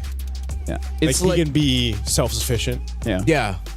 It really does seem like Hirara right now is like when you pick it up, it's like a missed opportunity. Like it's a slot that could have been something else. Yeah. That whatever you wanted to do with Hirara could be achieved with a different hero, and either it's easier or just straight up better. Yeah. I wonder what we're missing though. Like why are or maybe it's a day one thing. Like why are teams, because we saw this in Wildcard too. Yeah. Why are teams really trying to make the Hirara work? Like is there something that just isn't clicking? I have an answer. What's the answer? It looks good in scrims, but somehow in stage it doesn't. Yeah, that's what I was going to say. Like, is it just a scrim happen. thing? Yeah. There has been a lot of moments in MLBB history where in scrims it's good. Yeah, scrim results great. Whether it's a team, whether it's a hero, and then once you get onto the stage, for some reason something doesn't add up. I feel like it just needs something a little bit more. I agree, putting more damage on Hirara might push her too far ahead. Yeah. But something else has to change, because I've even seen some charitable, live streams of scrims where you win with the Hirara, but even your teammate is like, bro, could you get off that hero? Could you not play it? Could you carry this time? Yeah. Huh, maybe they're just too demanding a pick. Maybe it's just such a I think different it's factor. fun. I think it's fun. Right? It's fun? It's fun. It just doesn't always gives you the win. I think it's fun, but you need the support. It's not a win condition to make it work. To be a win condition. It's not a win condition. I think that's just the baseline. It's not a win condition. Okay. It goes in as a distraction. This is going to be such a meta point discussion, like throughout not just MWI, but eventually MSC. We sound very smart, huh? Talking about this. Yes, sir. Yeah. Hopefully we get to talk to Stream A later on about how the Hirara performed there. But before we move on, let's go on over to the stage with Leo for an interview with the winning team. Merci, gentlemen. We have here on stage one of the newer members of Team Falcons Vega Mena, their gold laner, Nocturne. Nocturne, congratulations. A 2-1 victory over Falcon Daisies. Very well deserved. It was a long match. The only 2-1 on Stream B. Your thoughts on the match? How was it? I think the game wasn't hard. It was easy for me. But I need to say something about first match. Of course. We didn't expect it, by the way. So we lost, but we know we will come back stronger. So we won. You reverse swept it. 1 game 2, 1 game 3. Yes, you mentioned we didn't lose our hope, Yep. You mentioned something to me. This is your very first offline tournament. Yes. Playing on stage with your new team. What was it like? Were you nervous when you first played? I was very exciting, but when I sit here, I was feeling very comfortable. Very it good. was good for me. Yeah, especially I saw that in Game 3 when you played the Moscow. Flawless, perfect game. Now, question. Tomorrow, you'll be facing off against the winner of the match before you earlier, Galaxy Phoenix from Cambodia. You saw how they played. What do you think of your next match? I think they are good, but we are better. No? Good to hear. Your teammates are very excited. Yes. You got fans. Yes. Speaking of, would you like to say something to fans of Nocturne watching from home in Turkey, or even fans of the newest XP laner from Falcons Vega? Okay, first of all, I want to say we told you in interview better Falcons wins, so we won this game. And I want to say something from my fans, actually my friends, like Turkish, okay? Okay. Beni Türkiye'de destekleyen herkese çok teşekkür ediyorum öncelikle. Gitarist ve hoca, abi, sunucular onlar. Onların da desteklerini gerçekten hissediyorum. Onlara buradan kucak dolusu sevgiler gönderiyorum. Ayrıca her zaman beni destekleyen erkek arkadaşıma da buradan çok teşekkür ediyorum. That's all. Thank you. We're excited to welcome. see more of you and your team. Again, ladies and gentlemen, Nocturne from Team Falcons Vega Mena. We'll see them in action tomorrow. And of course, the rest of the teams, no one has been eliminated just yet from MWI 2026. For now, we'll throw it over back to the desk. Gentlemen. Thank you so much. Congratulations, of course, once again to Falcons of Mena and their EXP laner, Nocturne. Thank you for that interview. And it's great. She did mention that she did have some nerves at the start, but then once she got up to the stage, it's all gone. She played like a natural in her first major international appearance here for MWI. Yeah.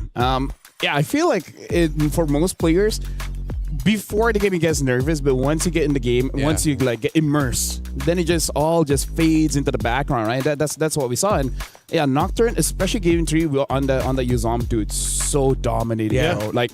Like sure, names popped off later on, but I give it the MVP. Yeah, phenomenal. You were mentioning that Yuzhong is one of those tough picks to really just counter. Yeah. There's a lot of heroes that it can counter. Not a lot of heroes can counter it harshly.